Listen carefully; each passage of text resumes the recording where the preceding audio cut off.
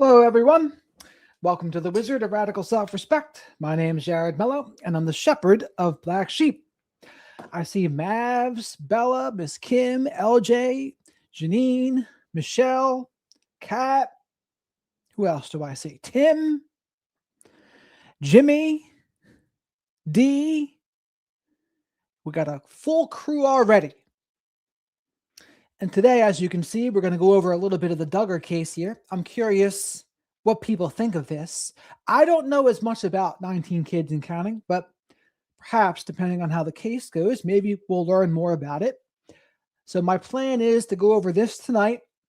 And another case I plan on going over at a point is the Taylor case.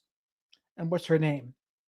The woman who was going to be a reality TV star, but through a stool. I plan on going over that too at a point. That probably won't be tonight, though. Let's see here. How is everyone this evening, though? Yeah, Taylor, Frankie, Paul. So we might go over the Taylor, Frankie, Paul case tomorrow because, you know, that case is getting a lot of attention because she threw a stool, and we'll see what we think of it. But also, hello, Sarah, a very kind supporter, gave me a snow owl puppet. It's like the little mascot of the channel. This guy needs Hootie snacks, by the way. I can put him here.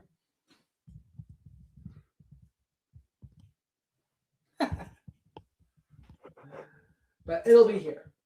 So I wanted to thank them for getting that, which is awesome.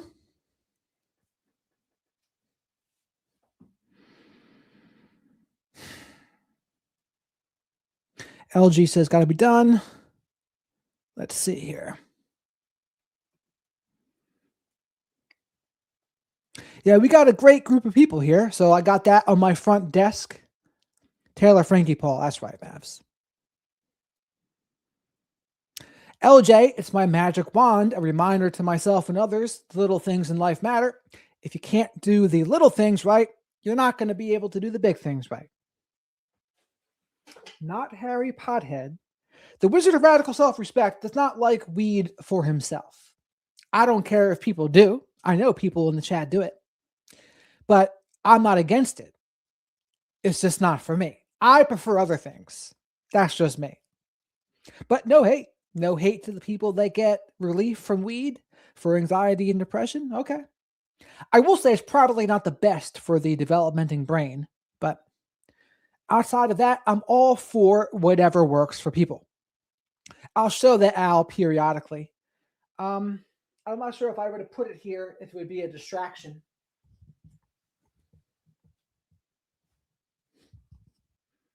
Probably would be. But no, it's here.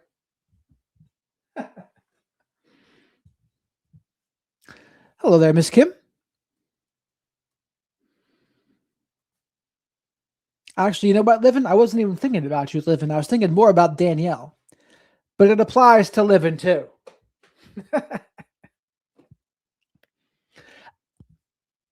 Hello there, Lindsay.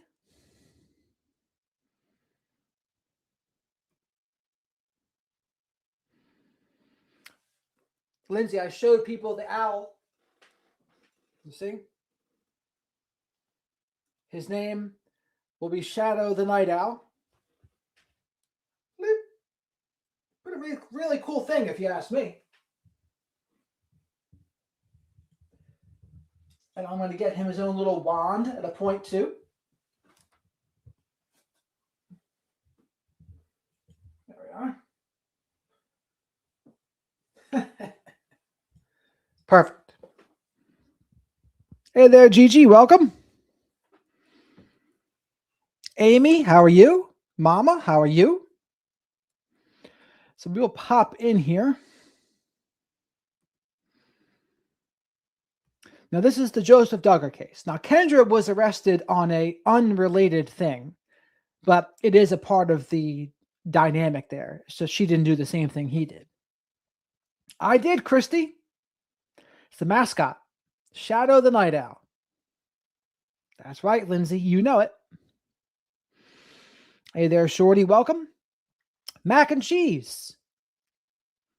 Mac and Cheese is now Rammer Jammer. Owl needs to be on cam at all times. I don't know how he'd even be able to do that. We'll see. We'll see if I can figure it out.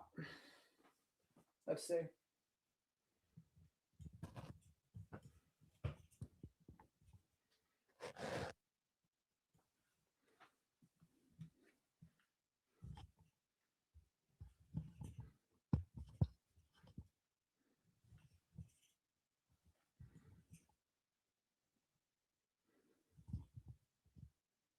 It's a balancing act.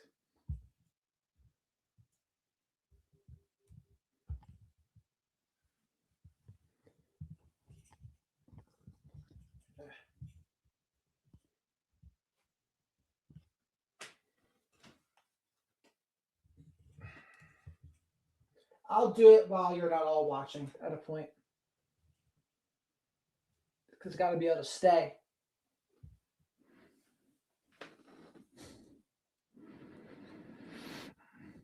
Ice cream. Keep in my hand. You could put him on my shoulder like a parrot. Be like a buddy.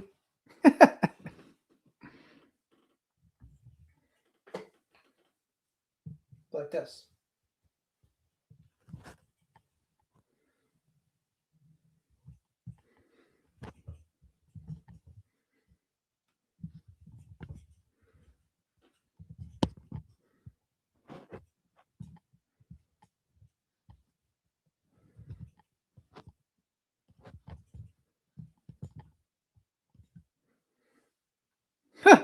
How about that?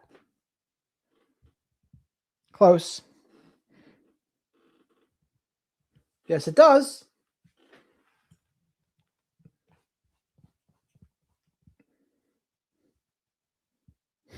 There you go. Hello there, Songbits. Welcome. There you go. Oh. I got to find a way to get it to stay.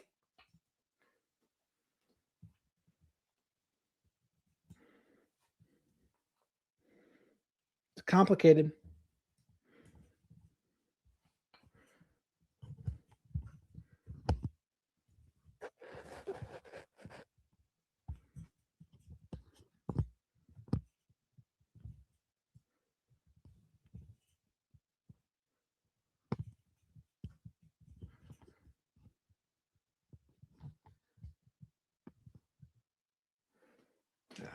We'll have to see. All right. Get a candle. It's good to have a mascot for the show, Kat. Isn't it?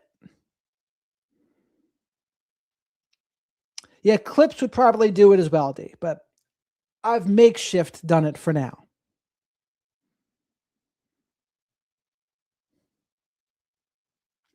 I'm not far from there in Osu, but welcome. Yes, Lindsay. It is a puppet, so I can put my hand in there, which is cool. But let's begin this video here. I don't want people to wait too long for me.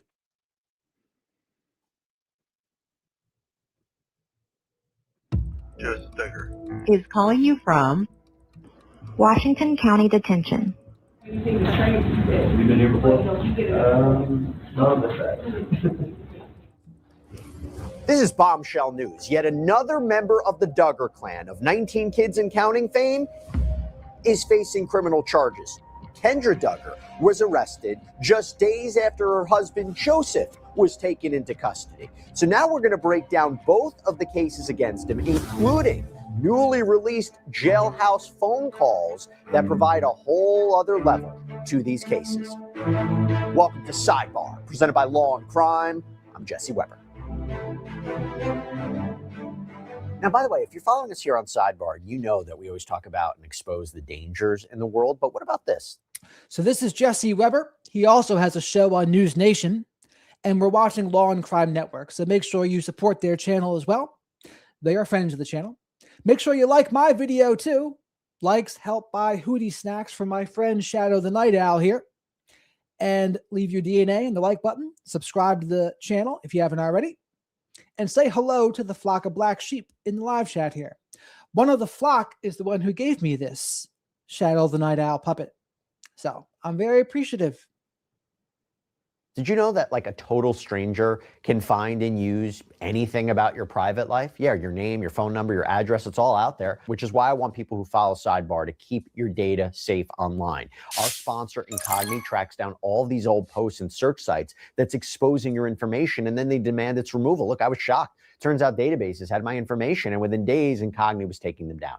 The setup is simple. You just create an account. Incognito will do the rest. Plus, their new Unlimited Plans custom removals feature lets you submit specific links that their privacy experts will personally investigate and then remove. So if you care about staying safe, take your privacy back with Incognito. Go to incognito.com/Jospeh and Kendra Duggar, a couple whose life was chronicled on national television thanks to TLC's 19 Kids and Counting and its spinoff, Counting On.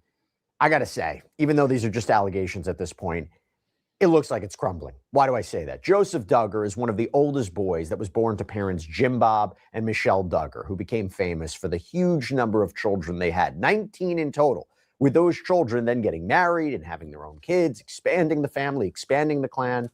But over the last decade or so, since the show was canceled by TLC in 2015, a lot has come out about the family, their controversial beliefs about sex and dating, the sometimes, questionable parenting style employed by Jim Bob and Michelle.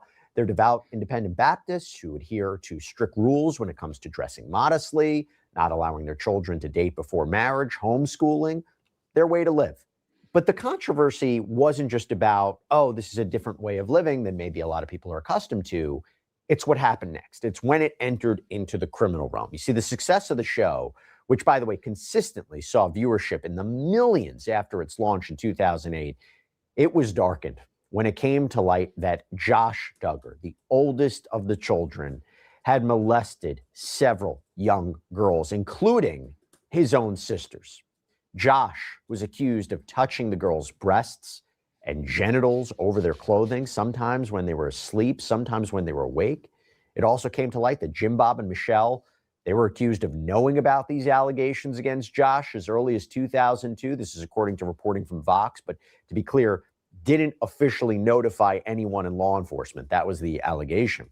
And when rumors started swirling in 2015 about Josh's actions, police investigated, and they determined that the statute of limitations had expired, right? So the claims were too old. They were time barred. This is according to the Washington Post. Now, Josh ended up releasing a statement apologizing for his actions. But then you fast forward to 2021, and Josh was arrested on federal charges of receiving and possessing child sexual abuse material, also known as CSAM. He went to trial, he was convicted, and he was sentenced to 12 years and 7 months in prison. His earliest release date would be in 2032. So you can see why it was shocking. So I say all that to now bring you up to speed with what's happening now. You could say, my gosh, this is shocking, when a second Duggar brother was also arrested in connection with child sex crimes. March 18th, the Bay County Sheriff's Office out in Panama City, Florida, announced they were charging 31-year-old Jospeh Duggar, the Duggar's seventh child, with lewd and lascivious behavior. Jospeh and his family, so wife Kendra and their 4 children, they were living in Arkansas. The sheriff's office said in a statement, quote, on March 18, 2026, Bay County investigators were contacted by a detective with the Tontatown Police Department regarding a report of past sexual abuse. The 14-year-old victim participated in a forensic interview where she disclosed several incidents involving Duggar that occurred during a family vacation in Panama City Beach when she was 9 years old. According to the investigation, the incidents took place in 2020 while the family was staying at a residence on Danny Drive. The victim reported Duggar repeatedly asked her to sit on his lap. As the vacation continued, he also asked her to sit next to him on a couch and covered them with a blanket. During this time, This is brutal. During this time, Duggar manipulated the victim's underwear and grazed her genitals. Duggar would also continue to rub his hands on her thighs. Ugh. Hideous. Duggar manipulated the victim's underwear and grazed her genitals. Duggar would also continue to rub his hands on her thighs. The victim stated Duggar eventually apologized for his actions, and the incident stopped after the apology. Investigators discovered the victim's father confronted Duggar about those incidents on March 17, 2026. Duggar admitted his actions to the victim's father and to Tontitown detectives. Duggar was arrested out of state and charged with lewd and lascivious behavior, molestation of a victim less than 12 years old, and lewd and lascivious behavior conducted by a person 18 years or older.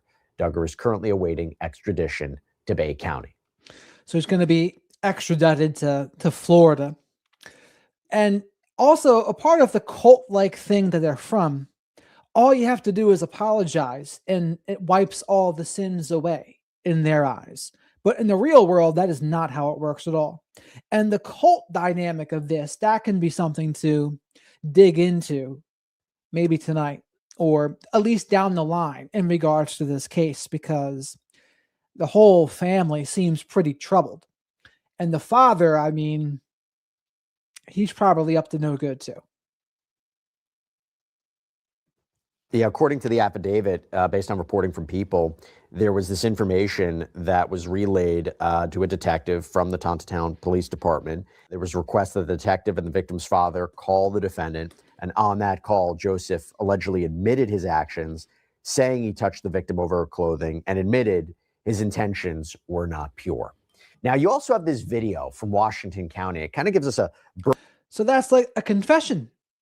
He confessed to the entire thing. So when there's a confession, unless he's going to try to say it was a false confession, or a confession made under duress or something, that's it. Like, you're guilty. And this is a video of him. Let's see what they say about it. Bird's eye view of Duggar getting booked and the angles of officers searching him and getting his information into the jail system. Take a look. Anything on you in the city of Bogan? No. And your pocket, what do you have in the city? No, nothing at all. Oh, sorry, I thought you said if I had anything on you. You said not my pockets, but I mean, Yeah. immediately No, you got it no, somewhere no. else. All right. Any injuries? Well, I don't have anything to train. You been here before? Not this side. Look, I think I got my brother went to school for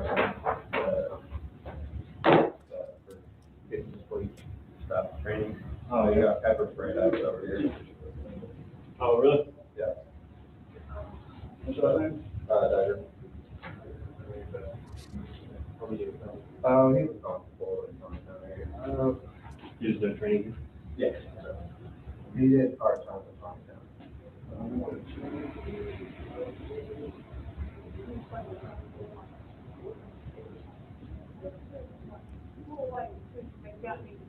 Eno came up with a good idea too. We can feed all of the narcissists to Shadow the Night Owl here. I think that's a great idea.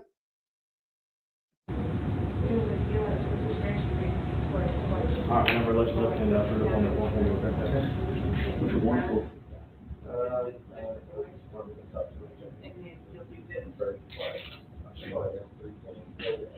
And that's fine, so you know, if I need to put you back in. What's that? Just didn't know if it was. I'm not exactly sure.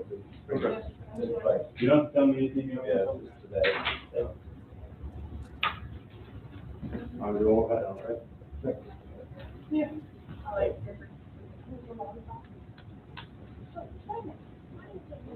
want to talk sometimes, you know. All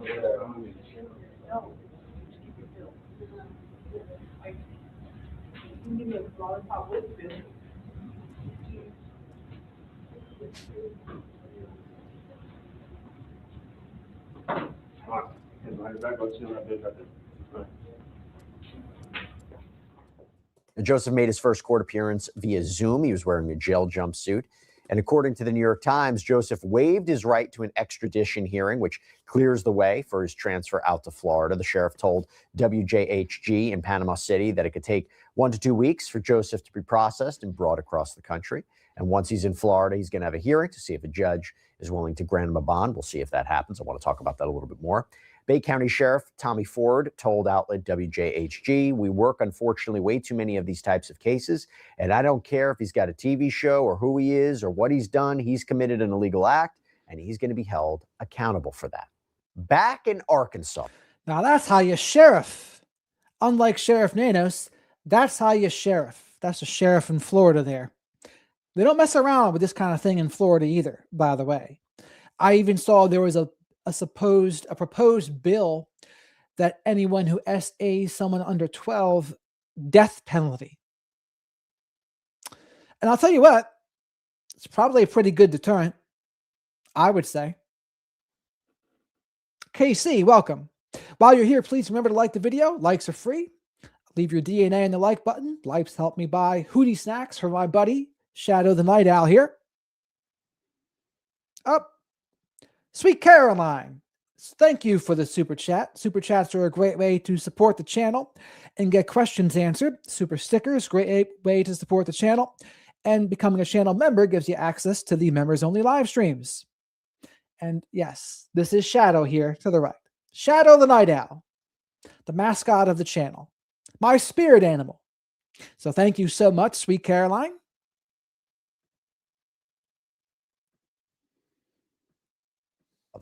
5 News obtained part of a phone call that Jospeh made from the Washington County Jail. I want you to take a listen to this. Hi there. This is Joe Duggar here. Yeah. Hey, hey, I'm over here at the Washington County County Jail. I don't know if my dad mentioned it to you or not. Yeah. I didn't know if we needed to talk sometime about things or how the process works here on this side, or if you know anything more than I do. Yeah, the only issue, you're there, you're in custody pending the issuance of a governor's warrant by the state of Florida. And you can be held for 30 days. Now you may be entitled to bond. Have they talked to you about? I got my status. Yeah. Have they talked to you about? Have they talked to you about bond? Nothing. No. Okay. They haven't said they're going to bring you before a judge anytime soon? No, nothing of that sort. Okay. Yeah, that's the only issue you've got now while you're in Washington County. You want to be out. And you get ties to the community, you get your family here. I mean, the judge should set a bond, in which case you'll be out pending Arkansas receipt of a governor's warrant from Florida. It's called extradition, which you may have heard of, but but yeah, that's the only issue you got here in Arkansas. So all right. they should I mean, you should appear before the judge for bond, but let me know if that happens. Okay. If not, we might be able to get you in front of a judge for that. Okay. You have 3 minutes remaining on this call. I guess if that's it, I guess we'll just thank you. Yeah, if that's it, then I guess we can circle back if we hear anything. I'm not too familiar with this process since it's okay. the first time. Well, if you I understand, but if you bump into a deputy or something, so ask if they're getting a bond hearing. Okay. I'll ask that. All right. Thank you. All right. Okay. Bye. The investigation didn't stop there. I would doubt he gets bond too, like Bella said, or if he does, it's going to be very expensive. Now, Florida's weird in a way, because on one hand, I did say they're very strict on child SA. But on the other, I think the age of consent in Florida is 15 or 16. So they let it go down all the way that low for that. But if you go under that, they say, nope, that's where we draw the line. Days later, New development. Authorities in Arkansas announced that Joseph's wife, 27-year-old Kendra, was also facing charges. The Taunton Police said it on Facebook. As a result of the continuing investigation, additional charges have been filed in this case against Jospeh Duggar, age 31, and Kendra Duggar, age 27. Arrest warrants have been issued and served for the following misdemeanor offenses through district court: 4 counts of endangering the welfare of a minor, 2nd degree, 4 counts of false imprisonment, 2nd degree. This remains an active and ongoing investigation. Arkansas law strictly limits the information that may be released in cases involving minors and other sensitive circumstances to protect the integrity of the investigation and the privacy of those involved. No further details will be provided at this time. Now, Kendra was released Friday night on a bond of just under $1,500. That's according to the New York Times. It does become a question what we can expect from her case. I will tell you this. I want to tell you this. This is not an official confirmation. It's not like authorities have said this per se, but there is an alleged insider that apparently spoke to Us Weekly and claimed, again, this is from an alleged insider, that Joseph and Kendra's arrests are not related aside from this one allegedly triggering the other. So according to this insider, when Joseph was arrested, there was allegedly a welfare check that was triggered to make sure everything was okay at the home. And this insider told Us Weekly, quote, apparently they had 2 rooms where the lock of the doorknob was on the outside instead of the inside. They arrested her and took her kids for that, saying it's evidence that she wrongly detains her kids. It's unclear where Joseph and Kendra's 4 children are right side. So Kendra was arrested for having locks on the outside of the door. So locking their kids in. And a birdie told me that she did that because other siblings may have been SAing other siblings. I don't know that to be sure, but a birdie told me that. Apparently they had 2 rooms where the lock of the doorknob was on the outside instead of the inside. They arrested her and took her kids for that, saying it's evidence that she wrongly detains her kids. Insider to Us Weekly. I wonder what they charge you for that. Wrongful detainment? I don't know what. I think it's a misdemeanor. They arrested her and took her kids for that, saying it's evidence that she wrongly detains her kids. It's unclear where Joseph and Kendra's 4 children are right now, whether they're in the state's custody, or with family members. We're not entirely sure. But Joseph's older brother, Josh, who we spoke about before, he talked about this situation from behind bars through his attorney, who told Us Weekly, quote, Josh Duggar does not know the details of the claims that have been made against his brother Joseph, but he knows the media frenzy that any incident regarding his family creates. He feels for his brother because everything is amplified out of proportion by the media interest in his family. This makes the pain of the criminal justice process exponentially worse. Notice he doesn't say, I feel for the victim. I feel for the perpetrator, because he thinks, and this is probably projecting, he thinks it was exaggerated against me, so it's probably exaggerated against him too. But notice just the lack of thought for the person this actually happened to, right? Nowhere is it even mentioned. So it goes to show you what their interests are. Goes to show you what they think about and care about. And perhaps some impaired empathy too. Josh prays for his brother and he hopes that he can stay strong.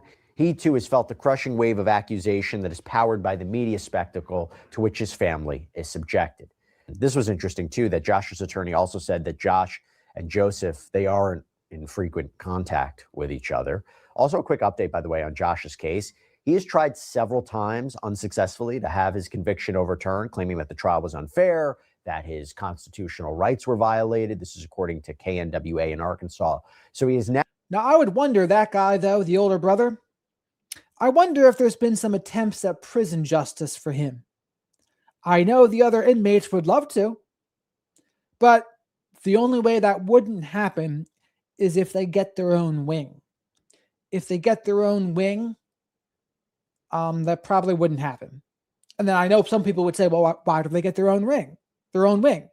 Well, the reason is probably because if they don't and enough of them get killed in prison, there'll probably be a lawsuit, and then they would have to pay out money to the families of them.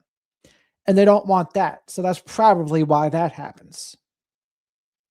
now apparently hired Chicago attorney Bo B. Brindley, who apparently previously represented R. Kelly. And in his bid for reconsideration, Josh has cited a number of things: alleged misconduct by the prosecutors, misleading forensic testimony at trial, restrictions on presenting evidence of an alternative perpetrator in the case. But one of Joseph's cousins, Amy Duggar King, also released a statement after Joseph's arrest, which she later amended. But Duggar King has been very vocal about her time with the 19 Kids and Count stars, writing a book titled Holy Disruptor, Shattering the Shiny Facade by Getting Louder with the Truth. So she released her initial statement on Friday, March 20th on her website, saying in part, quote, "In light of the recent allegations involving my cousin Jospeh Duggar, I am sickened, heartbroken, and deeply angry. My first thoughts are with the victim, a child who deserved to be safe, protected, and surrounded by people she could trust. The courage it took for her to come forward, especially after years of carrying something so heavy, cannot be overstated. That bravery deserves to be honored above all else. I was utterly shocked to hear about these allegations." Now, this is another family member. I think this is a cousin. And she wrote a book about this too, by the way. I'm going to try to maybe read this book and then invite her on the show. Chat, press 1 if you would like me to interview the author of this book here, their cousin. In Joseph's arrest. At the same time, I'm not surprised that another alleged predator has emerged from this toxic system. For years, I've spoken out about the importance of truth, accountability, and protecting children, even when it meant going against my own family. She continued, I am praying for the victim and her family as they walk through what is sure to be an incredibly difficult road ahead. Recognizing that we do not yet know the full picture, I am also praying for Joseph's wife, Kendra, as she begins to process this and for the protection of their children. I think it'd be a fascinating interview because she probably knows all about the cult dynamics too. The religious element, the cult dynamics. And for our purposes on this channel, I think that's going to be pretty relevant. So it's the true crime plus cult dynamics, dysfunctional families, probably narcissistic family systems too. So there's a lot of meat to cover there. And while you're here, please remember to subscribe to the channel and like the video. Likes are free. Likes help me to buy Hootie snacks for my buddy Shadow the Night Owl here. Hootie spelled H-O-O-T-I-E. Or if you're a little more frisky, you can spank the like button and say hello to the flock of black sheep here in the live chat. I'm praying for eyes to be opened, and above all, I pray that justice will be served to the fullest. Then, the next day, March 21st, she amended her statement. Quote, I need to say something clearly before anything else. My statement released on Friday, March 20th, was written and submitted before I had any knowledge of Kendra Duggar's arrest. When I wrote that I was praying for Kendra as she begins to process this, I was speaking to what I believed at the time, that she was a wife and mother blindsided by devastating news about her husband. I want that context to be unambiguous. Those words were written in a different moment with different information. All right, I want to get some perspective here, and I also have a lot of unanswered questions about this. So let me bring in former Palm Beach County State Attorney, my friend Dave Arenberg. Dave, thanks so much for taking the time. Really appreciate it. So I have to tell you, when I first heard about this, and I was just reading the headlines, I first thought, oh my gosh, Kendra's getting arrested. Maybe not surprising, because in a number of child abuse cases or alleged child abuse cases, you always wonder whether the partner, the spouse, the girlfriend, the boyfriend, what have you, will they be arrested, right? Because did they have knowledge about what was going on? Did they participate? To be clear, what she has been arrested for is not directly in connection with the allegations that her husband is facing out in Florida. But what you see sometimes is there is an investigation, and once there's an investigation into the home, investigators may learn a little bit more. And so here, she's being charged with these different crimes, misdemeanor crimes, lesser crimes, but child endangerment and false imprisonment. What's your take on it, Dave? Are you surprised? Good to be with you, Jesse. It is not unusual at all. I mean, especially when this family has a rap sheet. I mean, you remember the eldest son is currently in prison for downloading child porn, and there were allegations that he was molesting his sisters and others, although he went down for the child porn counts. And so now you have another brother, the seventh child, who is busted for more serious charges, felonies. And now the wife, yes, is also being charged for lesser offenses, misdemeanors, but it's still serious. I mean, you're talking about false imprisonment, endangering the welfare of a minor, because when you find locks installed outside of children's bedroom doors, that looks like false imprisonment and endangerment. And what happens if there's an emergency, like a fire or just basic needs? What happens then? I have to be clear about this. This is just based on an insider, right? Like, we couldn't verify it. I haven't heard authorities verify it. You had this insider that spoke to Us Weekly who said that there were 2 rooms where the lock of the doorknob was on the outside instead of the inside. We don't know if that's true. And by the way, as I said before, it's not child neglect, right? It's charges of child endangerment and false imprisonment. I don't know if that's true, but even if that was the case, would that support a charge like that? Oh, yeah. Yeah. I mean, because these are misdemeanors. You're correct that it's not child neglect, but it is endangerment. And when you say endangerment, it means that if there is a fire, if there's an emergency, the child can't leave, has no way of getting out of the room. That's endangering the welfare of a minor. And so you are correct. The reports are indicating it. We don't have absolute verification, but apparently that's why she was arrested. I mean, and although it's not as serious as her husband, who faces much more prison time for the felonies, it's still serious enough, and it casts a really bad look on the whole family. Then what happens to the kids? I guess there is no parent then to leave them with, and they'd have to be sent to foster care elsewhere. Yeah, I was going to ask you that. What typically happens in a situation like this regarding the children? Well, because both parents are being charged, DCF would step in, Department of Children and Families, and they would find another relative to take care of the kids. And if they can't find that, then there are foster homes.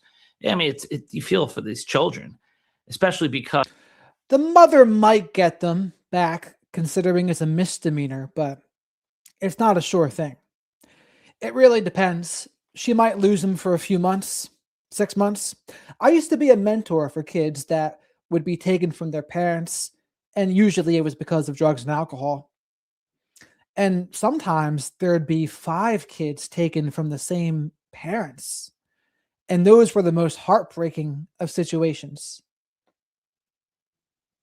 there's a spotlight on this whole family. This is not typical because normally you don't have a family that the entire world knows about because of a reality show. And not only that, but the reality show was about how great of a family this is, 19 kids and counting, and how they're raised in a way that are devout religious disciples who just practice things like you have to side hug when you're dating someone. You can't even give a full hug. I mean, strict principles. And then you see what happens to these kids. And yes, those kids are most likely not going to go to foster care.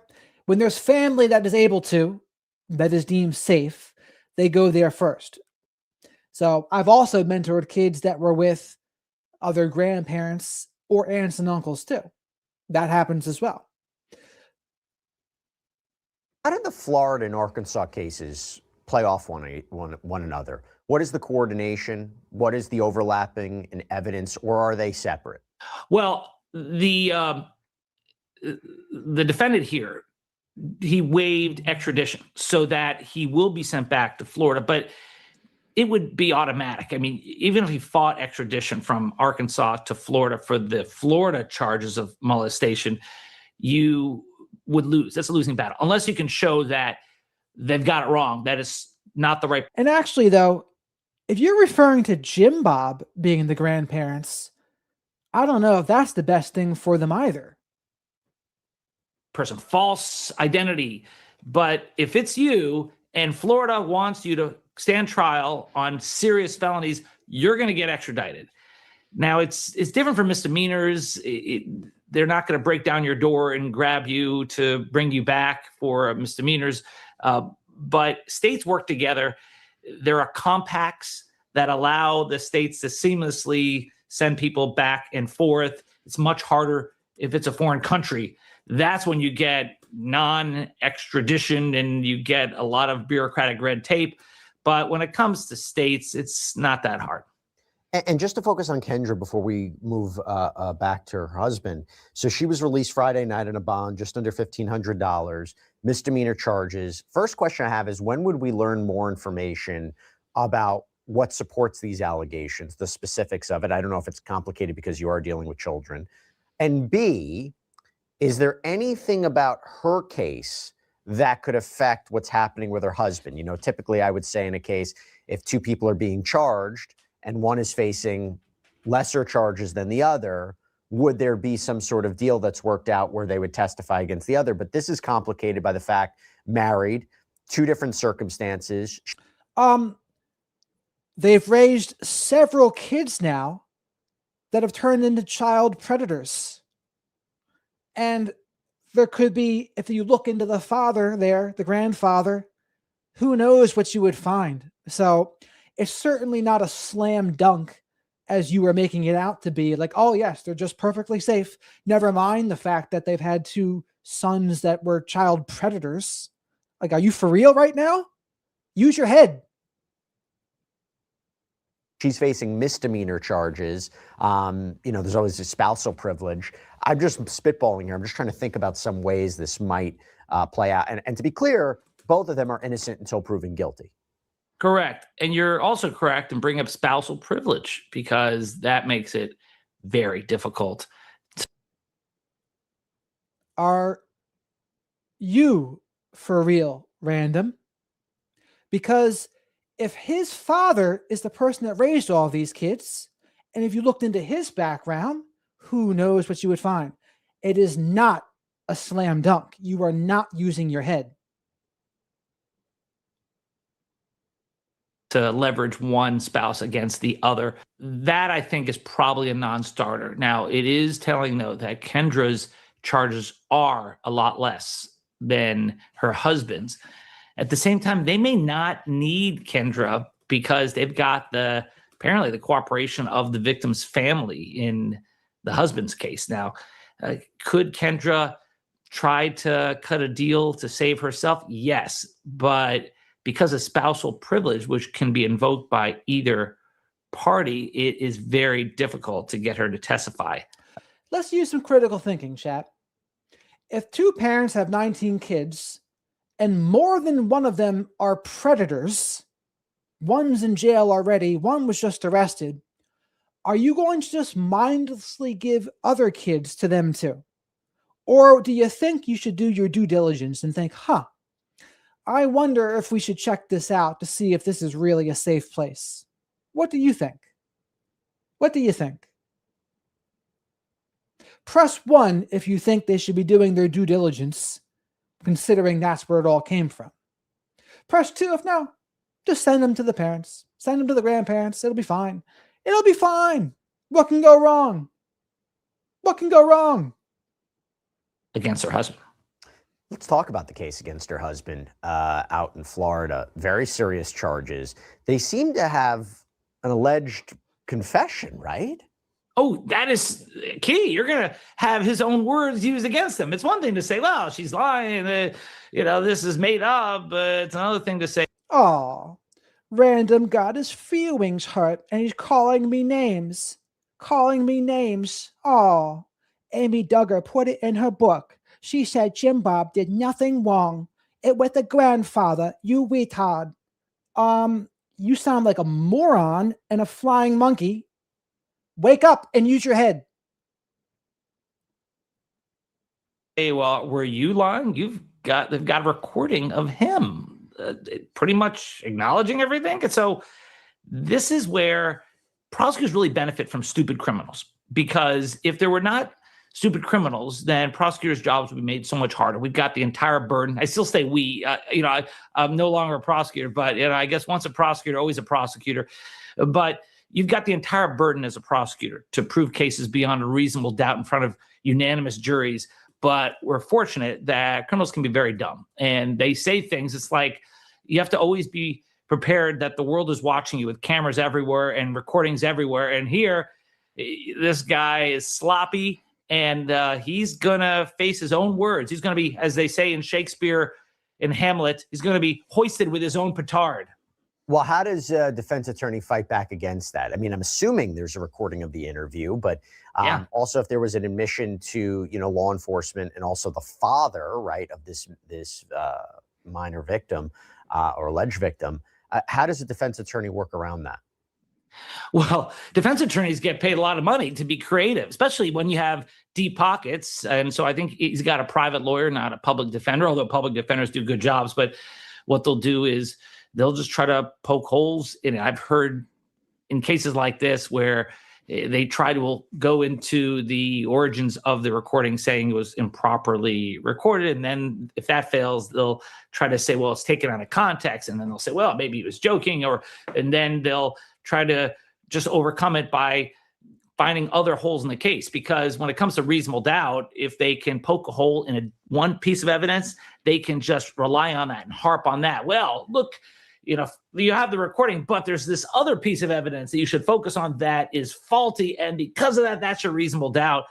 But I think that the main argument for the defense is going to be that Joseph was pressured by the victim's father, so he felt religiously obligated to admit something that actually wasn't a crime under Florida law. So they're going to say coercion here.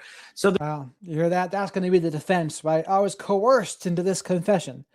That's what they would always say, right? It's anything to try to get off the hook.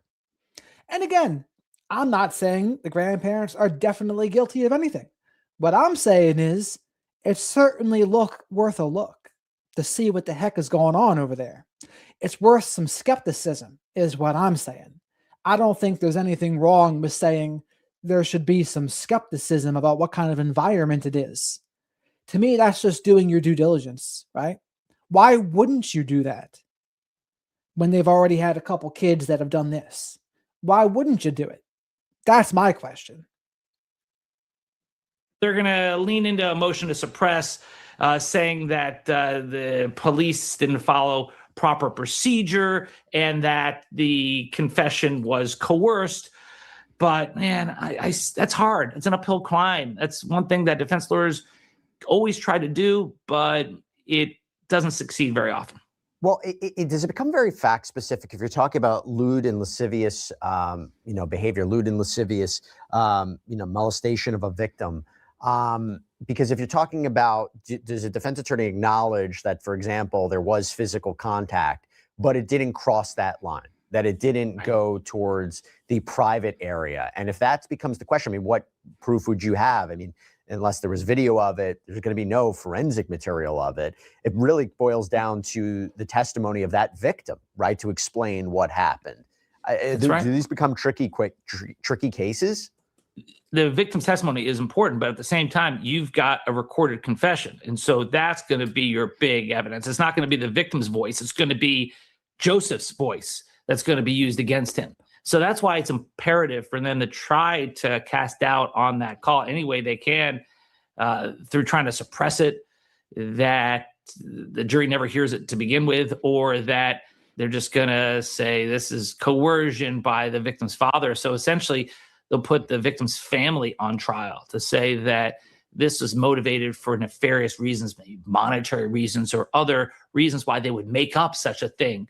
So that's where they're going, but it's tough. And if you're wondering if they're going to bring in the brother in this about Josh Duggar. You literally read my mind. My next question to you is what happened with Josh going to play any role in this whatsoever? My initial thought was jury selection, right? A, have you ever seen this show? B, did you know what happened to Josh? Because if people know what happened to Josh, they may they may have a bias and say, of course, the other family members must be guilty of this, right? I imagine that has to be a key part of jury selection. That is absolutely going to be a big part of jury selection. And they are going to fight to keep out any mention of Joseph's brother, Josh, out of the trial. So first they're going to try to exclude any juror who knows about the brother, thinking that would prejudice them. But they'll also argue that the name Josh Duggar shall not be mentioned during the trial because that would prejudice the jury and he would be punished for the sins of his brother if it's mentioned in trial. So that's going to be a big part of it. And I'm glad I read your mind on that because that is key. The thing is, being on reality TV is a double-edged sword. Yeah, you got all this publicity, you got fame, fortune. At the same time, you got a lot of scrutiny. And now a lot of people think that your whole family is tainted by the acts of the brother. By the way, talking about him, I mentioned this before.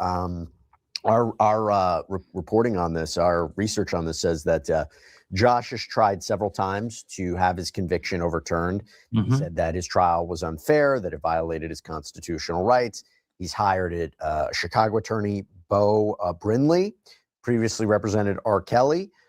He cited alleged misconduct by prosecutors, misleading forensic testimony, that he wasn't able to present all the evidence that he wanted to about an alternative perpetrator. Anything we could expect there? Appeals are tough. You wanted an alternative perpetrator, huh? Trying to get them to share the blame or just blame shift in general. I think this guy's sentence is 10 years. And I think it started in around 2019 or 20. This is the older brother now. They can succeed if there are glaring errors at trial, but even if there were a few mistakes here and there, that's not enough. It could be harmless error. You got to show that mistake is what materially prejudiced the jury against you, that led to a verdict of guilty. So yeah, I wasn't there for every day of the trial, but I do know about these Hail Mary attempts by the defense to try to get these cases, these convictions overturned. I think he's saying that there was a DOJ expert that manipulated forensic data and committed perjury. I think it's a high bar. I don't think that's true. They will, of course, always say ineffective assistance of counsel. That's like the go-to. You blame your original. We've got a couple things for you all to check out too. But first, remember to like the video. Likes are free. Likes help pay for Shadow the Night Owl, his Hootie snacks. He's the spirit animal of the show. Leave your DNA in the like button. Subscribe to the channel if you're not already. Check out Anxiety, Art, and Adventures channel. She's in the live chat. And our mod Livin has a podcast, Lakes, Boats, and Bridges. Check that out as well. Original lawyers for not presenting certain evidence. So, I think it's going to be tough. He's serving a 12.5-year sentence in Texas. So they'll try to get anything to try to get him out early. But I think this guy is going to have to serve his sentence until, I think, 2032. So he should get used to those prison walls. So, by the way, Dave, we heard a little bit of this Jailhouse phone call. I don't know how relevant it would be to any case. It seems he's just being explained the extradition process. So I'll ask your thoughts on that. And B, do you think he would make bond? Do you think he would get bond? The law does lean towards giving people bond, but the charges here are so serious that he'd have to show that. All right. So we got a couple people that are new here too. A woman named Deb. Welcome, Deb, to the chat. Black Sheep. Sweet Caroline, thank you so much for the super chat here. Miss Kim is doing all she can to encourage us to support the channel. Let's help her. Please hit the like button. I couldn't have said it better myself, Sweet Caroline. Miss Kim is doing a great job as well. I appreciate what she does, as well as Song Bits and as well as Livin. Thank you very much for all the support.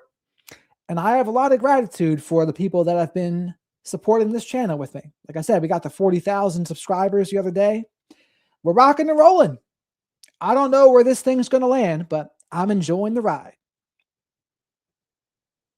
That he's not a threat to the community, that he's not a flight risk, that he's not a threat to try to contact the victim or the victim's families, to try to intimidate them. So I do think he'll get a monetary bond, and then he would have to pay 10% of that, but it'll be a high bond. And so, because generally, unless it's a violent crime like a murder, manslaughter, the inclination is to give people bond. He'll wait for trial on house arrest, perhaps wear an ankle monitoring bracelet. And as far as the calls, people are always going to try to attack the calls. I think that it's tough. When you're on a jailhouse call, you are told repeatedly that the call is being recorded. And so it's hard to say, I didn't know. And that's why I say, if not for dumb criminals, prosecutors wouldn't be so successful. Dave Arenberg, thanks for taking the time. Appreciate it. Thank you, Jesse. And that's all we have for you right now here on Sidebar. Everybody, thank you so much for joining us. And as always, please subscribe on YouTube, Apple Podcasts, Spotify, wherever you should get your podcasts. You can also check us out on NBC's Peacock as well. So that's Jesse Weber. Jesse Weber also has a show on News Nation. and that's Law and Crime Network. And we actually have another video to watch of them right now.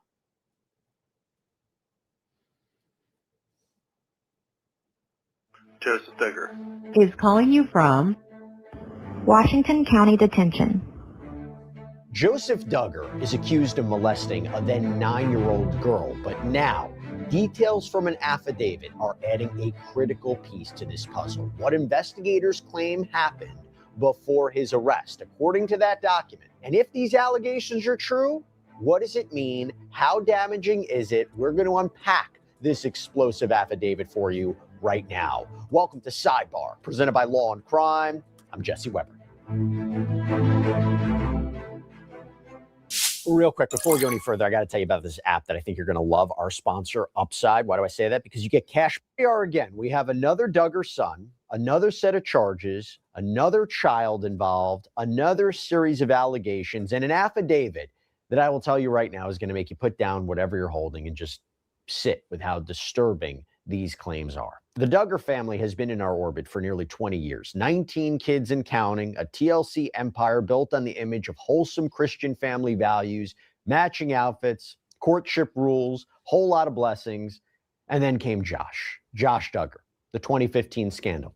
His sister's coming forward, the documentary, the federal conviction for child pornography, that 12-year sentence that he's serving right now in Texas. We've watched this saga unfold in real time. So when the news broke last week that Jospeh Duggar, the 7th child, the one who seemed to fly under the radar, the one married to Kendra with their 4 kids, their quiet Instagram presence, that now he has been arrested on child molestation charges out of Florida, the reaction from a lot of people was something like, not again. Now, again, these are allegations. He hasn't been convicted. But you start reading the affidavit and you realize this isn't just another headline. This is a 31-year-old man, a father himself, allegedly preying on a then 9-year-old girl during a family vacation in Panama City Beach out in Florida in 2020. And the way it allegedly happened, it reads like what experts often describe as grooming. It reportedly starts with asking her to sit on his lap, then it's the couch, then it's a blanket, and then according to the affidavit, it escalates from there in ways that we're going to walk you through with our guest in just a moment, because the progression is something that every parent needs to understand if these allegations are true. Now, before police even arrested Jospeh, they did something pretty interesting. According to the affidavit, they apparently asked the victim's father to call him, and Jospeh allegedly did something that most people in his position would never do. Authorities claim, he confessed. According to police, he said something during that call that we're going to take a closer look at. He said, quote, his intentions were not pure. And if that is true, right, if there's some sort of recorded evidence of this, testimony of this, intent, that's key in a criminal case like that. And just when you thought that this story couldn't even get more layered, comes the news that days after Jospeh was booked, his wife Kendra was also arrested. She's facing misdemeanor charges out in Arkansas. He's facing the same ones, by the way, endangering the welfare of a minor and false imprisonment. So completely separate from what Jospeh is accused of in Florida, but the rumor is that it has something to do with locks on the outside of their children's bedroom doors. Couldn't officially confirm this. We don't know if this is the allegation, but this is a source is telling a major outlet. Now, that part of the investigation is still unfolding. We're going to get into what we know and what we don't know. And to help us break this down, we're going to bring on somebody who does this every single day. He's a civil litigation attorney. His practice is centered on representing survivors of child sexual assault. He knows how grooming works. He knows how these cases are built. He's going to... So far, this is 19 Kids and Counting. That's the show they were all from. I'll be curious what the rest of the background looks like too. I'm not indicting anyone saying they're guilty, but it all seems a little iffy. But right now, the older brother Duggar is in jail for 12.5 years right now. And now this guy, Jospeh, just confessed and said that his intentions were not pure. So that's a pretty good piece of evidence there for the prosecution. I don't know how he's going to get his way back out of that, but I'm sure the defense will say something. Walk us through this affidavit line by line, because what's in these pages isn't just a list of accusations. It's an alleged roadmap of how an adult is accused of isolating and manipulating a child. and then allegedly apologized for it. You've been here before? No, that's So first I want to establish what we already know about this case. Jospeh Duggar was arrested in Arkansas on March 18th on a Florida warrant, charging him with 2 counts of lewd and lascivious behavior, one involving a victim under 12, one involving conduct by someone 18 years older. The allegations date back to 2020 when Jospeh was 25. His wife Kendra was pregnant with their 3rd child. And according to the affidavit, the incidents happened during a family vacation in Panama City Beach. And the accuser, who was 9 at the time, she's now 14, detailed everything in a forensic interview with Arkansas detectives. Here is what we've learned since the arrest. Before that forensic interview even happened, the accuser's father seemingly confronted Jospeh directly on March 17th of this year. That's why we're talking about it. And this is according to the affidavit. And Jospeh apparently admitted the allegations were true. That is when law enforcement asked the father to call Jospeh again, this time with a detective apparently listening in. And Jospeh allegedly made admissions, including, and we mentioned before, that he said his intentions were not pure. So you have an apparent confession, possibly on a recorded line, before police even knocked on his door, right? 2 days after Jospeh was booked, the Tontitown Police Department in Arkansas announced that both Jospeh and his wife Kendra had been charged with 4 counts of endangering the welfare of a minor and 4 counts each of false imprisonment. Again, misdemeanors seemingly unrelated to the Florida charges per se. A source told People and Us Weekly that the charges came following a home inspection and involved locks installed on the outside of the children's bedroom doors. Now, that hasn't been confirmed by law enforcement. It's the only explanation out there right now, so we're telling you what it is. Kendra was released on bond. Jospeh remains in custody. Now, the family has started responding as well. We're going to get into that, how it might play into this case as well. So a lot to get into. Okay, so that's where we are right now. And I want to get into what is actually in this affidavit because details matter. So joining us to break it all down is Chris Klotz, civil litigation attorney who represents survivors of child sexual assault, involved in nationwide litigation, by the way, against Catholic clergy, the Southern Baptist Convention, the Boy Scouts of America. Chris, thanks for taking the time. Appreciate it. Yeah, happy to be here. Glad to give you any insight that I can. As a matter of fact, this is right in our backyard. Panama City is just a short drive from where we are, and I actually have had cases over there before. So very familiar with that jurisdiction. Yes. And anything we should know about how cases are handled there, how judges view this, how juries view this? Well, Tron, this is the second one now. This is the second one, and that's only that they know of. There also can be more. I think some people have their suspicions about other people in the family too. And also, I think what colors the entire thing is the fact that people are saying it's very cult-like. So I think that contributes too. Well, as you know, we live in the Bible Belt. This is a fairly conservative area, and so I can imagine that these cases are serious, no matter what state or what city or what county they are in.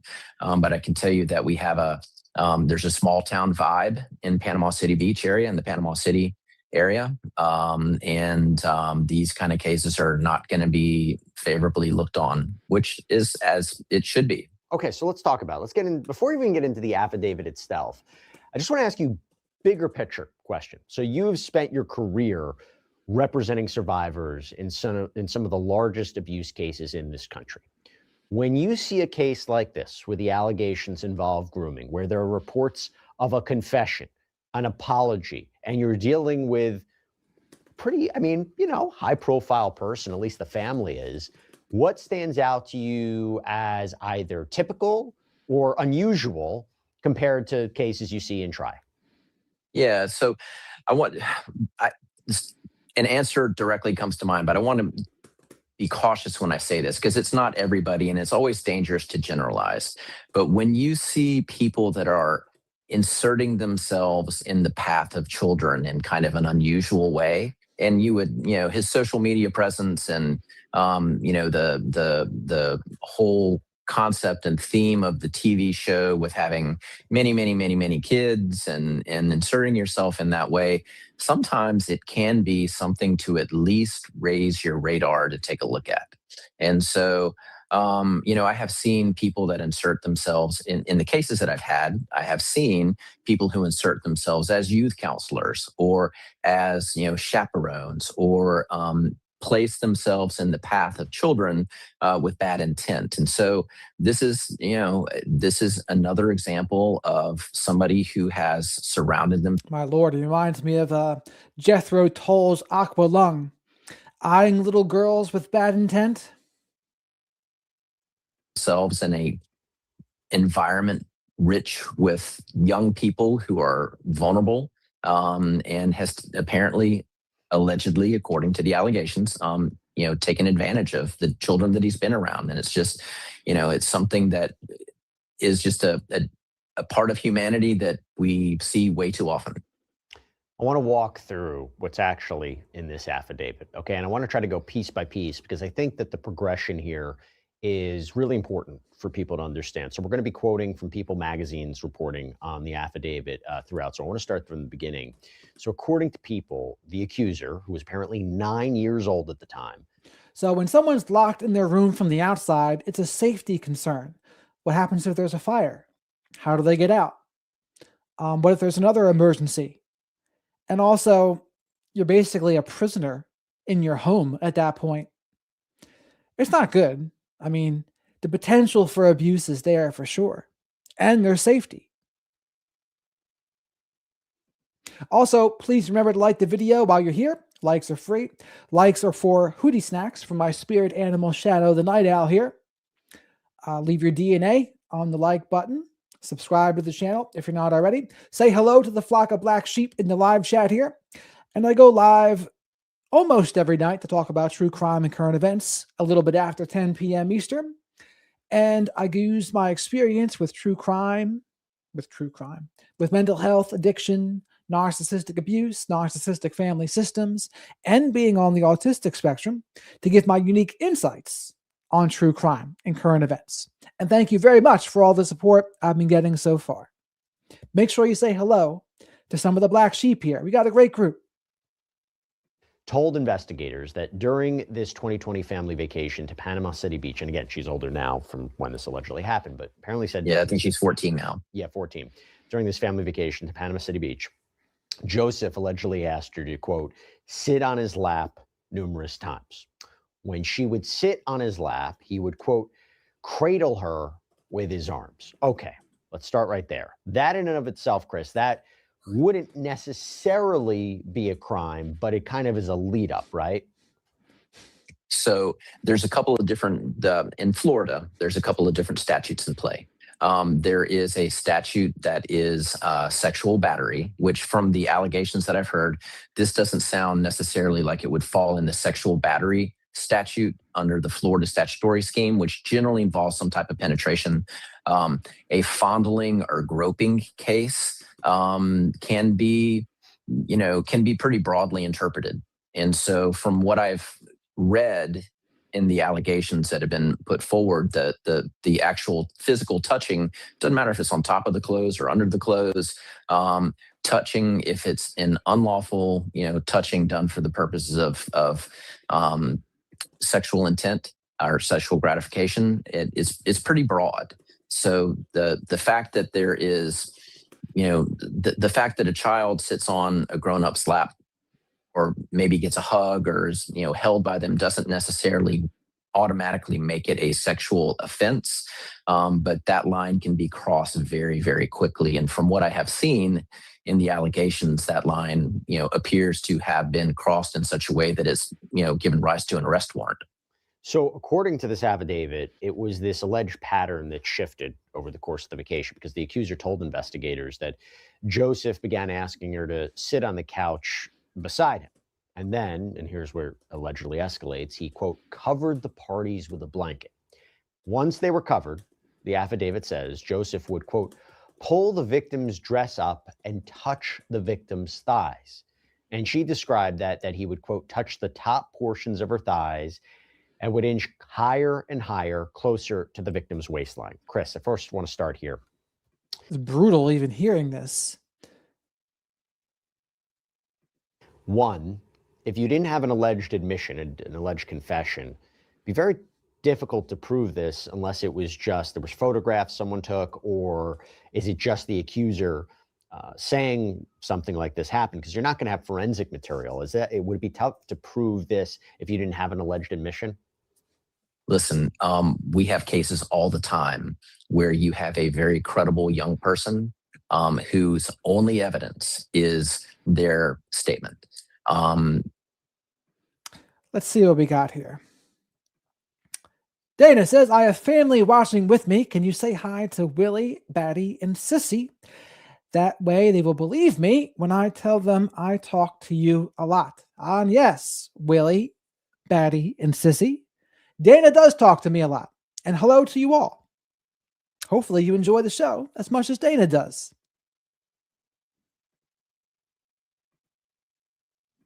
It makes the case more difficult if there's no physical evidence, if there's no forensic evidence. It does make the case a little bit more difficult, but we have to be able to pursue these cases if you have a credible survivor, complaining witness, victim, whatever the word is that is used in the police report in this instance. But when you have somebody that is making a credible allegation, especially if it's happening on a repeated basis, there needs to be very close attention paid to those. And I know that the prosecutors in these cases, and I know that the law enforcement in these cases try very, very hard to do the best they can to investigate whether they believe that the reporting party is credible or not. But you have to be able to move forward, even if there's no forensic evidence in these cases where you have credible evidence, because there's tons of cases that don't have any forensic evidence. And when you have a child who's described something that has happened on a repeated basis, let's just argue one end of the extreme. I mean, could he have accidentally grazed her thigh when, they were sitting under a blanket together or watching TV? Maybe that could happen accidentally one time, but when you have a pattern of conduct that's happening and it's making the child feel uncomfortable, I really think, you really need to give serious gravity to the statement of the child. And by the way, this shows, if the specifics of this, it shows absence of mistake, right? It's not like, I was walking by and by accident I brushed. It's the alleged deliberate nature, the specificity of this that would show a mistake is not a viable defense or a potential defense. Listen, if you got a grown up, if you have an adult male or female, but let's just say male in this case because it is a male. If you have an adult male that is putting his hands on the thigh of a 9-year-old child under a blanket and inching his way up, you're going to have a pretty strong idea about what a jury is going to do when they hear that. Yeah, that's no good. I mean, this is not like a tickling or something like that. This is not horseplay. This is much more sinister, and he admitted it. He said the intentions were not pure. Yeah. So let's continue on with the affidavit. It states that during these incidents, and the accuser said they happened, quote, several times, okay, goes to this idea of what we just talked about, absence mistake or alleged absence mistake. Joseph's hand allegedly, quote, grazed the victim's. Thank you for becoming a member. You now have access to the members only live streams. That's what becoming a member gets you. Thank you very much for that. Genital area with his hand outside of her underwear. The accuser described feeling uncomfortable and confused. Now, Chris, go back to what you say. What are you taking away from that description there?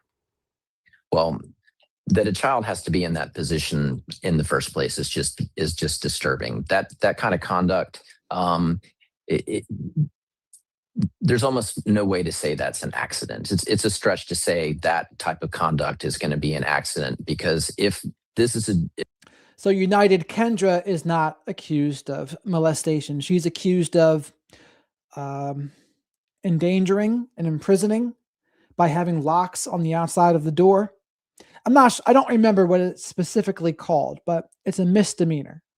So she's not arrested for this. She's arrested for having locks on the outside where the kids can't get out. If this is a person, if the accused in this case is a person who's around children regularly, and one of his in his social media and his TV shows is around children all the time. It's going to be a mix of young men, mix of young women. A grown-up man or woman hopefully knows what boundaries are appropriate. And it just, what has been described is just, there's no way that it really fits into the realm of being appropriate conduct. The one thing I'm not sure, and not to answer a question with a question, but I don't know, do we have information on how they were in proximity with one another? Is it friends, family friends? What I don't know. I can't say definitively. I don't think that's made 100% clear. But why? Why is that important for you? Yeah. If you have a young lady like this is put in an environment where she's with people that she's familiar with, may have a certain comfort level. If she's not very familiar with, Mr. Duggar or, the environment that she's in, she may be less likely to speak up if something inappropriate is going on, if she doesn't have a safe person around, if she doesn't have a safe adult that she's familiar with to say, hey, So this is what Kendra Duggar was arrested for. Mac pulled it up. So Kendra Duggar, 27, was arrested on 4 counts of second-degree endangering the welfare of a minor and 4 counts of second-degree false imprisonment. So in case you were ever thinking about putting locks on the other side of the door, this is what you can get arrested for.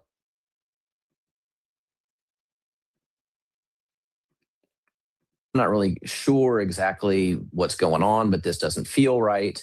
And having a parent or a trusted friend or a safe adult, as sometimes said, to talk to can make a difference. And so sometimes, again, being a little bit reluctant to completely generalize, but you see people who are preying on children, separating them from the herd or separating them from their zone of safety or people of safety. And so I would be curious to know in this case, did he kind of pull her away from people that may have been a safety net for her? Was there any type of kind of grooming to get her to come off by herself? Those are kind of questions that I would want to know some answers to, moving forward on the case. And I'm sure the law enforcement's probably investigated that. So here's something else that complicates the picture. I think this is arguably the potentially the biggest piece of evidence, right? The alleged admission. So according to the affidavit, Jospeh, quote, eventually approached the victim and apologized for his actions. And after that apology, quote, the incidents stopped occurring. I want to go this a little bit further here. Now, we mentioned before about Jospeh reportedly saying his intentions were not pure, okay? Here's how that actually went down, according to people's reporting on the affidavit, that after the victim's forensic interview, Deputy Sheriff Darrell Norris of the Bay County Sheriff's Office, quote, requested the detective and victim's father call Jospeh. On that call, according to the affidavit, Jospeh allegedly admitted his actions, stating he touched the victim over her clothing, and then he admitted his intentions were not pure. Chris, over to you. It's crazy. United gifted 5 The Wizard of Radical Self-Respect memberships. Now, 5 of you who participate in the chat here, you'll get these, which is awesome. And this gives you access to the members-only live stream. So let's see who the lords of YouTube random decide to give it to. And while you're also here, please remember to like the video. Likes are free. Spank the like button. Leave your DNA on the like button. Likes help buy Hootie snacks for my spirit animal, Shadow the Night Owl. Say hello to the flock of black sheep in the live chat and subscribe to the channel if you're not already. Arguably the biggest piece of evidence, but I have a question here. Will that all come in? Is that standard? You don't hear every day that like an admission like that. And I wonder a defense attorney can say, wait a second, how did this exactly happen? 100%. So, as part of my past as an attorney, I've done a ton of criminal defense work early in my career. And so, if I was a criminal defense attorney, in this case, representing Jospeh, one of the things I would look at, of course, is the statement made freely, voluntarily, with knowledge? And was there, a situation where he should have been Mirandized before he made those statements? So those things will all be questions that are going to be addressed by Joseph's criminal defense lawyer. when it comes time for this to be brought forward in court, there will probably be some motions to exclude the statement, I would imagine, that a competent defense lawyer would file those types of motions on behalf of Jospeh in this case, just to make sure that everything was done procedurally correctly. Is it a little bit unusual maybe for law enforcement to have a family member or victim's family call a perpetrator and solicit a statement? Perhaps. I'm a little bit unclear of the details about who was on that phone call. I'm not sure if a law enforcement officer was on that phone call while that call was being made with the admissions or not. So that would be something that I would definitely want to run down. Let's say the and whether if he knew there was a detective on the phone call, it could make a difference. It could make a difference to a judge. It could make a difference under the law. So that's something that, competent criminal defense lawyer is going to bring all those things up in motions practice as this case works its way through the criminal justice system. But let's say you get to the end of that process and the judge says, everything was done by the book. These statements are coming in. That's going to be really hard to explain to a jury. And I don't have a crystal ball. But if I was on a jury, or if you kind of put yourself in the shoes of what a normal jury would do, hearing that you had contact like that with this child, then you said, it wasn't, my intentions weren't pure. That is really damning evidence that a jury is probably going to look very hard at. And I guess also, like, if it's recorded, you have to say to, that might actually be the prosecution's saving grace. If he doesn't say that, he might be able to get away with plausible deniability. But since he did say that, I think it's going to be tough. The person, it's recorded, right? Like, hey, this is a recorded call. It depends. That's a really interesting question. So Florida is a two-party state. And if you are originating a telephone call to somebody in the state of Florida and you intend to record it, then you have to let them know and give them an option to, say, I don't want it to be recorded, or get off the call, or whatever. I have seen instances, for instance, I'm going to say, I think the call was originated from Arkansas in this case, if I remember correctly, is where the victim is from, if I remember correctly. But I'll give you an example because I know this for sure. Mississippi is a one-party state. So if you make a phone call to somebody and you're in Mississippi and you call somebody that's in another state and it's a two-party state, you don't necessarily have the same need to warn as you would as if the origination of the call comes from a two-party state. So a lot of it will boil down to when the victim's father called, is he in a one-party state or a two-party state? Yeah, it's a good point. Can make a big difference. It's a really good point. Let's talk about what he's charged with. So he's charged with 2 counts of lewd and lascivious behavior, 1 for molestation of a victim less than 12 years old, and 1 for conduct committed by a person 18 or older. Why 2 separate charges here? How are they different? How are they going to be prosecuted? I haven't seen the charging document, but if I had to base, my best estimate is that there was more than 1 occasion of touching. And that's consistent with what you've read, from the affidavits, and consistent with what we know is that this happened on multiple occasions.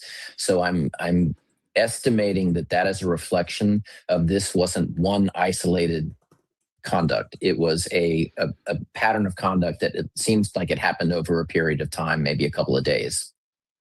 Now, I haven't even touched on the Arkansas charges. Can we talk about that real quick? So both Jospeh and Kendra, they are facing 4 counts each, these misdemeanors of endangering the welfare of a minor, and 4 counts each of false imprisonment. Now, a source told people, this was a source, that those charges came about because of a home inspection and involve locks or alleged locks on the outside of the children's bedrooms doors. Now, this hasn't been confirmed by law enforcement, but I was thinking about this, Chris, and it wouldn't surprise me that what happened was he gets hit with these charges in Florida, and authorities then have to go to the home to see what's happening. Would that be typical? Would I be wrong there? So they could, of course, they could make an application for a warrant. And if there was something that they were looking for and they had the basis to ask for a warrant to be issued, they would have to kind of transfer that to the state where the warrant would be executed. So I'm not clear on if they were executing a search warrant looking for any type of evidence. I don't know if they were exercising an arrest warrant. I know that he's been arrested up there. My understanding is he's waived extradition, is what I have read, is that he's waived extradition. So that will speed up the process of him going from his home state to where he was arrested down to Panama City Beach. But it kind of depends on what the warrant was for. Was the warrant just an arrest warrant, or was the warrant for a search for evidence? And so I would need to know a little bit more about that, but completely foreseeable that if they go into the home to serve an arrest warrant, and then while they're in there executing the arrest warrant, they see some things that look suspicious or unusual, and then they make a note of that because that is a situation where they had permission to be there to execute an arrest warrant, and they see something that's out of order or strange that needs to be followed up on, that would be a way for them to have access to that information. I wanted to get your opinion about one more thing, the family. This is an emotional aspect to it, but I also wonder if it's going to be a legal aspect to it. So what do I mean? So as you might have expected, the family has started to respond, and the reactions are very interesting. You have Kendra Duggar, who spoke about the arrest on her podcast. She was visibly emotional. She said, quote, "It has been such a long week. It's been one of those weeks that feels like years. And I did not think my heart could break like it has this week. The pain and heartbreak that we've had over this, and just thinking of how it's affected so many, it's just unthinkable, so hard and painful on many levels." Jill Duggar, husband Derek Dillard, they put out a statement on the family blog. They said, quote, "We were shocked yesterday evening to learn of Jill's brother's arrest. We are shocked and heartbroken. We strongly condemn abuse. We support the rule of law and hope that justice will be achieved. Our hearts go out to the innocent juvenile victim of this unspeakable crime and her family. We pray God gives her strength, comfort, and hope, and that she's able to get all the help and support she needs and deserves in the days ahead." Josh Duggar, remember, he's currently serving that 12-year sentence in Texas for receiving child sexual abuse material. His lawyer released a statement to Us Weekly on his behalf, and it's worth kind of reading exactly what it said. Josh Duggar does not know the details of the claims that have been made against his brother Joseph, but he knows the media frenzy that any incident regarding his family creates. He feels for his brother because everything is amplified out of proportion by the media interest in his family. This makes the pain of the criminal justice process exponentially worse. Josh prays for his brother, and he hopes that he can stay strong. He, too, has felt the crushing wave of accusation that is powered by the media spectacle to which his family is subjected. The only reason, Chris, I think this could be relevant is if you're dealing with a situation where Joseph pleads guilty or is found guilty, and there might be statements made on his behalf of some kind in court regarding sentencing, because I don't see them having any role as witnesses in the case unless I'm missing something. Yeah, I wouldn't see them as witnesses necessarily as fact witnesses. Could they be mitigation witnesses? Mitigation witness is somebody who comes in who said, hey, this is out of character for the person, never heard of them doing anything, they've lived an upstanding life. That's a mitigation witness, which is trying to convince the judge to usually give a lesser sentence. Those type of witnesses appear all the time, in a post-plea situation or a post-trial where there's a sentencing situation. So would they have any information about what actually happened, in Panama City, in the facts of the case unfolding? Probably not. Would they appear for their family member to say, hey, this is generally a good person, this is out of character, please give him the least possible sentence that would be expected? But something that what you just told me about that, his brother is actually doing a sentence right now. Yeah. Again, always try to be very careful with generalizations. And there's no excuse for abusing children. There's no excuse. But sometimes by way of trying to understand how these things happen, now that you've mentioned that, I wonder, is there any type of abuse history for Joseph or his brother or family, in their background? I don't know, but I have seen enough cases where perpetrators have their own traumatic past. Again, it doesn't excuse what they do in their present. And actually, that's not as common as people would think. A lot of people would think, oh, predators create predators. No, not necessarily. There's only about a third of them that do. Because it's for the same reason Dr. Salerno and I talk about, right? Trauma is not what creates narcissism. Trauma does not create a personality disorder. It's not what makes people abusive. The same applies to this. If you were molested as a kid, that is not like make it way more likely you're going to become that kind of person too.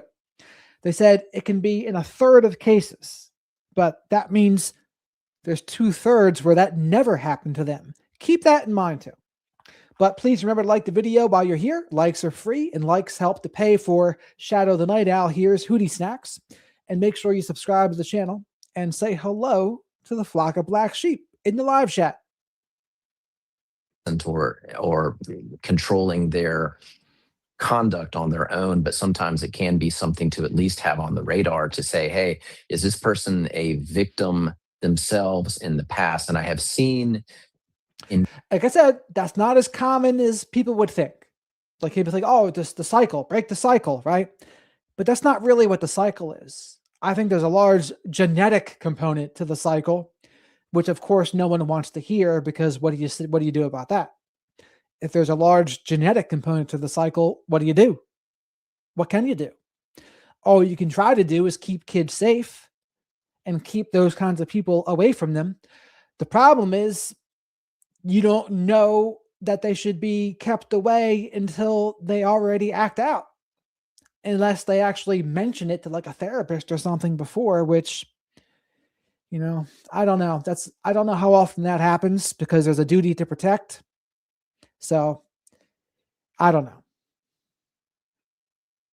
Cases where somebody's accused criminally actually bring to the attention of the court, hey, I apologize for engaging in this type of conduct, abusing children. I had my own past, which I think has formed my, my present. And so I have seen people talk about that in sentencings before, where they're trying to at least explain why they have engaged in this type of conduct. Again, there's no excuse for it. There's never an excuse for child abuse, ever. But it can at least help us know that what happens to people as children can impact them as adults and their conduct as adults. And so I think it's always wise for us, when we're having these conversations, to say, hey, we need to watch out for our own young children and what's happening with them, because what happens to them now, as we are parents and caretakers of our children, we need to be mindful to protect them so they don't have experiences which could shape their future in a negative way. It's a good point. It's a great point, actually. And I've seen that in other kinds of cases for sure. Just to be clear here, look, I haven't seen any evidence, and you said it too, that there's no evidence I've seen or you've seen that would suggest that they were victims of abuse, but something to think about nonetheless, again, assuming these allegations are true. But look, that is where things stand. Jospeh is awaiting extradition. Kendra is out on bond. The Arkansas investigation still unfolding. And you have a family that has been through this before. More scandal. Now they're navigating yet another chapter in a story that is continuing. Chris Klotz, thanks for taking the time. Really appreciate it. Thanks for having me. And that's all we have for you right now here on Sidebar, everybody. Thank you so much for joining us. And as always, please subscribe on YouTube, Apple Podcasts, Spotify, wherever you get your podcasts. You can also check us out on NBC's Peacock as well. If you want to follow me, X, Instagram, my News Nation show, Jesse Weber Live, Monday through Friday, 11 p.m. Eastern. I'll see you next time, everybody.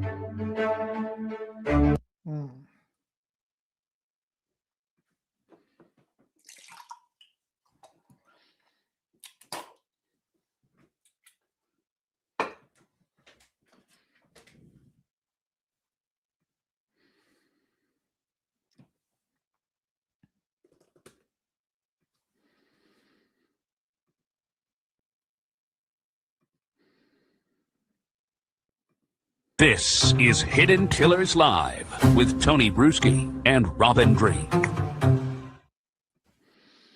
Cult of Duggar. And this is psychotherapist Siobhan Scott. I might actually have her on in regards to this case, actually. This seems like a good case to talk to her about. But before I begin, like I said, make sure you like the video.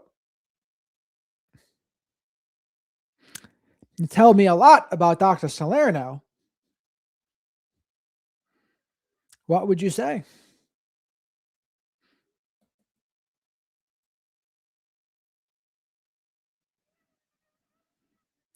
Now, you see, I think there has to be more startup material, Philly. I don't think it is just made. Let's see here. Mike, thank you very much for the super chat. Bring us to speed on this case. Have no idea. So right now, Jospeh Duggar has been arrested. He's going to be extradited to Florida on a vacation in, I think, 2020, or maybe it was 2021. He had impure actions towards, I think, a 9-year-old. And he went into kind of gruesome detail about what it was. But the victim told her father. The father confronted Jospeh, and he admitted it. He admitted it, confessed that his actions and thoughts were impure, and now he's arrested. And now I don't think he's going to get any bond. And where he is in Florida, the punishment is very strict. So we'll see what happens. His older brother is already in jail for 12 and a half years, serving a sentence of 12 and a half years for something very similar. So it's interesting and hideous. But thank you for the super chat, Mike. And this is Tony Bruschi. Make sure you check out Tony Bruschi's work as well. Support his channel, please. Before the Duggar arrests and the federal convictions, the Institute in Basic Life Principles, the IBLP, taught that fathers had complete authority over their families and used religion to say that being silent meant being obedient. To understand what's happening with this family now, it helps us look at the system that influenced them. And we are going to do just that today in a very long conversation about the IBLP and the Duggars and everything in the ecosystem that surrounds it. And to do just that, one of our favorite guests of Robin and myself, Siobhan Scott, is with us, psychotherapist and author, to help us break all of this down. You have such a unique insight into a world like this because you grew up in a fundamentalist religious system. And by the way, if you want to learn about Siobhan's experiences in that, here's her book, Nightbird. Very, very powerful and very raw. I do highly suggest checking that out. When you look at what the IBLP was actually teaching, the total parental authority, the submission doctrine. And you heard the news this week of these new charges that have come out. What came to your mind? What do you recognize, Siobhan, when you hear these stories that most people watching this are missing? That just doesn't come to their mind. It's an extreme cult. I heard about it when I was a kid growing up, and the particular faith churches that I was involved in were extreme and were cult-like, but this was above and beyond, you know, the homeschooling, the dressing kids alike, this television show, which I never watched because frankly, all this stuff just made my skin crawl. But it's a cult with total psychological control. Obedience equals holiness. It's black and white thinking. You know, you either do it our way or you're on Satan's side. And so it's based upon fear, raising kids in this really restrictive environment where they have no voice. They never question authority. Thinking is dangerous. And the outside world they're completely cut off from it. So it's incredibly disruptive to normal child development.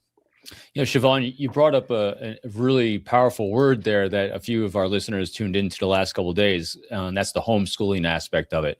And I'd love for you to kind of talk about the homeschooling aspect, because there's homeschooling, then there's indoctrination.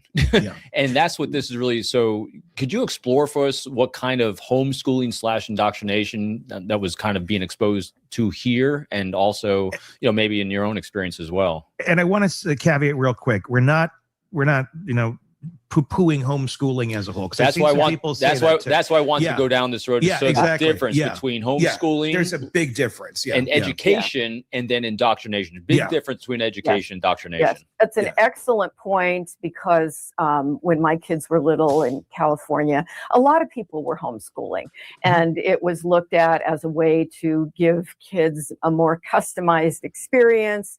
People still took their kids to activities, to museums. They got together with other families. So it wasn't this motivation to keep them pure and to keep them obedient. And so, yes, you're talking about entirely different families with entirely different motives. It can be done in a very benign, even healthy way. But in this case, I guarantee you the kids were drilled on the Bible, the Bible, the Bible.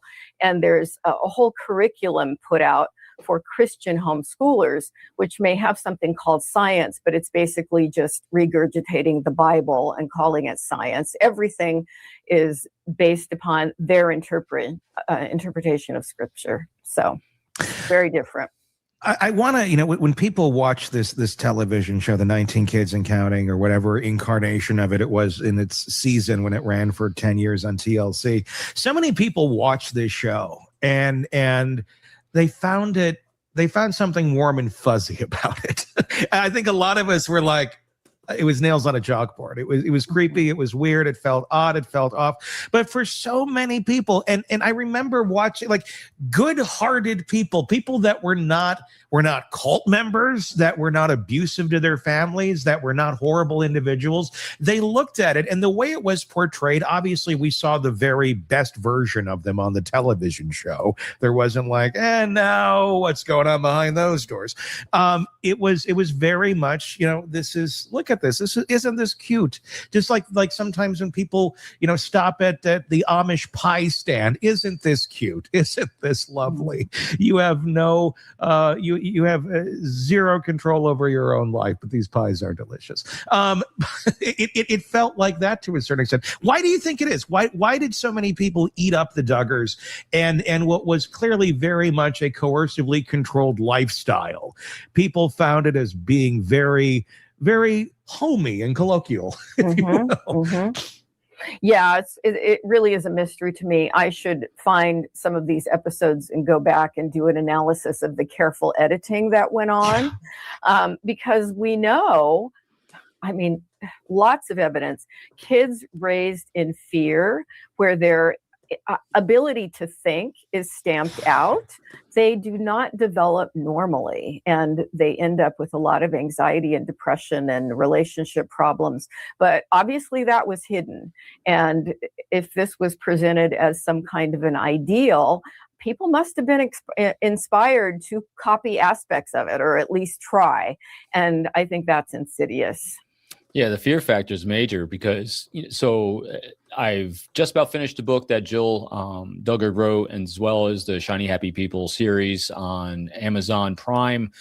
And there's some really striking things in here about the education system, about and again, this is just quoting from this, not my opinion. These are just quotes from people that are in that. Let's see here. Philly Special, thank you very much for the super chat here. I appreciate your support. I have a feeling you will not like everything that I would speak about with Dr. Salerno, because it seems like you are more environmentally focused. You would like Christian John, who I've also spoken to. But I had them both on at the same time, so that would be an interesting discussion for you to watch as well. Thank you for your support. I appreciate it. That system, saying that the largest amount of math they were taught was fractions, because that's the only thing they needed to be taught in order to cook was fractions. And then Jill herself and others, the fear they had of creating a sin as defined by IBLP, they had nightmares of burning in hell. Yes. The fear factor was so massive at such a young age for that control, because it is really a control aspect of absolutely everything. And I identify with that one as a child. I remember by age 5, I had definitely an anxiety disorder from all of it, and laying awake at night, imagining hell, and I had terrible insomnia and stuff that I was kind of wired for anxiety, and it still affects me to this day. How do you talk yourself out of this automatic thinking that you go into, that there's this force that's going to punish you by that? It's horrible for kids. I hear you. You obviously grew up in a much more extreme religious environment than I did. I grew up in a religious environment as well. I grew up Lutheran. They're good people. Yeah. I mean, Lutherans for the are good most part, people. they're harmless. They make fish in the basement of the church, and they're really, for the most part, not bad. But there are, in any group of religious folks, there's some that are more extreme than others, but there's also a lot of things that go on, and I don't know that this is what is going on today in the Wisconsin Synod or Missouri Synod Lutheran churches. Those are the two that I had been parts of as a child.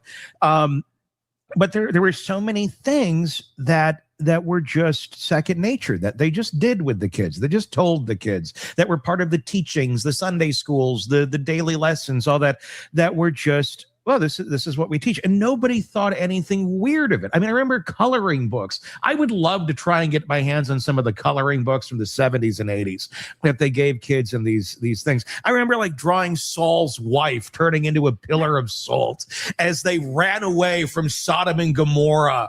And you're like literally drawing the fire and like, can I borrow the blue? I think like kind of a light blue might be appropriate for Saul's wife that just turned into a pillar of salt. Well, why did you turn? Because she looked back. She had the horrible sin of looking back at the destruction that they were running from. And because God said don't, well, guess what? You're a salt lick now. I mean, this is the shit that they taught children. I mean, I know it's in the Bible that way, but the indoctrination of this fear, in kind of a happy-go-lucky way, because you're coloring this, and then 5 minutes later, oh, animal cracker time. Mm-hmm. Well, they weaponized religion. Yes, completely. And it's not just the extreme groups like the IBLP that do these sort of things. Sure. This is just mainstream little Lutheran church in the genetics plus environment is nature versus nurture. It is not either or, it is both.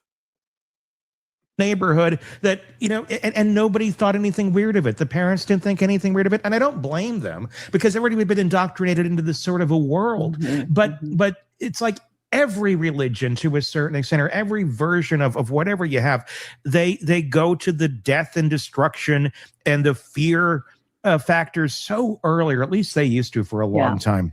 Yeah, with the young children, the damage that must do. Can you speak to that? Well, the one that used to torment me was it Jacob. I may get the Old Testament names mixed up, even though at one time I could have told you all of them. I get them mixed up now too. Jacob, who was to prove his love by God by sacrificing his son Isaac. Oh yeah, I've done that coloring page on that. Yeah, and he's like on the altar. Laid him down on the. Mike, thank you very much for the super chat. Is there a way to send a pic? I fed the alpacas today. If you can find me on Instagram, you can send a picture there. Other than that, I don't think there's a way to do that on YouTube here. But thank you for the super chat. Altar and had the knife ready, and then the angel stopped him and said, okay, you don't have to do it. You've proven your loyalty here. I was like, who could I kill? What if I were in that position? What if I were the one that was going to be sacrificed? And that just horrified me. Talk about, I mean, if they would just stick with Jesus in the New Testament, right? Well, what kind of, I mean, if you're an adult and you're trying to understand the story and the great. And Laura, I do agree. There is a difference between just a religious family and then a cult, right? There are mildly religious households that are not a cult, but there are certainly others that can be a cult. That's for sure. Bigger 10,000 foot or 100,000 foot overview lesson of these parables. An adult mind can understand. I mean, even though a lot of it's pretty wonky, you can kind of get, I kind of get the point they're trying to make here.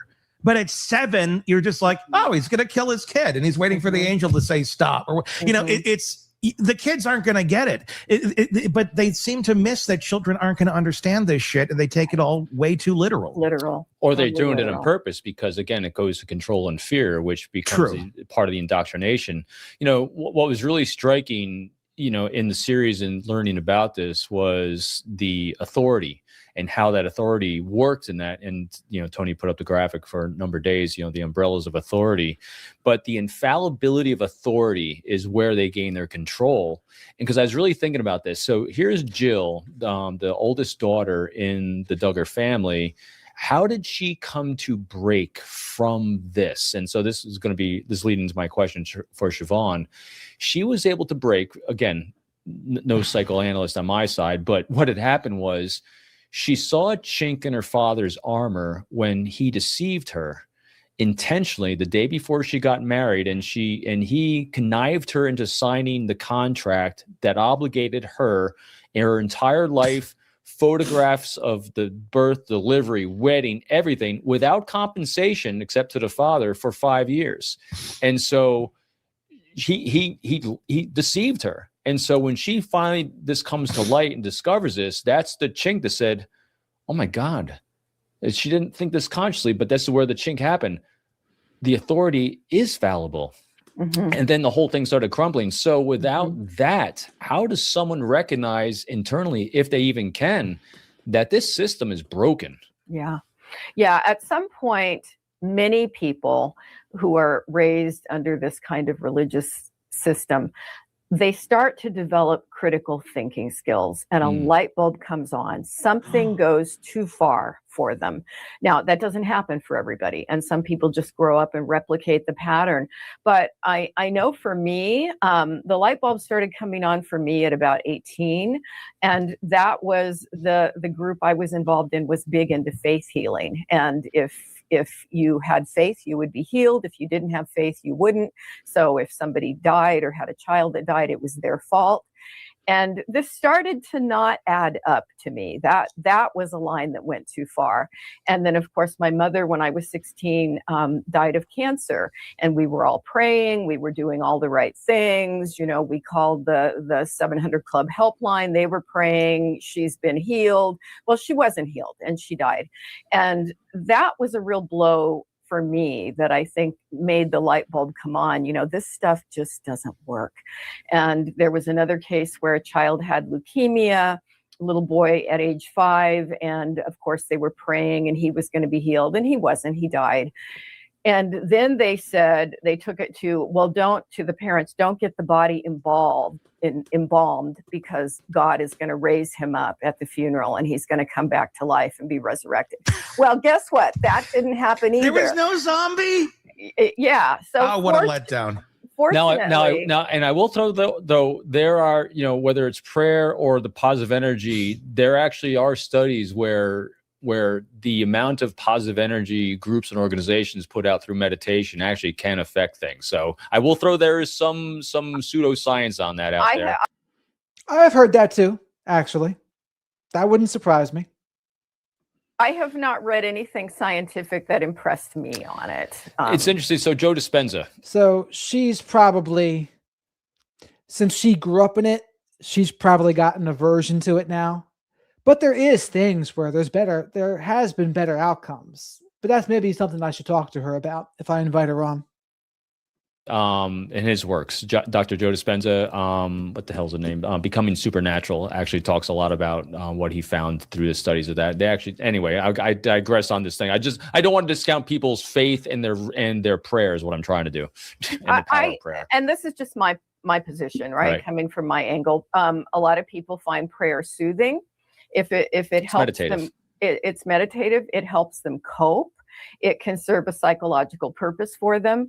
I have a dear friend who's a therapist, and she said, I don't really believe in God, but I still pray because it makes me feel better. Yes. If it makes you feel better, do it.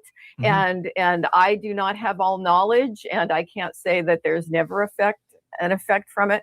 But certainly in my growing up experience, I believed in it. I was taught that. But I saw that it did not fit with reality. Right. And fortunately, I was reading a lot, and I was open to new ideas. I went to the library all the time. And of course, if you've read my book, I was married and a mother at 16 because of the faith. And I was breaking free by developing the ability to think my own thoughts. And at some point, something happens for people, whatever it may be, where, as you say, they see a chink in the armor, and thinking starts to kick in. And once they start to develop their own ability to critical think, they can look back on the whole thing and make an assessment of it. So I think what happens to some people is, I've seen this happen with people that come from religious households. They go to the other extreme and they become extremely rigid in science because they hate where they came from so much. And so they go to the other extreme. But I think there's a balance in there somewhere where I think there's something to faith and spirituality and positive thinking. I'm living it right now. But I also think there's something to science too.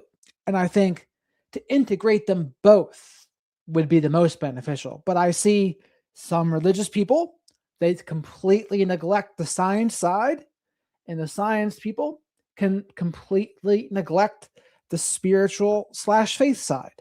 Integrating. That's what I would suggest. And that's what I do. I think that way you can get the best of both worlds.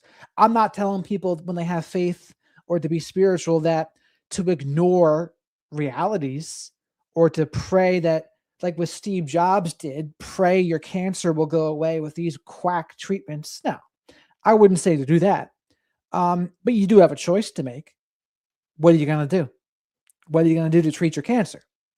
So that's how I see it. But how do you see it, chat? And that's often where people say, you know, I don't swallow this anymore. And they it crumbles step away. down. Yeah. Yeah, I mean, that damn thinking. They don't like it when you start doing that damn thinking, Tony Bruska says.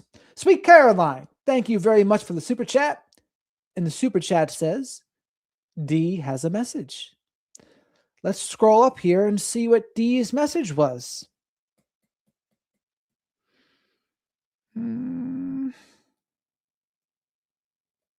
Uh-oh. So many viewers, so little likes. What do you think about that, Shadow? Not too good, huh? You feeling a little starved today? Yes, he is. Shadow needs his Hootie snacks. Thank you very much. Likes help get Hootie snacks. Super chats also help get Hootie snacks, as do super stickers, and as does becoming a channel member. So remember to spank that like button. Leave your DNA on the like button too. And thank you, Sweet Caroline.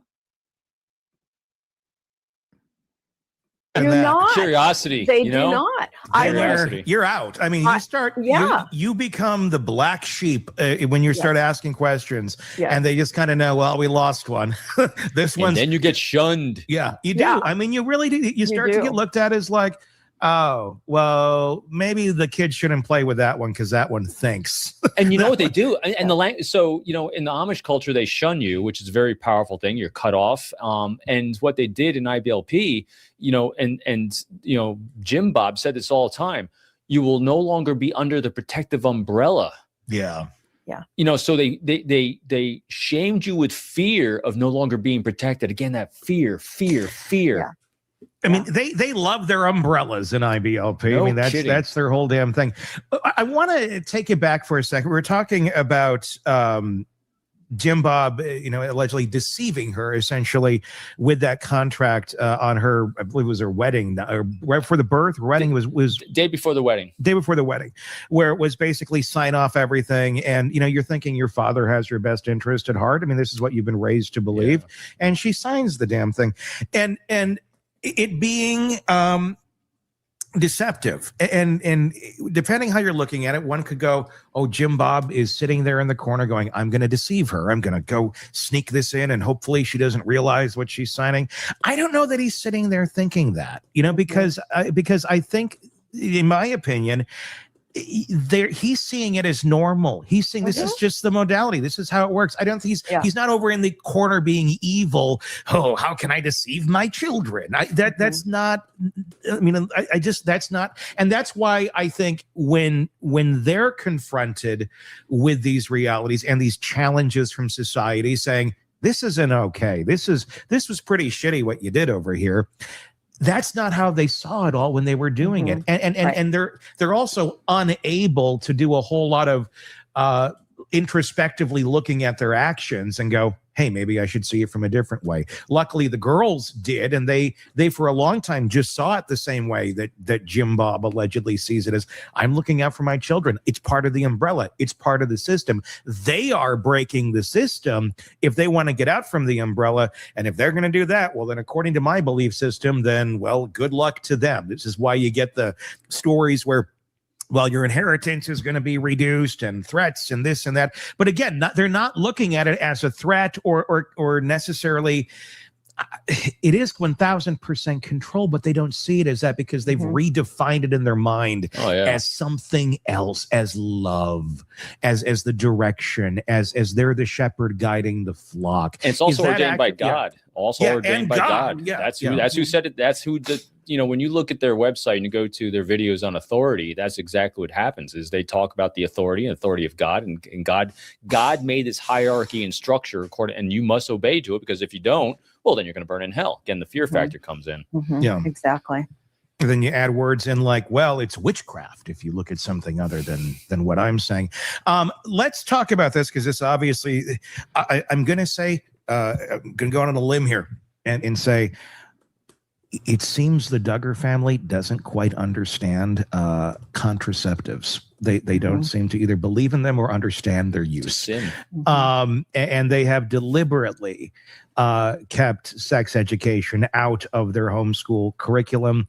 They even, when on the 19 Kids and Counting, when Josh got married, there was that cute little segment where they fumbled through the idea of sex, and I think I kind of know what I'm talking about, Dad, even though he's already diddled his sisters, and and Jim Bob knew that. But for TV, it's like, oh, he's innocent. He knows nothing about this. Let's talk about that a little bit, because they keep the education out of their curriculum. But clearly, in this family, some of the boys figured it out pretty early of what their parts did or what they were interested in. What does that specific deprivation do to a developing young adult when you're not going to educate them and you're going to keep them completely isolated from society, where they might be able to pick pieces up here and there? It really stunts their development, because they don't know what normal is. They don't have boundaries. And particularly for the daughters, how do they even have a language to report what's happened, right? Because secrecy is a virtue. And girls typically in these kinds of systems have no power. They have no voice. They are diminished. They're not as valuable as the boys.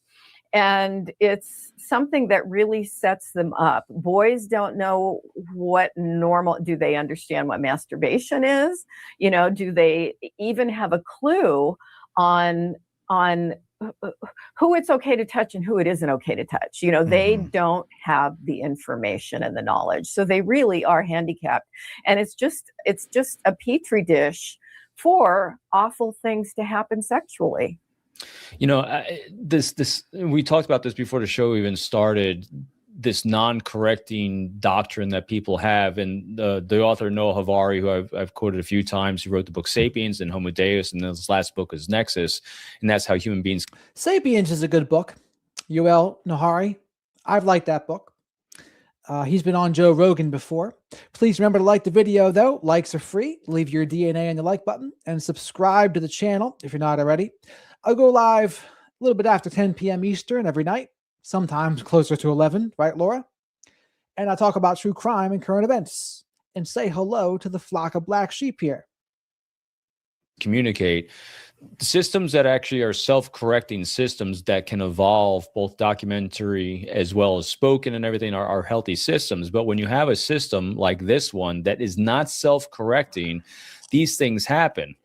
But it still blows my mind. And so, Siobhan, how is it that a father can now have two sons that have done horrendous things to their sisters and others, most likely caused because of this system, this non-correcting system of education, and yet he still doubles down on that non-correcting system? He is still involved with the church. He is still doing these things, yet it has completely wrecked lives. How is it that someone does not see that and correct and move on and grow? It's amazing the ability that some people have to delude themselves and to not see reality. Some people are really good at it. And the ways that people will rationalize their kids' horrendous behavior and their own horrendous behavior. And the other thing that's occurred to me, we know about a certain amount of abuse. There could be lots more abuse that went on that we don't know about, because often in these families too, it's not only the girls that are molested, boys are molested by older brothers, you know, and that's something that people really feel a lot of shame about and tend not to talk about. Sometimes they never talk about it, or they talk about it decades later as they're older. And they don't even know, because they don't even have the words for it. Right. That's what's so mind-blowing. They don't even equip them with words to understand it's abhorrent behavior. Yeah. It just blows your head. It's the magic of the IBLP.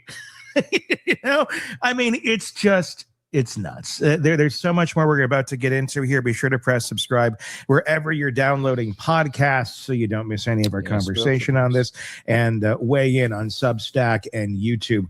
Yeah, there needs to be a deep dive on that entire thing just to kind of learn to unravel where they're coming from. Because in order to deprogram them, or what I would call unsubscribing from that distorted version of reality, you kind of got to meet them there a little bit. You got to like see where they're coming from to kind of lead them out. Because if you just talk to them plainly, it's going to be like you're talking another language. They're not going to get it. So someone has to kind of understand where they're coming from to help them out, I think. But you can't help anyone out if they're not even willing to change. If they're not willing, what can you do? Not much. You can enforce consequences if they break rules or the law, but that's really it.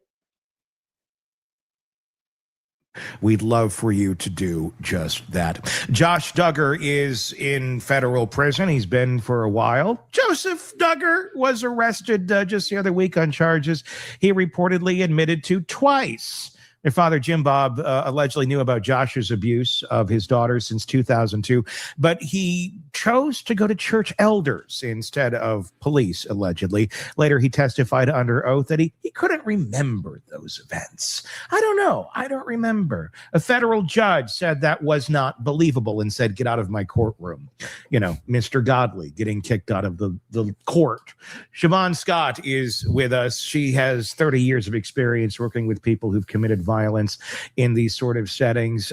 This conversation looks at the psychological issues behind these actions as we break it all down. Weigh in with your thoughts in the comments section. Siobhan, let's talk about this. When you look at Jospeh Duggar's pattern, the other brother, the one who had the accusations, who did things to his sisters, and then later was downloading CSAM material at his used car lot, living a double life as a public values advocate. He was out there on the Christian circuit or the IBLP circuit, trying to tout himself as being this religious juggernaut. He's this great figure one should try and strive to be, yet he's doing all of these things in the background.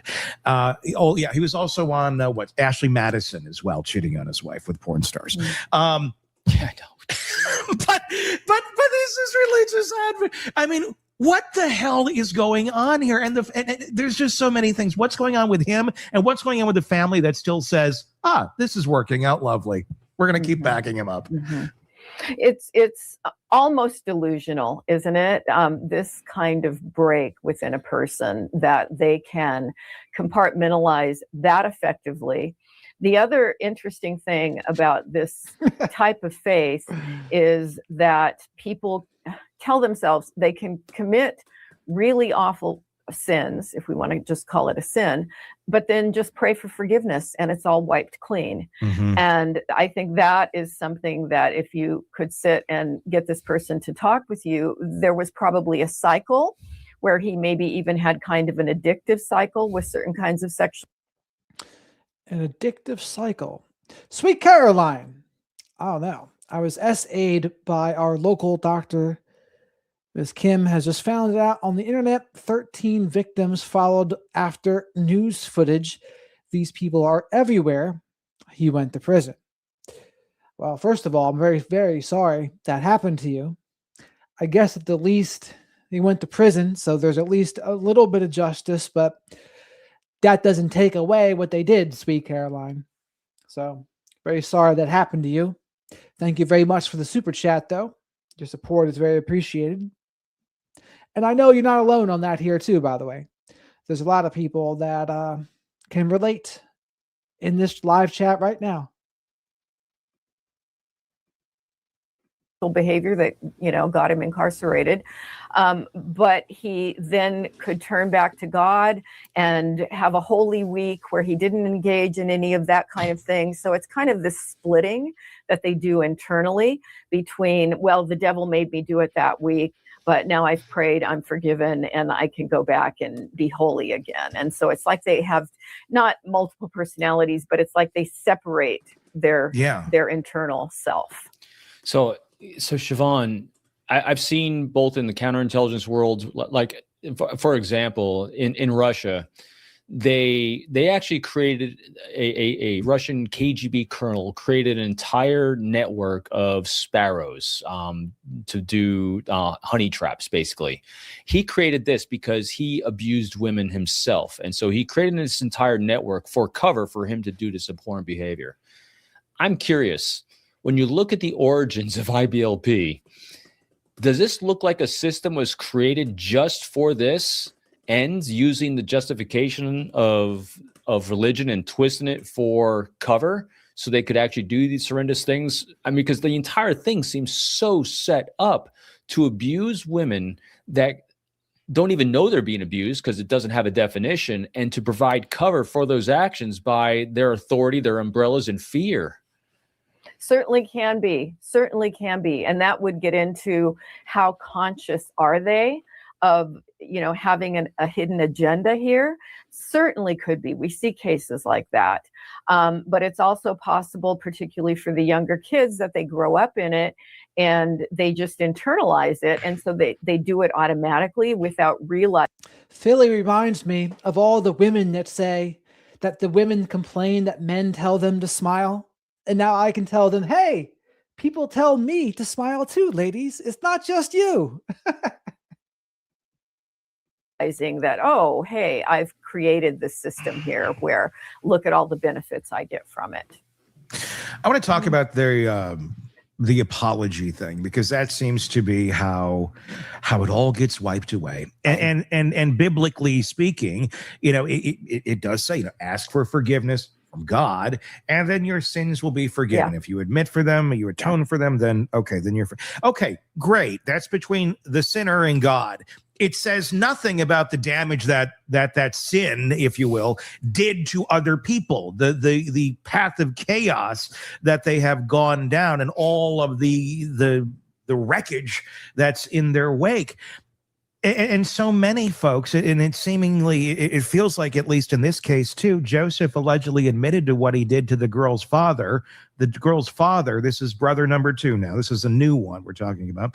Then the father gets on the detective on the line, unbeknownst to Joseph. Joseph admits it again, apologizes again for what happened 6 years ago, and thinks, oh, well, you know, I apologized, I atoned for my sin.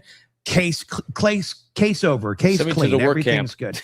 I mean, it's just, it's a really, it's a system that's really designed to pretty much take a predator and okay, clean slate for you, and no accountability. It removes accountability by saying, Sky Daddy forgives you, and it doesn't really matter what else you did because Sky Daddy says it's okay.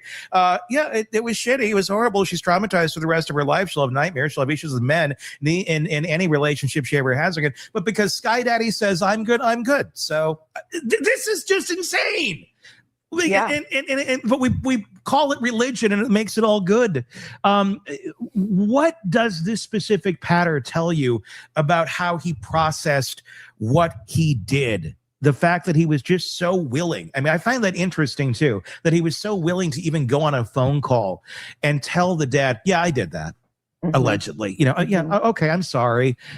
And most predators would be like, no, that's not, I don't know what they're like, yep, did it. That's reps. That's reps. Yes, that is reps. Reps of when you say, yeah, I did it, of no consequence either. What's your thoughts there? It's weaponized forgiveness, and I think that is part of the teaching that you can fess up to something, and everybody. Now, this is a good point. Some people will say narcissistic people and others will never apologize. Not true at all. Not true at all. I mean, you can argue they don't mean it, but they'll say it. They'll say it to manipulate you. They'll say it to placate you because they want to be able to control you with it. So don't ever let someone say they'll never apologize, because they do.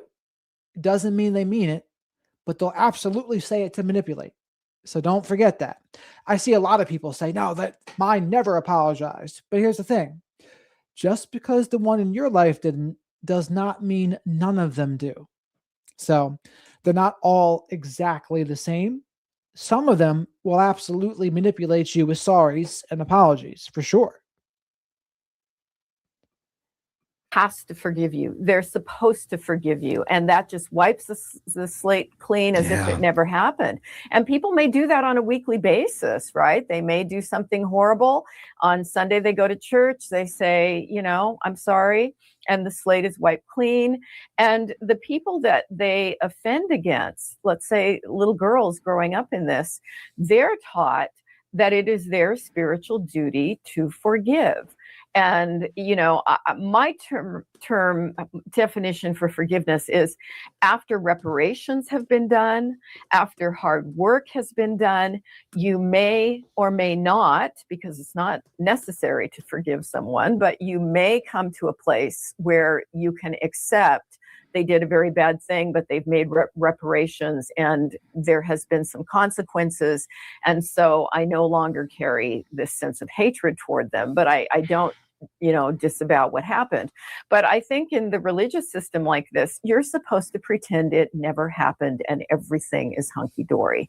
And so it's really weaponized, and it's not healthy forgiveness in any way. They fueled their entire economy by this. It's mind-blowing, still mind-blowing to me that what they did was, in order to make reparations, one of the things for making reparations is you sent them to the work camp at headquarters to do these projects. And so they had, so just think about it. If I'm not saying all the kids involved here, but if a lot of your workforce is put into the workforce because they're making amends for these horrendous things they're doing, it becomes a self-fulfilling loop about how they sustain things, and also they have to pay. So here's how this economy, not saying the entire thing, but in this one little portion here with Jim Bob and his family. So in order to make reparations for abusing your sisters, we're going to send you to the work camp that we got to pay for. So in other words, you're going to pay headquarters. You're going to give him a big chunk of check, and you're going to send your son there for a free work camp for 2 to 3 months, and then he's going to come back and do it again. Right. Oh my God. Well, oh my drywall, God. just gets the predator out of you. If you learn how to do a little mudding and taping. No counseling, no therapy, Right. Especially for the girls. Nothing for the girls. Right. And that's the kind of reparations I speak of when if you're going to have some kind of healthy forgiveness. It's where the person fully comes to understand what they have done. In this case, the sexual offenses, the predation, where they have treatment, they work hard to be a very different person. They learn, they grow. And then at some point they can come to the victim and say, look, I really messed you up and I own it. And to never demand forgiveness that's supposed to happen, because it may not. And either way, it's really the victim's process, whether they go there or not. I found it really, really telling, and it was a stunning moment. It was in the doc that's out right now, The Shiny Happy People. It was of an IBLP conference because they don't have a centered church. It's all within their homes, and then they go and rent out conference centers, or they did. And there was one where they're all singing, it was all worth it in the end. Essentially, they're they're taught to believe that we're going to be persecuted and all the negative things that happen to us. Everyone should welcome Jenny here. This is her first time here. She's subscribed. So the Black Sheep should say hello to Jenny. Thanks for finding us. We're glad you found us too. Well, it's because we have to show how strong our faith is for God. And yes, there's going to be suffering because it's a sinful world, and it's just going to happen to us. So they kind of get used to thinking, well, bad things are going to happen. And when they do, well, that's just part of the plan. It was all worth it in the end.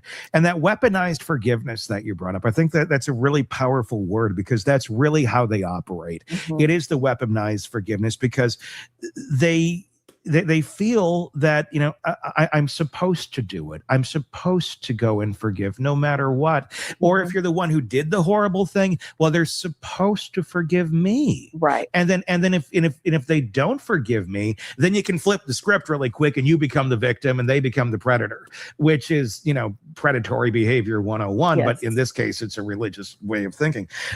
Yes. It really is. And that's why I also say, when you coerce someone to forgive you, trying to force someone to forgive you is coercion, right? Because you can't force real forgiveness. It's something that you have to come to on your own terms. No one can force you to forgive someone. That's just not how it works. But when you're truly ready, if you even want to, right? I'm not even saying you should want to. There are cases where maybe you don't want to. So, and I don't have a problem with that. I do say, I think letting go of resentment can be a good thing down the line. But besides that, don't let someone force you to forgive them. That is not good. A lot of narcissistic people do that. Narcissistic people that are religious, they'll weaponize it and say, if you were a good Christian, you would forgive me. It always reminds me of Tony Soprano saying to Carmela, we're Catholics, we don't get divorced. But we do cheat, and we do commit murder, and we do gamble. Like that's what Tony Soprano would say, right? It's amazing how just moving some of those blocks around creates a very different mindset on justifying the behavior to which they engage in. Mm-hmm. Mm-hmm. I don't know that I have a question there, but it just kind of gets an observation on it. And just again, that whole mindset from that early grooming into this, the girls felt bad for Josh when his secret got out. Yeah. The victims felt bad for the perpetrators. Forgiveness is not for the other person. It is to relieve yourself from carrying the pain. This is true. But it still needs to be done on our own terms. I don't think you truly forgive just because you decide. It's like, no, it's a process of truly accepting what happened. And forgiveness doesn't always mean you let someone back into your life either.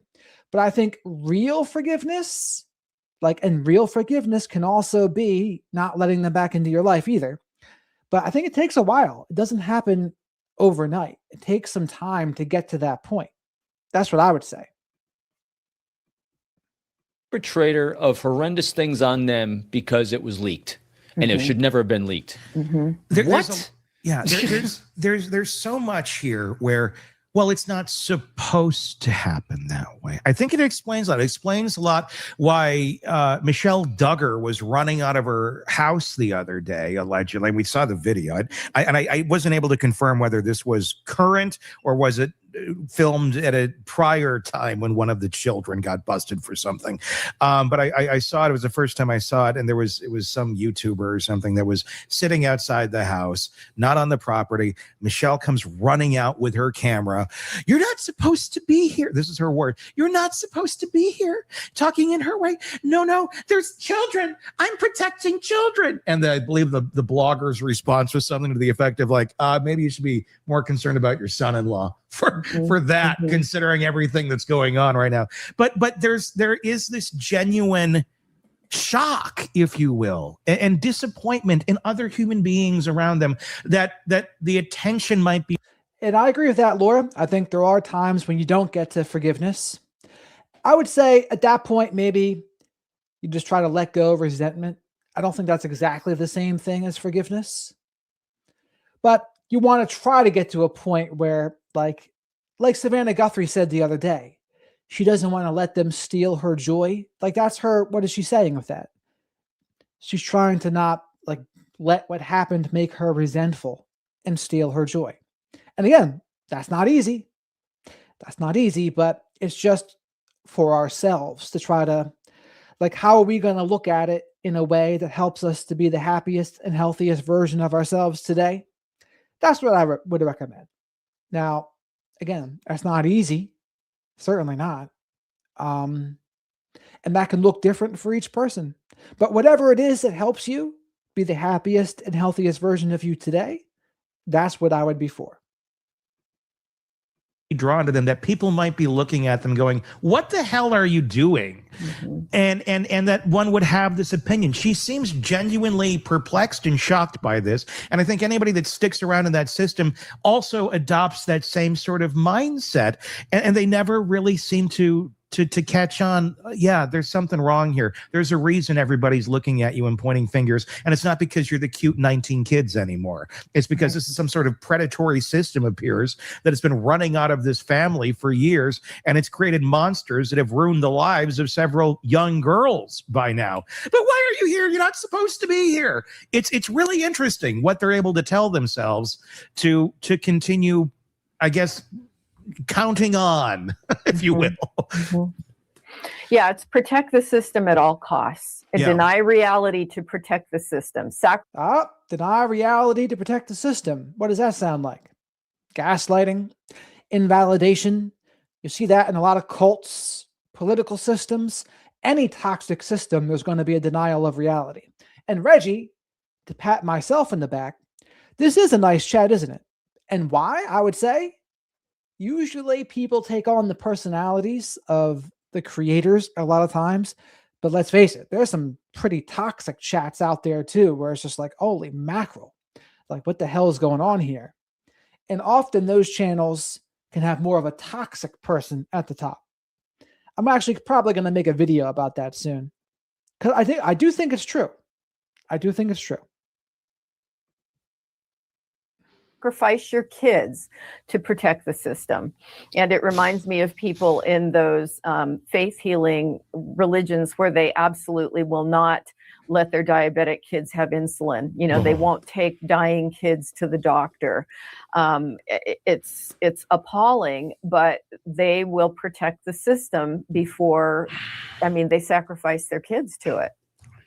You know, Siobhan, you said, you know, when I was telling the anecdote about Jill and how she had the chink in the armor was exposed and everything started unraveling when she saw that her father wasn't being transparent with her with the signing of the contract. And you perfectly said it's that critical thinking. What can you do to such a systemic system to kind of get those chinks? Like, how can you inspire someone from the outside looking in to start that unraveling through some critical thinking, if anything? It's really tough. And I think it comes from contact with the outside world in some way, either from reading. And that's one of my favorite books is Educated by Tara Westover, who was raised in a very cult family, a version of Mormonism. It was another offshoot of Mormonism, but it's just an absolutely superb book about her breaking away from I don't know if it probably is very similar. I'm trying to think, is it worse than the Duggars? But similar. But horrendous things happened in her home. Her family didn't even let the kids have birth certificates. The children were birthed at home. They never saw doctors. They never went to a dentist. They, of course, never went to public school. But one of the older siblings in that family somehow got out and went to college. And he came back and had books into the home. And he encouraged Tara to start reading, to start thinking. And she went on to become a college professor and, you know, completely broke from her family. So title is Educated. And it's how she began to see reality because of contact from one brother who was breaking away intellectually.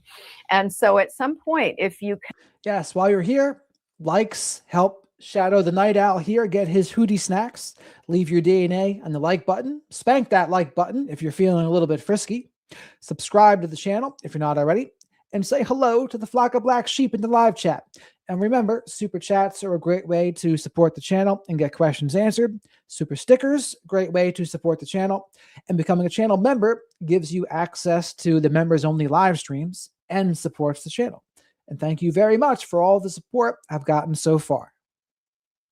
And get somebody who's outside of the cult, connected with some of the kids in some way, and to just be curious and to start asking questions without overtly attacking the belief system, because people defend against that. But there's power in getting people to think, and sometimes just the right questions push that along. Yeah, and it's so tough because, I totally agree with what you just said. Asking the right questions can empower people to think. And honestly, the right questions can go a really far way. And you're with someone, a lost shadow. But if you're with someone that is supportive and encouraging, you're going to be able to better ask those tough questions too. And you'll feel more comfortable answering them. They create their own documents, they create their own curriculum, they create the entire thing around their fear system that the outside world is. And it's funny how they say not to judge the outside world, but you can't have interaction with the outside world. I mean, it's a really fascinating control factor. Like, how do you, again, sparking that curiosity to get that critical thinking going? Because even the Duggars, I think I saw part of it too, is they had a book burning. It's like, hey, we got to remove all these bad influences because they burned all their Disney stuff. They burned all of Disney because Disney's horrendous. Can you imagine Disney? Yes, Disney was the devil in the Duggars' That life. that was the faith I was brought up in. If kids, let's say they were allowed to have a sleepover, and my kids, because I knew families that were this extreme, and maybe they would let the kids have a sleepover at my house, and if I let them watch an old VHS Disney movie, that was sin. You had committed a sin, and you were ostracized for things like that. And I know what happened there. I told Shadow how many likes we have in comparison to how many viewers, and he just fell off the pole.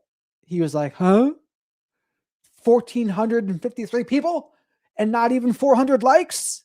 He fell off the boom pole here and fainted. So let's not let that happen again. That's right, Laura. always by that time in my life. I knew that was wacky. But Disney movies involve magic. Magic is of Satan. So basically it's this black and white thinking that anything that is not biblical is of the devil. And yeah. Yeah, and for Mark Fry, how do they how do they teach not to be part of the world but have a TV show? So the father said it came to them and it was their ministry, and actually they very rarely, if ever, saw themselves on TV. They got to see some rough cuts. He was there to justify it. That's right. He rationalized making all that money and not sharing it with anyone. When it serves a purpose, then it's a ministry. Then it's ministry. Put a word. It's just to sign a word to it, to sign a label, and it makes a good. Why? Because Dad said so, and Dad's one step below Bill Gothard and God. So it's of course. Your thoughts in the comments section of this segment. We'd love for you to do that. The links are in the description. Substack and YouTube. We'll continue that there. Jill Duggar spent years in therapy before she could talk openly about her childhood. This last week, she made a statement condemning Joseph's alleged abuse and supporting the victim. Jill is just one of hundreds of thousands who grew up in IBLP, most of whom have never been on TV or had a public voice. This conversation is going to be looking at what people need to recover from such a system and what those involved right now need most.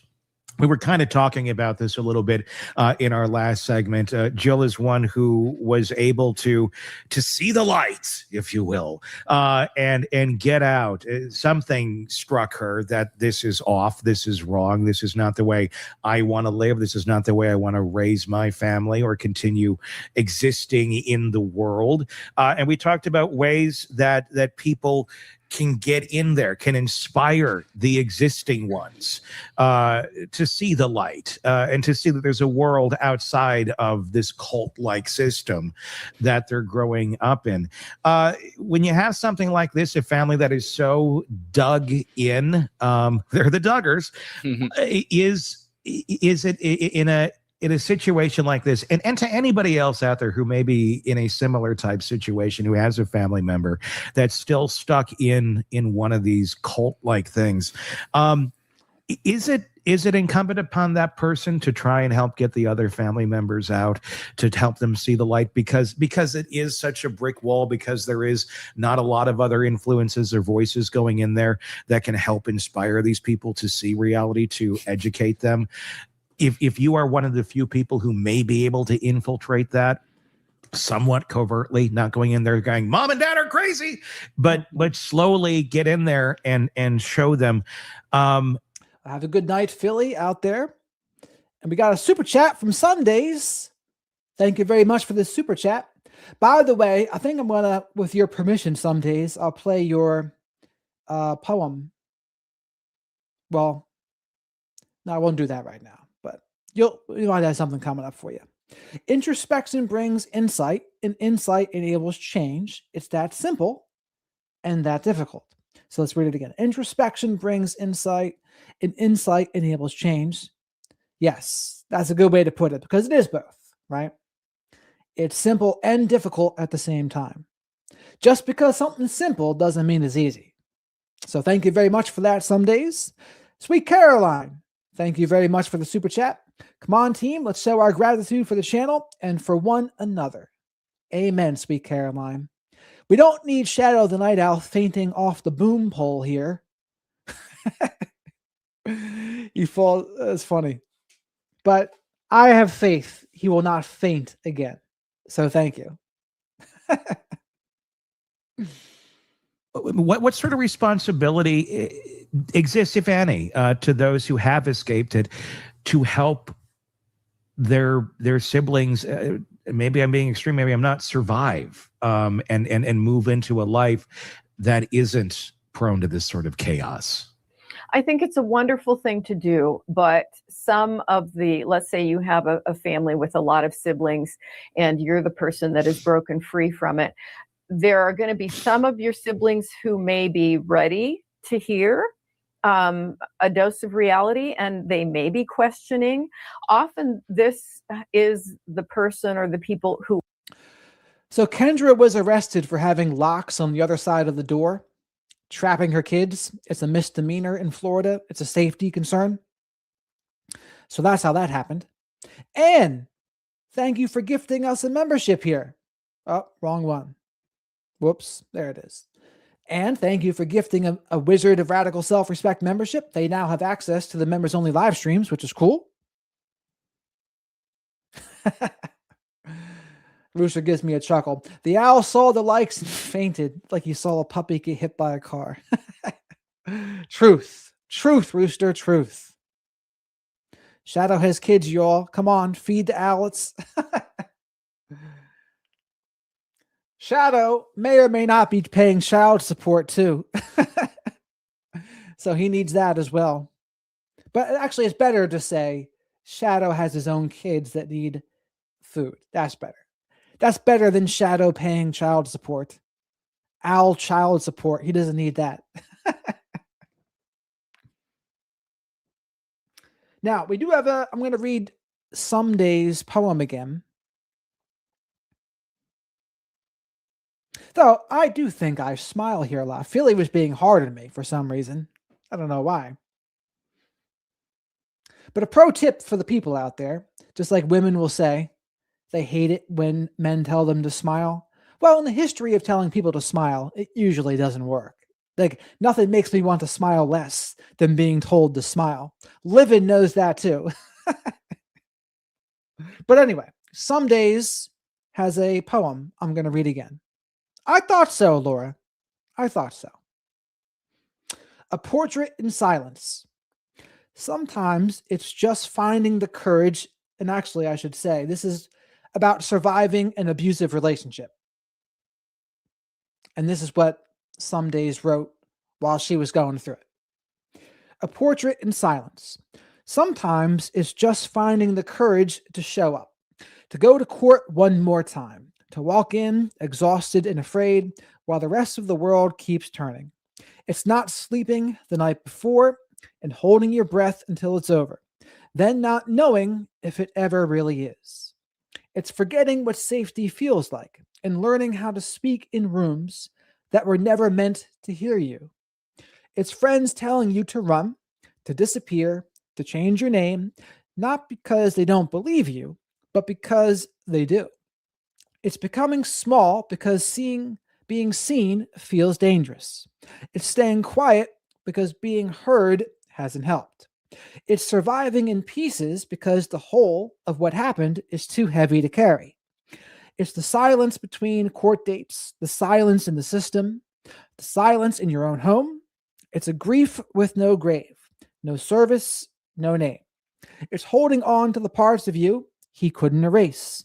It's walking through your days like a ghost of the life you used to have. It's moving forward, not because you know how, but because there is no other choice. It's not about being brave. It's about continuing anyway. So that's Someday's poem that I thought was really good. Let some days know if you could relate to that and what you think about that. Are really suffering because what happens, particularly to women in these kind of systems, they struggle with depression, but they never admit it because it's not safe to talk about it. It's not safe to have any other emotional expression other than joy. You're supposed to be joyful all the time. And so often people are struggling and suffering. And sometimes those are the people that you can connect with. There's a bit of an open door there. But there are people who are so rigid and so indoctrinated, they're not going to listen and they're going to get angry if you even try. So you sort of have to feel your way through that. But I think it's a wonderful thing to do, to try and get in there, bond with someone and have a very heart-to-heart connection that may help the door crack open so that they can start to see a way out and start to develop a sense of, you know what, this really is making me unhappy. It's like the Matrix. Some people are ready to be rescued from the Matrix, and other people just want to stay in the Matrix because it's warm and comfortable and cozy. Very much. Well, and that's interesting. I mean, because when you talk about it, you know, the safety and security, those are two very important things to every single human being out there, regardless of how you were brought up or your religion. But safety and security, how you define that is going to be an individual thing to everybody. And the way that it's been defined and bred basically into these people is the umbrella system. Is dad is end all be all. What he says is it. He is the safety and security. And when dad's telling you that, you know, no, the outside people here telling you this is bad, don't listen to them. But when you actually do get out of it, let's say, you know, like Jill, I don't know Jill. I'm not trying to speak for her in any way, shape, or form, but I would imagine that would have been a struggle for a while for anyone that's escaping that sort of a system of where your default is safety and security means dad. It means this overpowering, overwhelming system that is going to tell you yes, no, right, wrong, and that's it. And there's no gray area. When that's then eliminated from your life, dad's not there to do that. That is a scary prospect. That is where you can send that cat for sure. And Kat knows what this is. My magic wand. Wizards have several magic wands depending on what they're wearing that day. It's color-coded, of course, but they are a reminder to myself and others the little things in life matter. If you can't do the little things right, you're not going to be able to do the big things right. It's also a reminder to keep a little bit of magic in each day. I don't think it's a coincidence that the people that believe in a little bit of magic are the ones that seem to live magical lives. That threatens your safety and security, because what had actually been your safety and security all that time was truly the biggest threat to your well-being. but Yeah. you called it your safety and security. Yeah. You didn't know it. So you have to redefine a lot of these terms. That has got to be a very complicated thing to do. A lot of adults who grew up in IBLP describe having no idea what normal looks like. They never made an autonomous decision, never owned their own body, never developed an independent identity. What is the actual clinical work of building a self that was never allowed to form when you're an adult? It's really, that's a perfect word, because that group has become their identity. They don't have a very strong sense of self. And again, that will vary from person to person.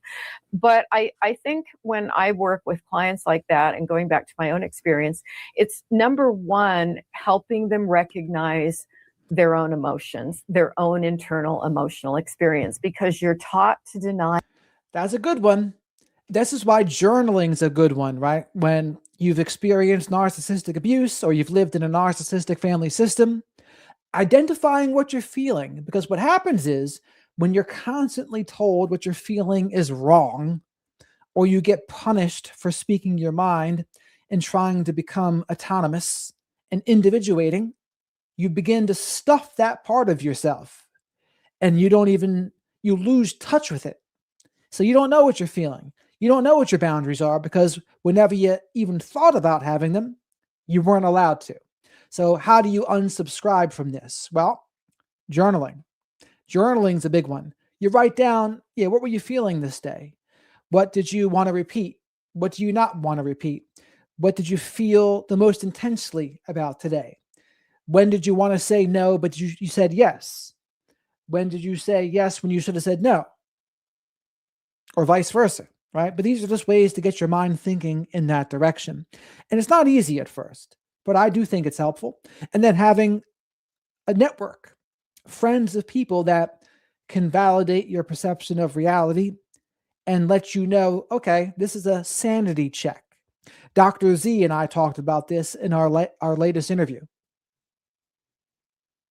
I remember being 14 years old and I had a sticky note on the mirror in my bathroom. The only reason I'm alive today is to serve God in all I do. And so that was, don't have a self. Don't feel your feelings. Feelings were dangerous. Thinking was dangerous, right? You just repeat Bible verses in your head all the time. So clinically, you have to get beyond all that. What do you really feel? What do you really think when you step back from this? And that can be really earth-shaking, but really wonderful at the same time. It can feel like a weight off as people start to get a sense, I do have my own thoughts. I do have my own feelings. And sometimes it can happen pretty rapidly, although the echoes linger. They can linger for a lifetime. That old programming can pop back up every now and then. But I think overall, it's a wonderful process for people when they have some support and some help, and the right therapist who understands these kind of systems can really make a big difference for them. Yeah. How do you build back? And I can't imagine the challenge and as a therapist, Siobhan, of building back from being crushed. So, in all these situations, in Jill's situation, and when you have this aha moment, they were taught, from the moment of birth all the way up, that it's all about service. It's all about relationships, our relationship with God. And it's all about being about others, especially from the father figure taking care of the daughter. So always they trusted dad to always do good by the family. And then you have literally a bone crushing moment when that critical thinking comes in, and that critical thinking, what it really is doing, it's exposing the fact that they're not actually acting in my best interest.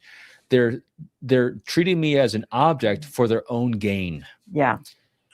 How do you help someone come back from that and have them feel valued again? Because really, all of a sudden, they were devalued by that group, organization, individual. That devalued is the word for it too. But here's one thing everyone should do. Examine your core beliefs and then think about, where did you get that idea from? Where did you get that belief from? Did the person who gave you that idea or belief have your best interest in mind? That's a big one, because not all of them did. Maybe they had their own selfish interests in mind.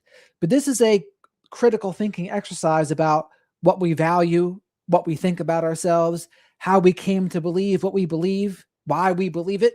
Those are very important things to do.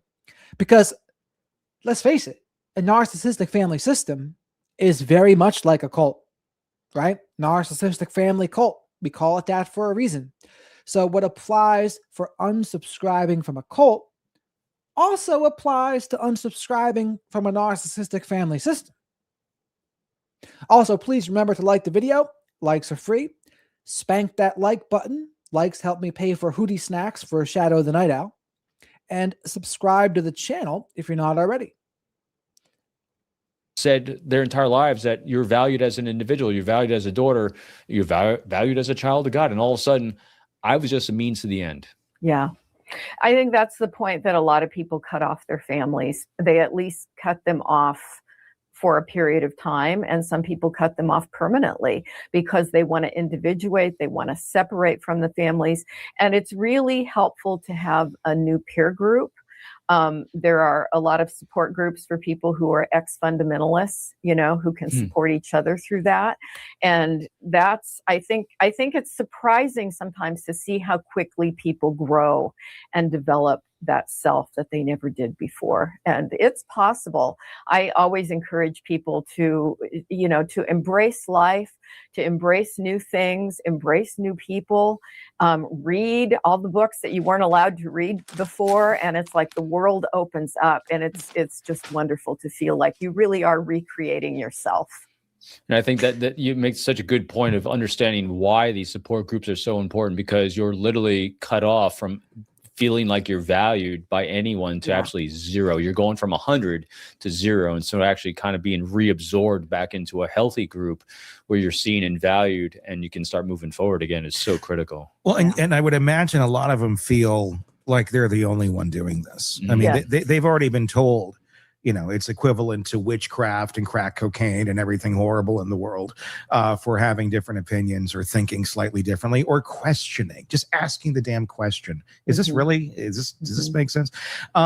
So feeling alone and isolated, that's, if you break apart, that's what they want, because that'll bring you back. That's part of how the system is designed. So having that support is invaluable to someone who finds themselves in that sort of a situation. Jill has said that she needs strict boundaries with her parents for her own mental health. I think, almost anyone, whether they had a fundamentalist family like this or just a religious family, and let's say they're just not super down with that anymore as they go back for the holidays, there's always going to be some level of conflict and differences from parent to child or family member to family member. But this is quite an extreme one. Once you've left a system like this and you're able to look back at the damage, when you walked away, you might have gone, oh yeah, that looks, it was a bit of a flood. They picked up the pieces and things are good. And then you spend a few years and you look back at the damage you walked away from and you're like, oh God, that was Hurricane Andrew.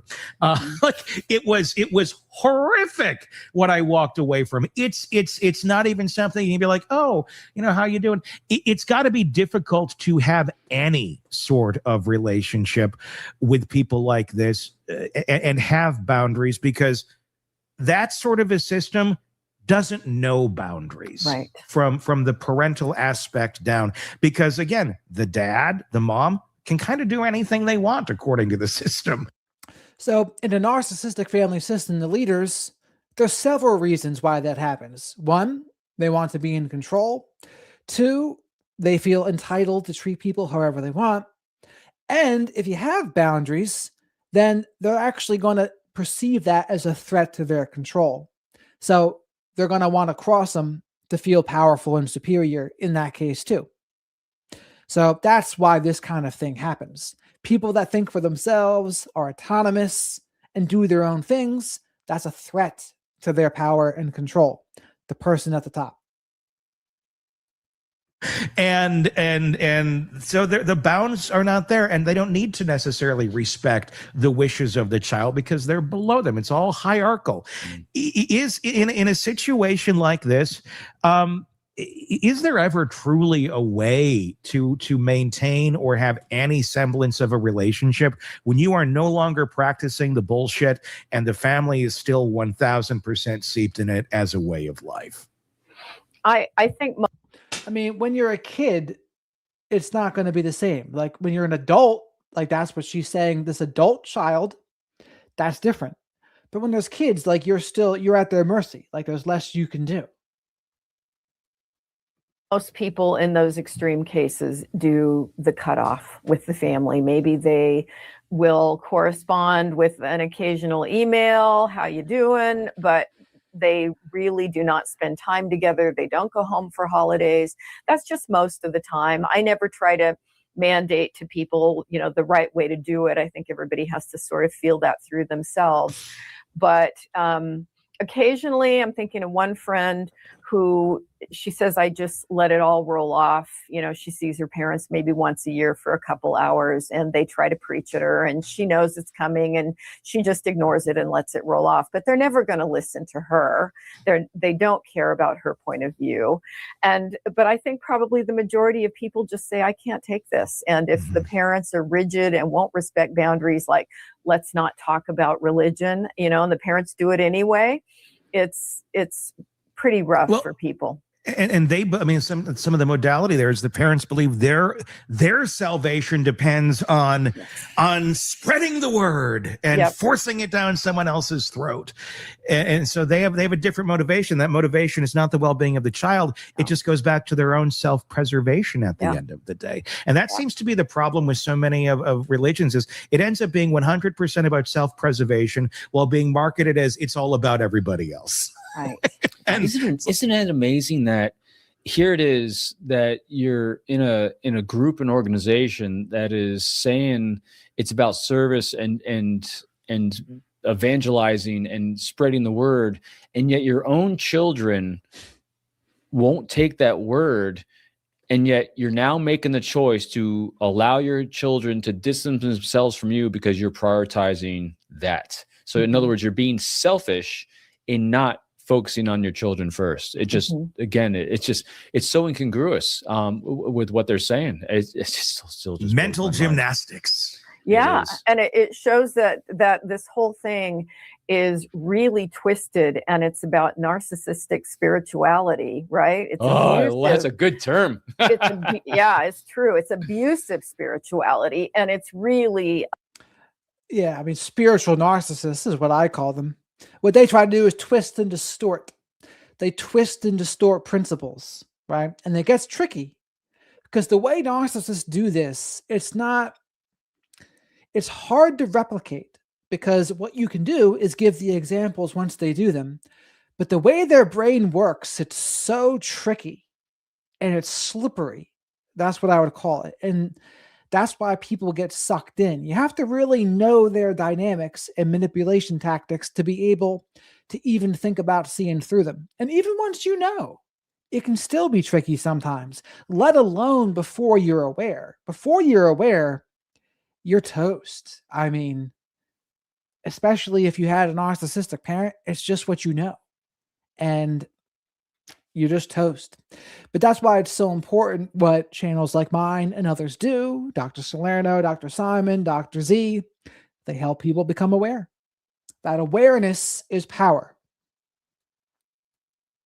About the individuals at the top of the chain here. It's not about love. It's not about serving. It's not about helping your children develop. It's all about them and the boosting of their own ego and their own sense of righteousness. It's interesting. Every time we come across cases like this, I'm reminded of the movie. I think it's called The Heretic. It's a creepy thriller horror movie. But it really comes down to this guy in the movie just researching the most ancient religion on the face of the planet in our species. And it is a religion of control. Yeah. And the mental gymnastics that need to be done to participate in it with a straight face. It certainly is the circus of the stars over there on the compound. Circus of the Stars. You like that one? I thought I'd go for... Some days I do believe in the gut check once you are aware. Like I would know now, right? If it happens to me again, I know to trust my gut. And what does trusting your gut mean? It means you follow through and take action. A lot of people have the gut feelings and then they don't do anything about it. And they just ignore it. Well, the gut feeling did you no good unless you act on it. So that's my suggestion. And when you trust yourself more and you trust that gut feeling, it becomes easier to act on it. That's what I would say. I go for a deep one, Circus of the Stars, and the mental gymnastics with the narcissist, spiritually bankrupt folks that we're talking about. Let's talk about one more thing on this. The 14-year-old girl who's a victim that really has brought this whole damn thing back to light. She was 9 when this took place. We don't know, these are allegations against Joseph. He's allegedly admitted to them on the phone.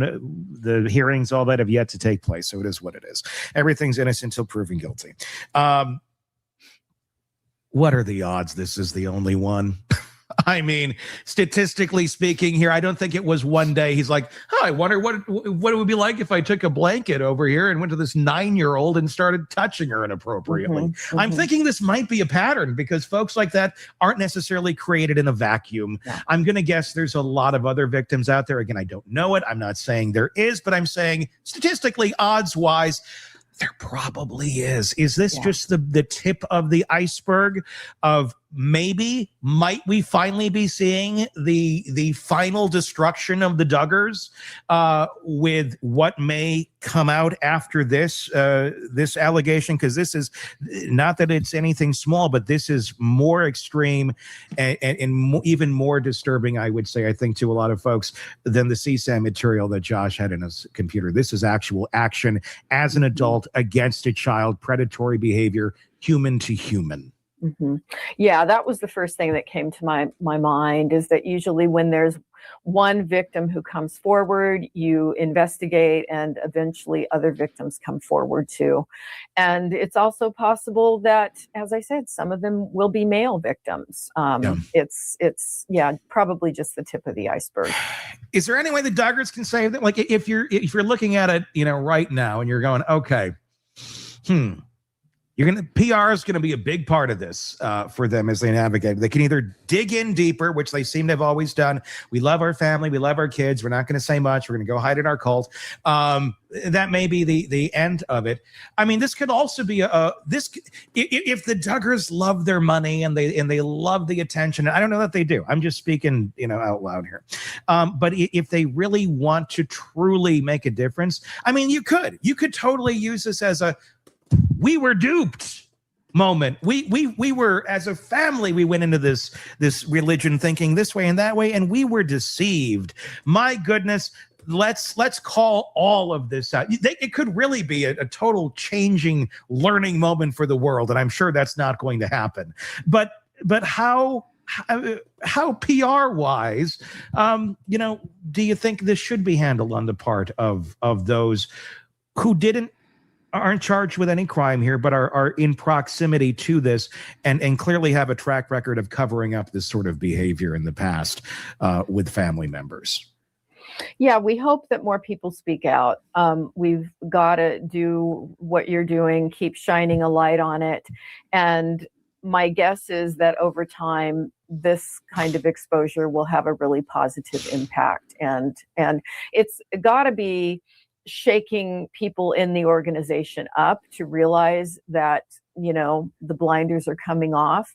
And as I say, it only takes a few people to start questioning to start seeing a shift in groups like this. One can only hope. One can only hope. Your thoughts in the comment section. So the Black Sheep can welcome Jackie here. I'm very glad because she said she's deaf, but the translator works very well. So I'm very happy to hear that too, because I would be disappointed if it wasn't working well. So welcome, Jackie, to the channel. We have a great group of black sheep here, flock of black sheep, as I call them, a very encouraging and supportive group. And while you're here, please remember to like the video, folks. Likes are free. Likes help Shadow the Night Owl here get his hootie snacks. Leave your DNA in the like button and subscribe to the channel if you're not already. On Substack and YouTube, have you been a victim of the IBLP or a coercively controlling religious organization? We'd love to hear your story. I'm sure a lot of people are going to be sharing theirs in the comments as they find this and going, oh, this seems familiar. Please do. There's a great community here that would love to hear your story and can probably commiserate as well. So in the comments, we'll continue our conversation there. Be sure to press subscribe wherever you're getting podcasts as well. Siobhan's book, if you want to check it out, highly recommended. Nightbird, she shares her stories in it. Do it. Growing up in that sort of an environment. And Robin's new book as well. It's Not All About Me, available also wherever books are sold. All right. Until next time, for sure. And thank you for that, Jackie. And if Vexatious is new here too, everyone should welcome Vexatious as well. Yvonne, Robin, and Todd, I'm Tony Brewski. We'll talk again real soon. Want more on this case?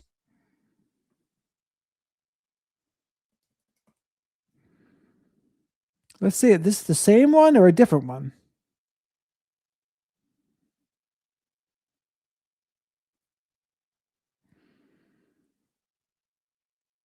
Nancy Guthrie, Sheriff Nanos, in the Duggar case. I didn't even weigh in. This is Hidden Killers Live with Tony Brewski and Robin Drake. Savannah Guthrie talked this week to Hoda on the Today Show, and he talks about the Duggar case in this one too.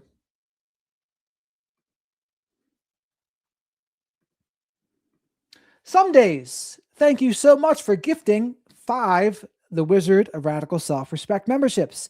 YouTube will give these out randomly, and now you can join the members-only live streams. Thank you very much. I know the chat appreciates the support. I appreciate the support. And some days is in forensics, for those who don't know. She's a very credentialed woman. She went over it yesterday. Thank you again. And what she revealed isn't just grief. It's details that are beginning to reframe this case. The suspect visited her mother's home, according to her, on 2 separate occasions. Her brother, a former fighter pilot, recognized this as a targeted kidnapping within minutes of the call, and investigators are now actively working the theory that the man at the front door was not the only person there that night. More information, none of it actually putting us closer to actually getting Nancy Guthrie, but it's more information. So that's something. Joining us to discuss, as always, Robin Drake, retired FBI Special Agent, Chief of the Counterintelligence Behavioral Analysis Program, and also with us, Jennifer Coffindaffer, retired FBI Special Agent. I always love having. So for me, when I consider myself the shepherd of black sheep, it's something I take to heart. And so what would a shepherd do? You know, you try to make people feel welcoming, and you share your wisdom and guidance, and you want to make sure they're okay. That's what a good shepherd would do, right? So that's how I see it running a channel. Other people maybe don't see it that way. And I also see it as when you're in a romantic relationship, that's what you're supposed to do too. Positive masculine containment, like the oyster inside the clam. You want to fend for your loved ones so that they feel safe in the environment that you are helping create for them. That's what it's all about to me. You two together. It's always an interesting deep dive into this. Jen, let's start with the new revelations that have come out from Savannah. It's her words. It's not from an investigative source or investigator. It's Savannah Guthrie speaking. What was your takeaway after that interview? I got to tell you, first of all, from an emotional standpoint, blew me away. From an investigative standpoint, blew me away. There were so many particulars that she mentioned that really impact this investigation. First of all, the major one was that 2 notes she believes, and I think she believes them because law enforcement believes them, are real. So those 2 notes she believes are real. And I have to say, I'm not surprised. I don't think all of us believe they weren't real. It wasn't that. It was that, were they truly for money, or was it much more deep-seated to hurt and to just cause more pain for the family? Which is the typical reason why people do these ransom notes that are fake, right? Not really for money. So in this case, what I, though, gleaned by her saying they're real is they're from the real abductors. And that is a big revelation today.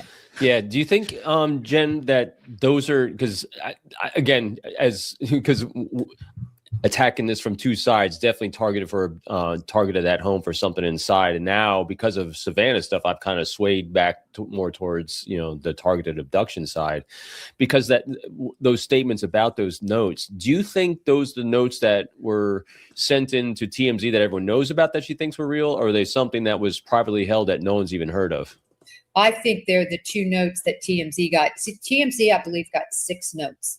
There were the 2 notes, and then there were notes that followed that said, basically, we know the bad guys, and if you send me money, we'll tell you who they are. Why? It's just that this, but it's one of those things. Like I was watching another news show this morning, and they were saying the same thing. It's fitting a pattern of this, but then it blows up because then it doesn't. Like, why would, if they're going for money, why would they do it that way? That's never been done that way before. What do you think was going through their head? Well, a couple of things. First of all, I want to say, Robin, thank you. You swayed over to me. Remember our last I'm back to 50-50 on this one. I'll take 50 of it. Yeah, don't count your chickens before they hatch. I hit like give up mode yesterday on this. I'm like, Jesus.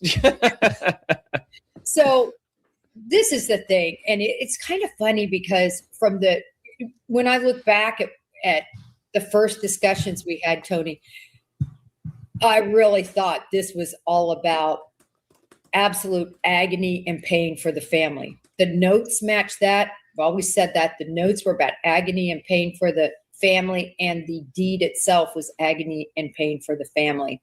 So I can't agree more, and I still believe that the whole money thing was secondary, right? You don't go to a media company. You don't know what they did. You don't do what they did to get money. Right. But you do what they did to absolutely cause pain and suffering for this family. Why do you don't think there's leakage anywhere else on that? Because like again, it's a typical, but this is very atypical. I know. I'm just curious. I mean, you've been really spot on with a lot. Now, I agree with Jen Koffendorfer here. Now we're talking about the Guthrie case again now, but she said what everyone did, the people who abducted and put a hit on Nancy more than likely, is to hurt the Guthrie family. That's what it's congruent with, right? That's what it sounds like to me. I always thought the motive was revenge or a punishment for Savannah Guthrie. And that's not to blame Savannah Guthrie. It's not her fault in any way. It's just that, she's a mildly famous person. And so someone, for some reason, wanted to punish her or get revenge. So I totally agree with what Jen Koffendorfer is saying here, because I don't think any of the notes were real. So it was surprising to me that Savannah said 2 of them were real, but I tend to think they were not. And I think that's because I don't think they were real, because I think they were just opportunists. They were trying to exploit the situation, take advantage of it. These, using the obscure and say, yeah, look, it's actually turning mainstream because of it. Why do you think that there was no other leakage of like vendetta or vindictiveness? Or do you think it was targeted for Savannah or Nancy herself? And I'll stop, Tony, that after this one, you go back to you. No, when I look at it, I think that there's just a couple of things in Nancy's background that just can't be ignored as a possibility. In other words, she had extremely strong political views. And we are right now in a climate that is insane in terms of the far, far left and the far, far right. What people that subscribe to either of those are willing to do for their beliefs. It's unbelievable what we're seeing, right? And she was a far, far right in her views. So you just can't overlook that she was her own woman. She had her own views. She was well known. And that's the thing, Jackie, right? Like anyone who lacks hearing or sight or fill in the blank, like it was no one's choice, right? No one chooses that. And honestly, it's just luck of the draw if that happens or not, right? So that's something I remind people. And could that be it? But then you also can't overview, Savannah. Savannah is the one with the huge reach, with millions following her, with all the money, all of that. And so, which one? I tend to think Savannah. I'd love to understand why they think the notes are real. I mean, I get that that's how Savannah feels. Is that how the investigators feel? I guess would be the next question. There was a lot of things that Savannah revealed in that documentary about her feelings. And I don't think I'd call that a documentary, but a 3-part interview series. And that is a good question, though. Why do they think they're real? Why do you think they're real, Savannah? Not that we're entitled to know, by the way, but I would just be curious. Also, please remember to like the video. Shadow needs his Hootie snacks, especially as it gets later here. And leave your DNA in the like button and subscribe to the channel if you're not already. Super chats are a great way to support the channel and get questions answered. Super stickers, great way to support the channel. And becoming a channel member gives you access to the members-only live streams. And again, I usually go live a little bit after 10 p.m. Eastern, almost every night, to talk about true crime and current events. Thank you very much for all the support I've been getting so far. She's entitled to all of that, without a doubt. But at the same point, if we're talking about actual investigative leads, her feelings are not investigative leads. So what I'm curious, what is it about these notes that makes anyone think that they're legit? I mean, because again, it's okay, if they're legit, they came out and they said, here, you can have the money. Let us know how to get it to you, basically. No one's come forward for the money, alive or dead. I don't know. I have a real hard time still trying to wrap my mind around these notes having any sort of legitimacy to them, other than unless they just didn't care about the money and it was just strictly for torment. Yeah, I think that's the problem, is wrapping our heads around the fact that this wasn't the money after it all went south. This was just about continued cruelty and torment. When you look at it that way, it makes a lot of sense. I believe it was just last week when we talked, I said, what the hell's going on with the notes? Where's the FBI at on that? That's a huge piece of this case.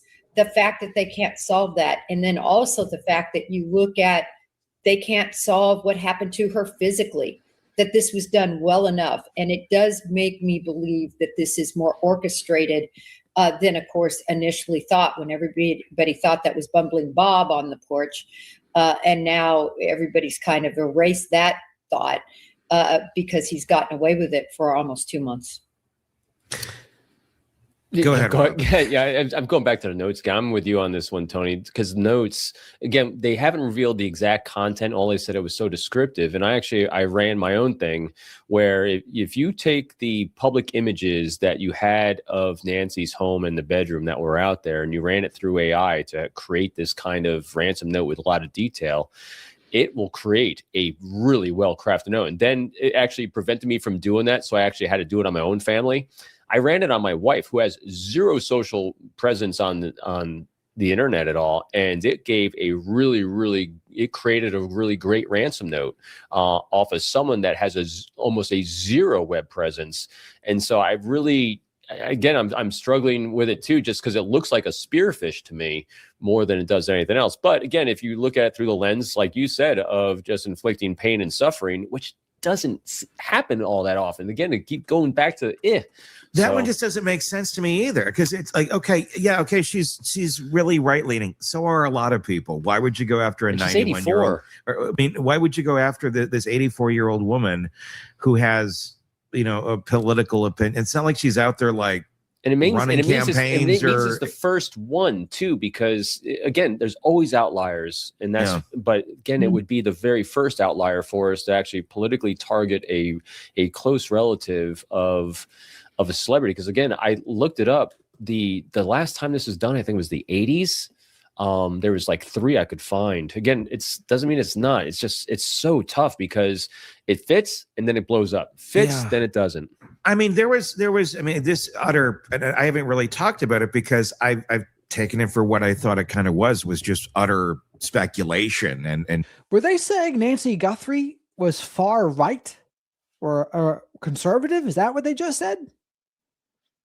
noise on this, but early on, I mean, everybody was trying to figure out what's going on here with this. Of course, everyone was, well, it's a distraction to the Epstein files. Okay. I mean, that seems to be any news story is a distraction to the Epstein files. News is going to happen. So it can't be everything is a distraction to it. But do you think we got anything there? I mean, that's not what I was expecting for Nancy Guthrie, right? For some reason, I was thinking the other way, but I'd be curious what the evidence was that makes them think that. I mean, I guess they saw social media posts or something. Or is there anything, if this is for pain and suffering, why? I mean, because the thought process, I think, on some of that was, well, Savannah had interviewed, some of the victims and things, but it was a while back that she did. It wasn't like she has a big interview coming up next week and, let's go kidnap your mom and shut that thing down. It was more than a year ago, 2-3 years ago, I think, was when she sat down with, public images that you had I rewinded it 2 minutes here. I want to hear what they said again. Of Nancy's home and the bedroom that were out there, and you ran it through AI to create this kind of ransom note with a lot of detail. It will create a really well-crafted note. And then it actually prevented me from doing that, so I actually had to do it on my own family. I ran it on my wife, who has zero social presence on the internet at all, and it gave it created a really great ransom note off of someone that has almost a zero web presence. And so I really, again, I'm struggling with it too, just because it looks like a spearfish to me more than it does anything else. But again, if you look at it through the lens, like you said, of just inflicting pain and suffering, which doesn't happen all that often. Again, to keep going back to that one just doesn't make sense to me either, because it's like, okay, she's really right leaning. So are a lot of people. Why would you go after a 91-year-old? I mean, why would you go after this 84-year-old woman who has, a political opinion? It's not like she's out there like, and it means running campaigns it's the first one too, because again, there's always outliers, and that's. Yeah. But again, it would be the very first outlier for us to actually politically target a close relative of a celebrity. Because again, I looked it up. The last time this was done, I think, was the 80s. There was like 3 I could find. Again, doesn't mean it's not. It's just it's so tough because it fits and then it blows up. Fits, then it doesn't. I mean, there was.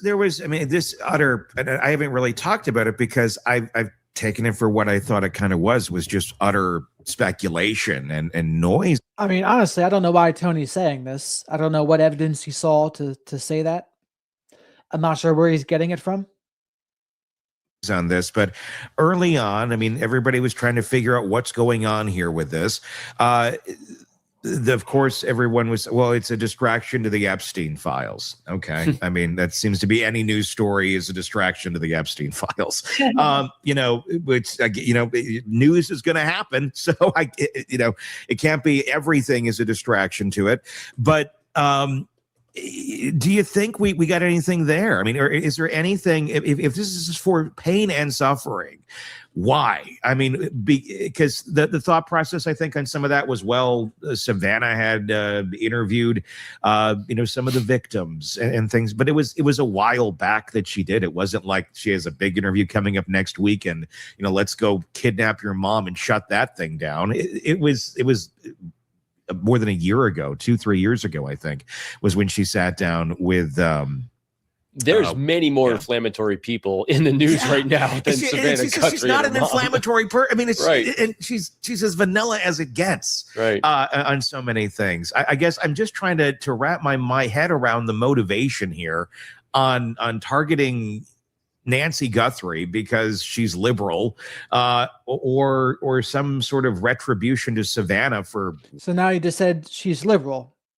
So I think he misspoke before. I think he misspoke. What I don't know, but there's nuts. I mean, there's nutterers out there. You know. Look at the Reagan assassination attempt. I mean, it doesn't necessarily mean they're thinking clearly either. Well, and I want to be crystal clear on this. That first of all, I think this was a targeted abduction, kidnapping for ransom that went south. Yeah. That they came in there, they took her, and it blew up because she died. Yeah. I think it's very possible. I think it was a targeted attack with the goal of a hit, not a ransom. I agree with Maureen O'Connell on this one. Oh, this is what I'd thought for a while, but I think the goal was a hit. I don't think the goal was a ransom. So again, you press 1 in the chat if you think it was a ransom attempt. Press 2 if you think no, it was a hit. That she died straight away. Then why didn't they come back for the money though, with her being dead? Because that was offered too. Right, it was offered too. But you know what? It was. I just don't think. So first of all, remember there were 2 notes, right? The original note, we don't know everything about it, but we know there was a quid pro quo with a deadline. If you don't do this, and then we never got to hear what then this, but it's implied that we're going to kill her, right? Because in number 3, in the third conversation that Nancy Guthrie has, where she says, we know she's probably not with us, but bring her back. We need to have peace, that whole peace and kind of religious thing she says. So, and that was on after the deadline. Right. So that's the order of things. And we still don't know. But those are the 2 notes that she would be lining up are real. And so when you look at that, how do they think they're real? And I know what you're saying, Robin, because was that floodlight broken before they ever went in? In other words, it's just a broken floodlight, and you could see that on a Google map at some point. Could you do your homework to know that she had the Apple Watch because you just watched the Today Show? She has an Apple Watch, and you can't wear an Apple Watch at night for a pacemaker, so she puts it on her nightstand, right? Those were the 2 kind of things that came out. Could you just figure that out? And I think you could. Right. But were there other details? And they said there were, by the way, a lot of other details. And when you think about the FBI's reaction to all of this, it was extremely proactive. Get them out there, get this, what they were going to say rehearsed, get everything done, make a play on it. So for those reasons, I think the Bureau believed in them from the get-go because of how much time but also remember, Kash Patel loves sending agents all over the place for the show. So, because I've been part of that as well. I mean, I was long before he was involved. When I was in New York, every time there's a major event, we wanted to make sure there's agents there. So if someone died, they can say agents were there dying with them. I mean, that was literally what I was told. So I'm always kind of hesitant saying just because they sent agents out there meant they believe it was plausible. Just because I've seen the show we sometimes put on. It's not disparaging anyone. Because I actually know people that were diverted to there because of wanting to make sure there's a presence as well. So maybe. I guess I don't mean that so much as I mean that partially, but I don't mean that. I mean, remember when they talked about the notes and the specificity of them, and then they made the family take action. Right. Oh, and I thought they did a great job on that, by the way. That was really good. I mean, the messaging they worked on them with, I think, has been probably the highlight for me is all the messaging that Savannah and her family's been doing that's been coordinated with them. I thought that was really well done. But I agree with you, Tony. There's no way to make sense of an outlier. Yeah. That's Right. what I'm struggling with. They're going, wait a minute, this isn't your usual abduction for ransom. It doesn't fit the peg. So we're just going to abandon that. And I think it's much more clear that that's what authorities think that this was. And it makes sense because it's Occam's razor. The part that doesn't quite fit then are these two notes matching. Because they came 3 days later. Yeah. What do you think was in those notes that caused the reaction that it did from the family? The video responses that were. I mean, this is a good question by Tony. I'm curious what the answer was. I mean, at the point, maybe they're grasping for straws too, right? They want it to be true because they want there to be at least some sort of pathway to hope, right? So maybe that's what it is. Maybe. I don't know. Or maybe the FBI said, yeah, we think this is real. I don't know. Maybe a combination of both. Quoting, what was it? Silence of the Lambs was being quoted in. I mean, what the hell? Okay, so I mean, this is just pure speculation, but what do you think was in those notes that would make that be the reaction? Because it's an odd reaction to have to a note to be quoting Silence of the Lambs in a situation like this that's real life. Well, I did a huge deep dive into this, exactly what we're talking about here. And that is the point that those notes and the reaction to them always made it seem so familiar. In other words, it was so personal and, you know, you'll have a second chance. It's never too late. You know, everyone's important. And I'm paraphrasing here, but everyone deserves forgiveness. This is a quote, everyone makes mistakes. Yep. You know, it was so very personal, as if there was some linkage between whoever did this to the Guthries in a very personal way. Yeah, almost like they're again, pure speculation, but like the notes must have had something in there about grievances or something against the family or against something to respond that sort of way. Because I mean, it sounded like they were reasoning with like a child, you know, like, it's okay, everything's gonna be fine, you know, you can change, it'll be good. It's like, what's going on here? Why are we speaking like this? It didn't make a lot of sense, but that would make more sense if the notes were rather nutty. You know, where it's like, okay, this is somebody who's not playing with a full deck that seems to be writing this. We need to really handle this with kid gloves because they clearly, you know, can go any way at any given time. Judging by their writing, I'm going to guess, again, pure conjecture and something I've never seen. Thoughts?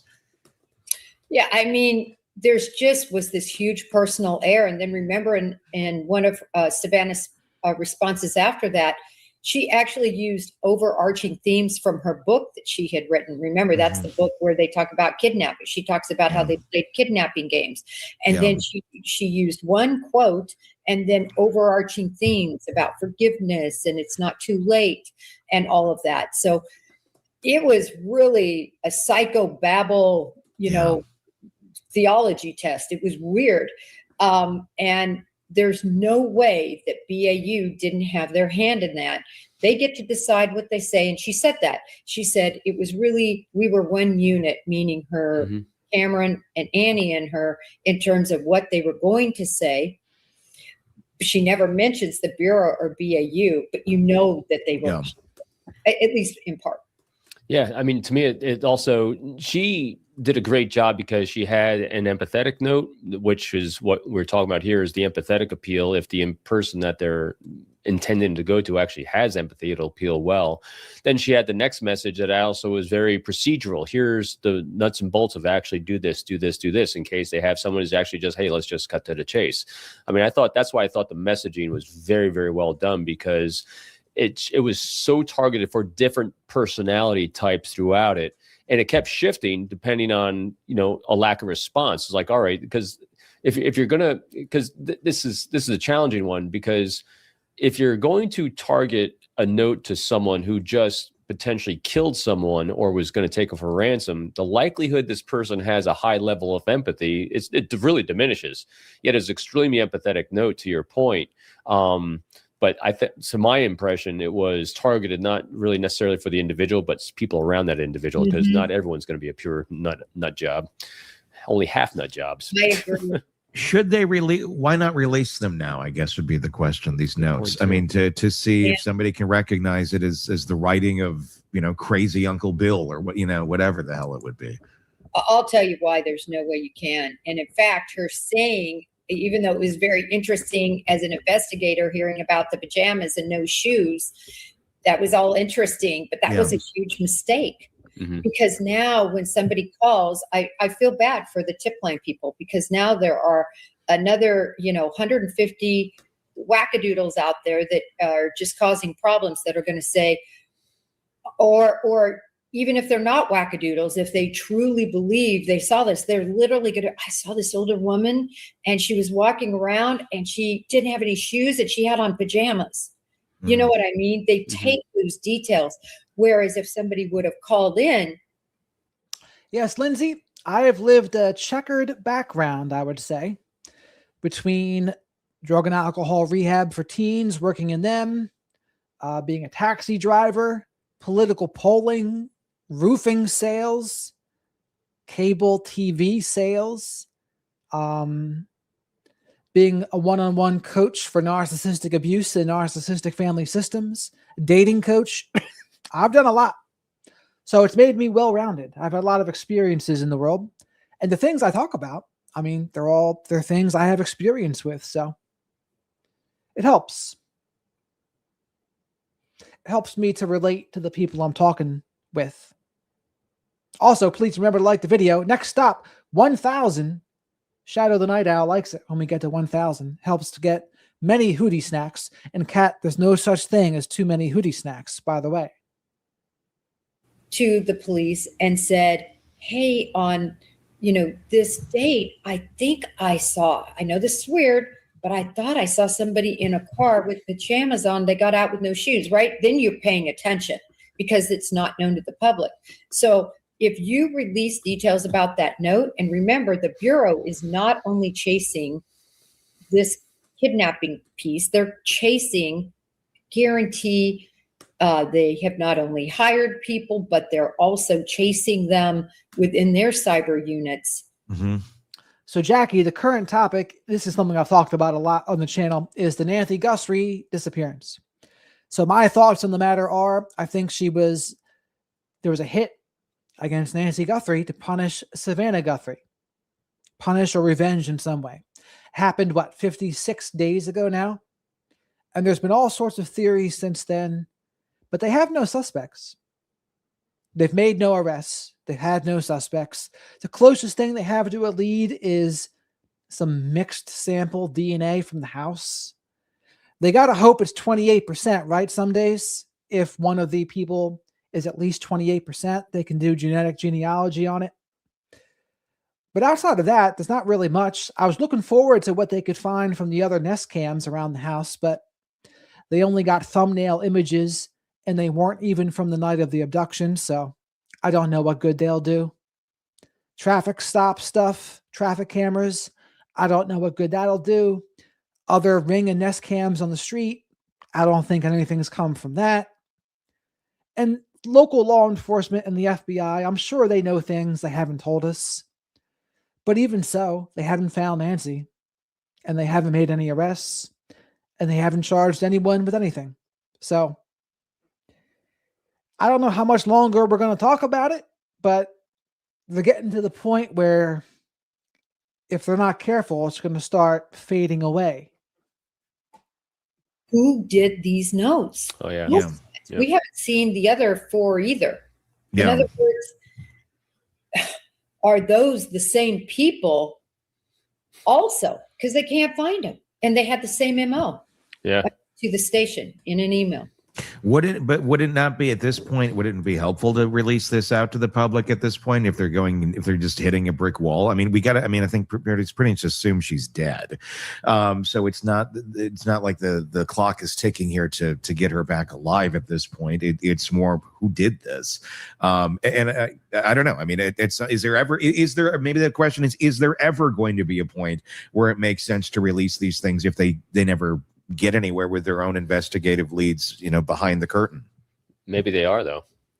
Yeah, maybe they are. Because that's what you never see, is because the only person we've ever heard from is the sheriff, and we know how all over the place he is on what he said. And we still don't know, so you start getting more leakage typically, and Jen knows this much better than I do on the work in crim matters. You only start getting leakage of more information being put out when what you're working on is dried up and you flush it all out. So I always take it, at least from what looks like good investigators in his department, because again, their clearance rate has been really good for a long time, irrespective of him.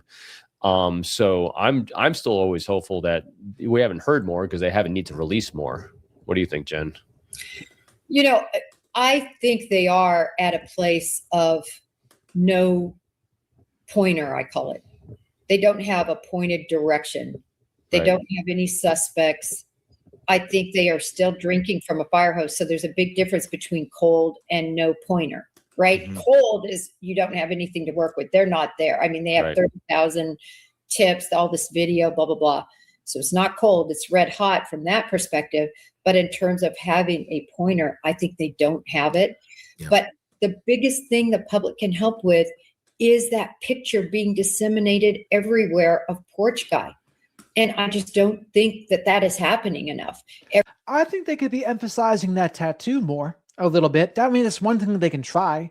The tattoo I'm referring to is the guy in the porch cam. Nancy Grace went over it.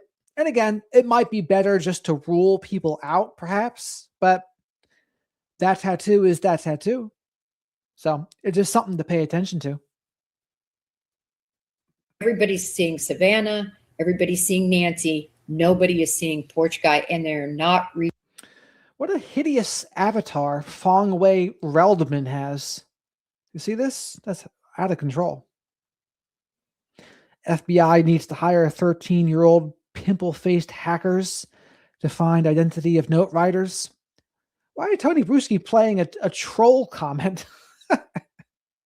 Reaching the Hispanic community, which is a huge mistake, and that $1.2 million has become an after comment.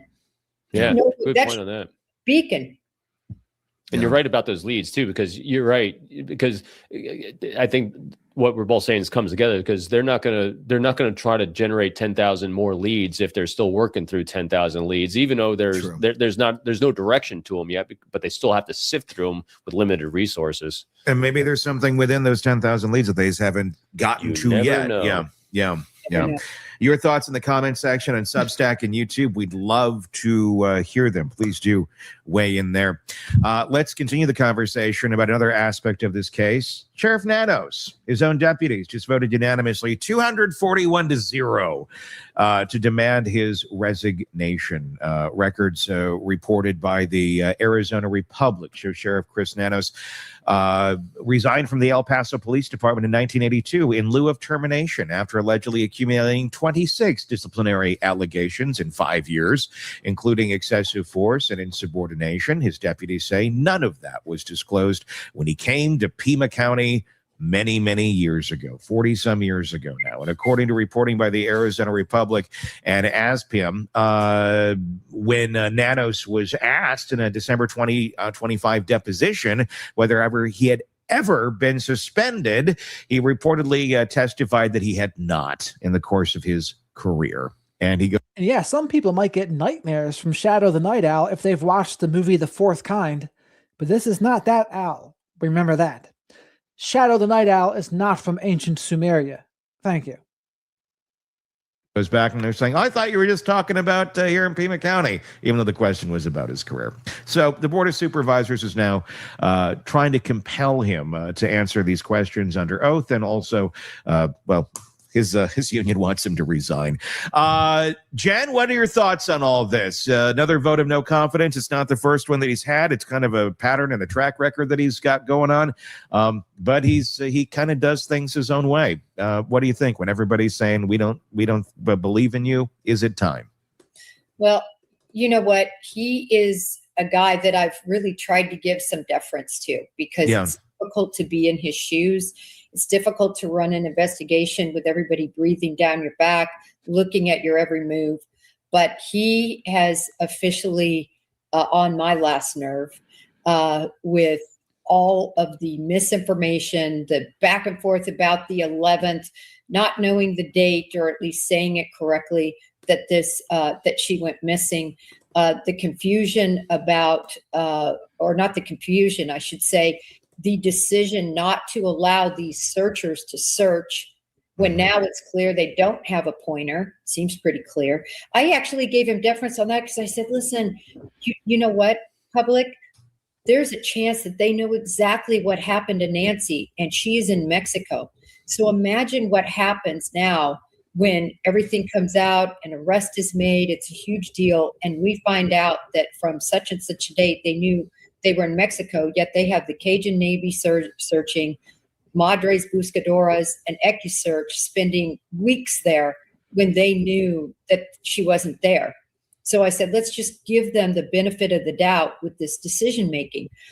But now there's just so much. It just seems like he wants to be the hero, even though he was at a basketball game. Sounds like Jen's been listening to me. That's what I said. He said it didn't seem like he wanted the FBI to get any credit because he had the feud with the FBI years ago over the RICO funds. Maybe one of the reasons why he opened up the crime scene too soon. Also, please remember to like the video while you're here. Likes are free. Leave your DNA in the like button. Spank the like button if you're feeling frisky. And remember, super chats are a great way to support the channel and get questions answered. Super stickers, a great way to support the channel. Becoming a channel member gives you access to the members only live streams. And it's just a way to support the channel as well. And thank you very much for everyone who's been supporting me so far. Literally right before and after, I believe it might be right after or before that initial statements were made by the family. Like they're getting ready to go on and bare their souls, and he's at a hoops game.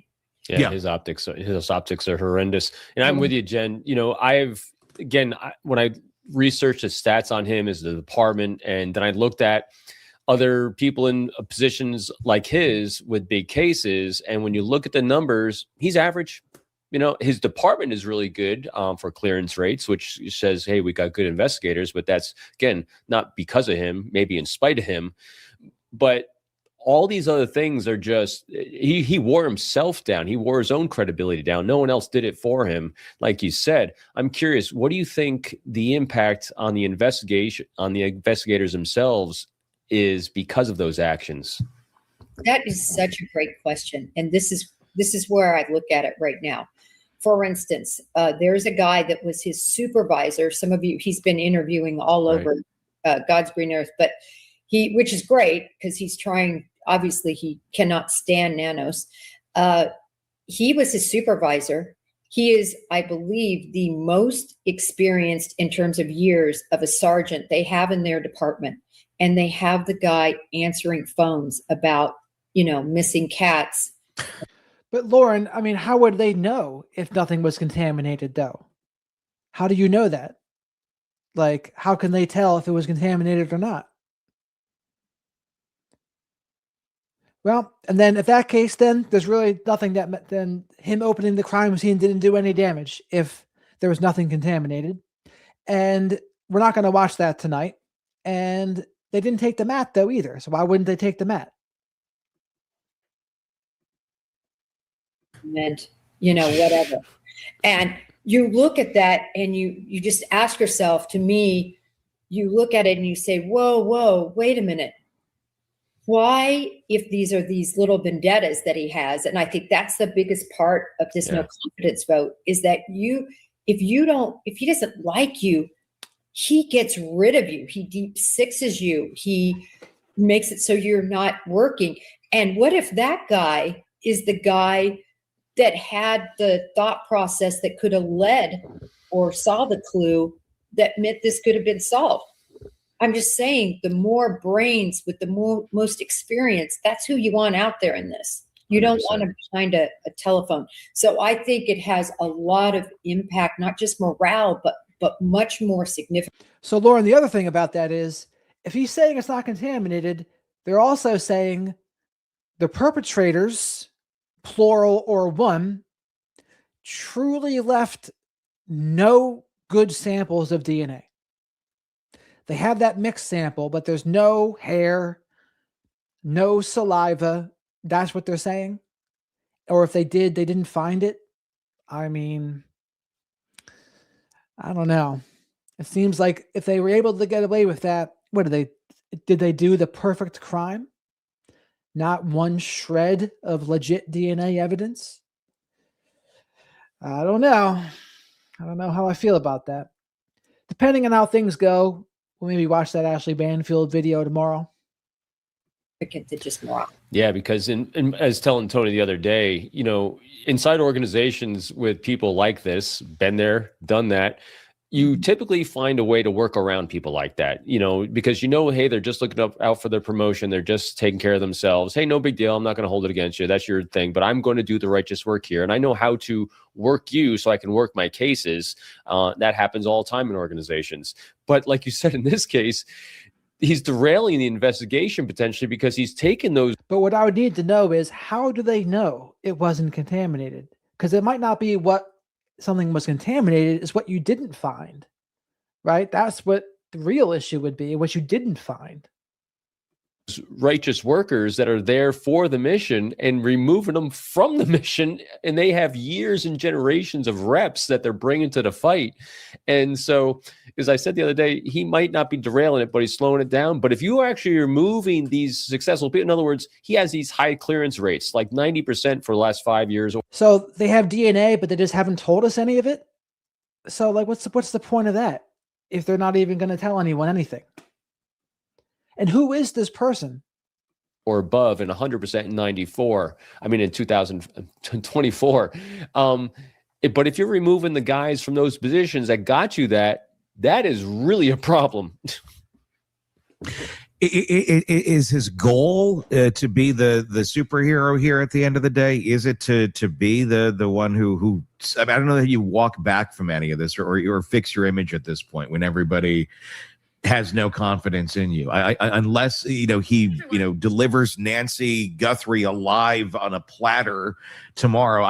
In lieu of that, I don't see anything that's going to save his image. But does he care? Does he even care what people think of him? I'm gonna go with no. I don't think it even like it even bothers him in the least of any sort of negative opinions that people have about him, because it seems it's kind of been his track record. It's just white noise at this point, it seems. Robin and I think will agree on this point that past behavior is a predictor of future behavior, and past things that happen in the past predict what will happen in the future. And when you look at the Idaho 4 case, which there's only really about a handful of cases that were ever this big, right? John Benet Ramsey, Gabby Petito, the Idaho 4, off the top of my head, Lacey Peterson, that just blew up and exploded like this for an extended period of time. And when you look at the Idaho 4 case and Chief Fry, which, by the way, I actually really liked Chief Fry. I felt terrible for him because the fact of his messaging was such a train wreck, like saying that nobody out there is dangerous. And what happened to him? He retired after that case, and then he tried to be a sheriff there in his own Latah County and lost by a huge margin. And so my point here is, I don't think there's any way that Sheriff Nanos will ever survive this. But look, I loved Chief Fry generally. I mean, I think he's a good-hearted, hardworking guy that just was over his head, so to speak. But when I say over his head, I mean just having a case that would be all over almost anybody's head. Yeah, absolutely. But when you look at this guy, oh my gosh, he has such a different way of coming off that is so unlikable and arrogant and all the words you know. And I think he's a fighter. I think he'll throw out anything, any sort of mud against the fence. I think he goes after people who Well, so on one hand, they say there's no evidence, but then on the other hand, they say they've collected DNA evidence and they alluded to it. We have to watch that thing tomorrow to see what we think about it. I'm getting too tired to talk about it now. But I'll say this, if there's no evidence, how the heck are they ever going to find anyone? I mean, they're not. Disagree with him and tries to them. And I don't think he's going to go away. They're going to have to drag him kicking and screaming to get him off the sheriff's stage.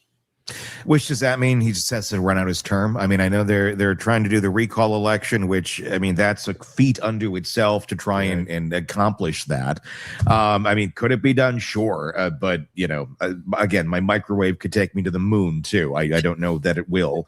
But, you know, it's like, yeah, the technology is better, but it's not going to do it.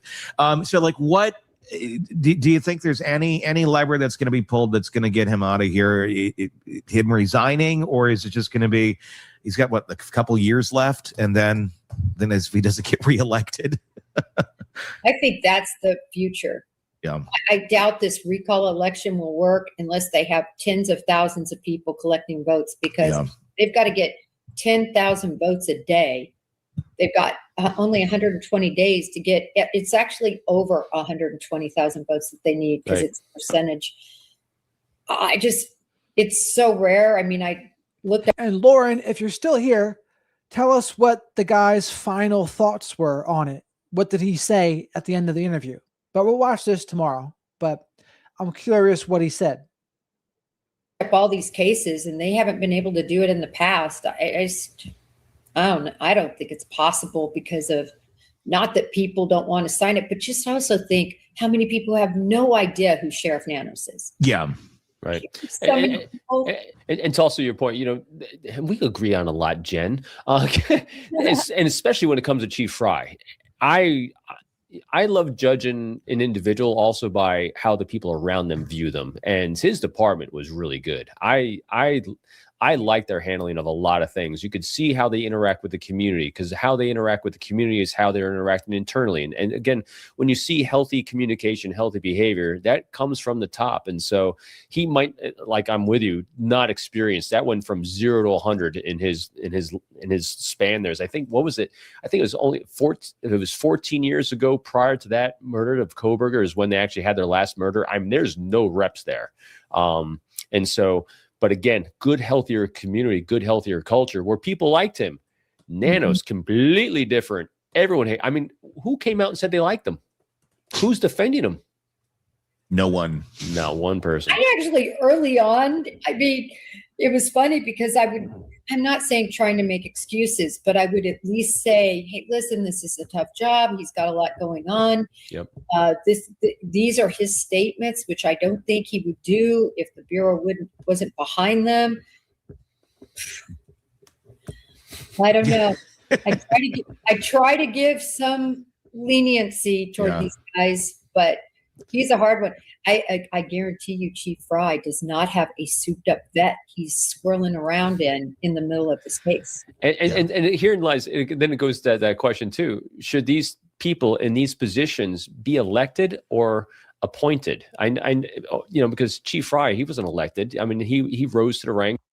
You should probably be by merit, is what I would think. Why is a sheriff an elected position? That doesn't make much sense to me. Wouldn't you rather have it be by, like, who's the best person for the job? And this is a position he got because he had experience. He's, you're groomed into it, you're trained into it, and as opposed to elected into it, because that adds a whole nother dimension. This, we were talking about this the other day too, is, this guy's elected like our politicians are elected, who can't leave themselves out of a paper bag 90% of the time, so why should that be the same process for someone who actually, like this, is going to be literally responsible and leading hundreds of lives and then responsible for hundreds of thousands of lives in the territory that they're covering? That's a different kind of thing. You need to have different levers you can pull to remove morons from bad positions. Yeah, I would agree. I would agree. Your thoughts in the comment section on Substack and YouTube. We'd love for you to weigh in there. We'll continue the conversation right there. Now on to this. Two brothers from the same house, two sets of child abuse allegations, one family with a decade-long documented history of managing harm quietly until the legal system finally catches them. Jospeh Duggar's arrest and interstate extradition to Florida isn't just another chapter of the long-running.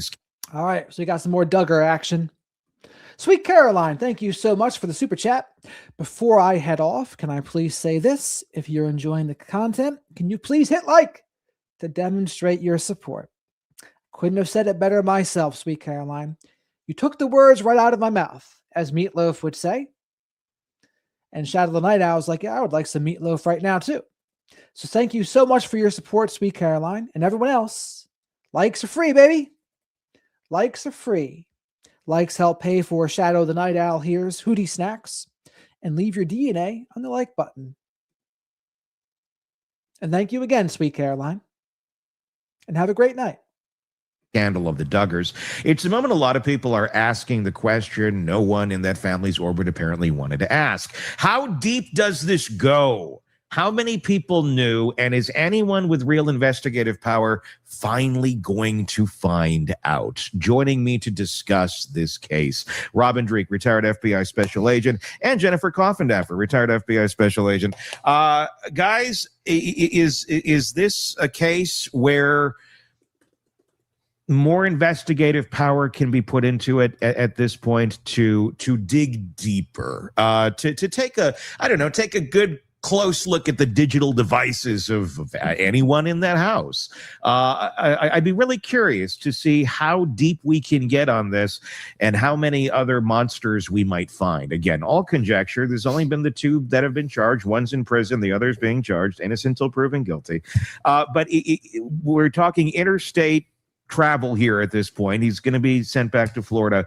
Does the FBI get involved at some point and start digging deeper than they've ever dug before on the Duggars? Digging the Duggars. Yeah. You took the words right out of my mouth. Dig the Duggars. Is Jem clairvoyant on the channel here? Does she know we're going to say these things before we say them? It's like Jen and I are connected. Dang it. That is so funny. We almost said it simultaneously. You know what? There's, first of all, in any investigation, there's never a thing as too much investigation. Mm-hmm. You can never dig deep enough. Even when you think you dig it all up, you can still find more. I'm a huge believer in that. So there's more there. This is one of those nasty cases. Yeah. So Jen, I think one of the biggest challenges of this, because I'm with you, there's got to be more here. I mean, these are just two that bubbled to the surface, right? I don't think it took a whole lot of digging to get these two. And so, where there's smoke, there's probably even more will fire. they? I mean, what? Well, and that's my question. Yeah. No, I'm with you, Tony. It's like, how do you penetrate the closed wall? So this channel is Tony Bruschi, Hidden Killers with Tony Bruschi. Make sure you support him. He's a friend of the channel, and I want to make sure that they get supported by the flock of black sheep here. Of this society to inspire people to feel safe enough to share that kind of information. Well, in a sense, and I'm not drawing a true analogy to this, but to your question, will they dig more? Look at the Adelsons. I understand two very different cases. All I'm saying about it is what it takes is a prosecutor. Good prosecutor, yeah. And if you have an aggressive prosecutor that wants to make sure everybody who was involved in something is brought to the surface, that's what it's going to take in this case. They got to have a prosecution team. Yeah, really good point. What kind of power do they have to dig beyond Jospeh here? Obviously, Jospeh and his wife, they've both been charged with different crimes here. One's Arkansas charges, one's are Florida, one's are far more extreme.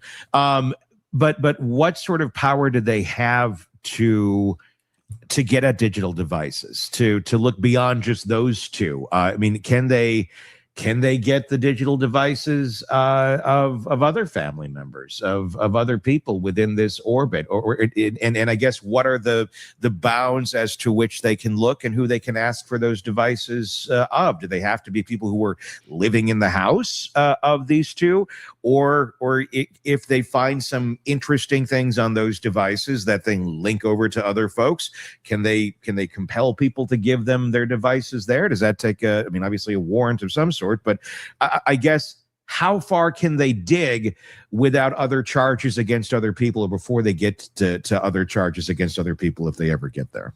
Well, two things. First of all, the biggest thing here is the standard. And the standard here is only probable cause to be able to get a warrant, and really less than that for subpoenas. Yeah.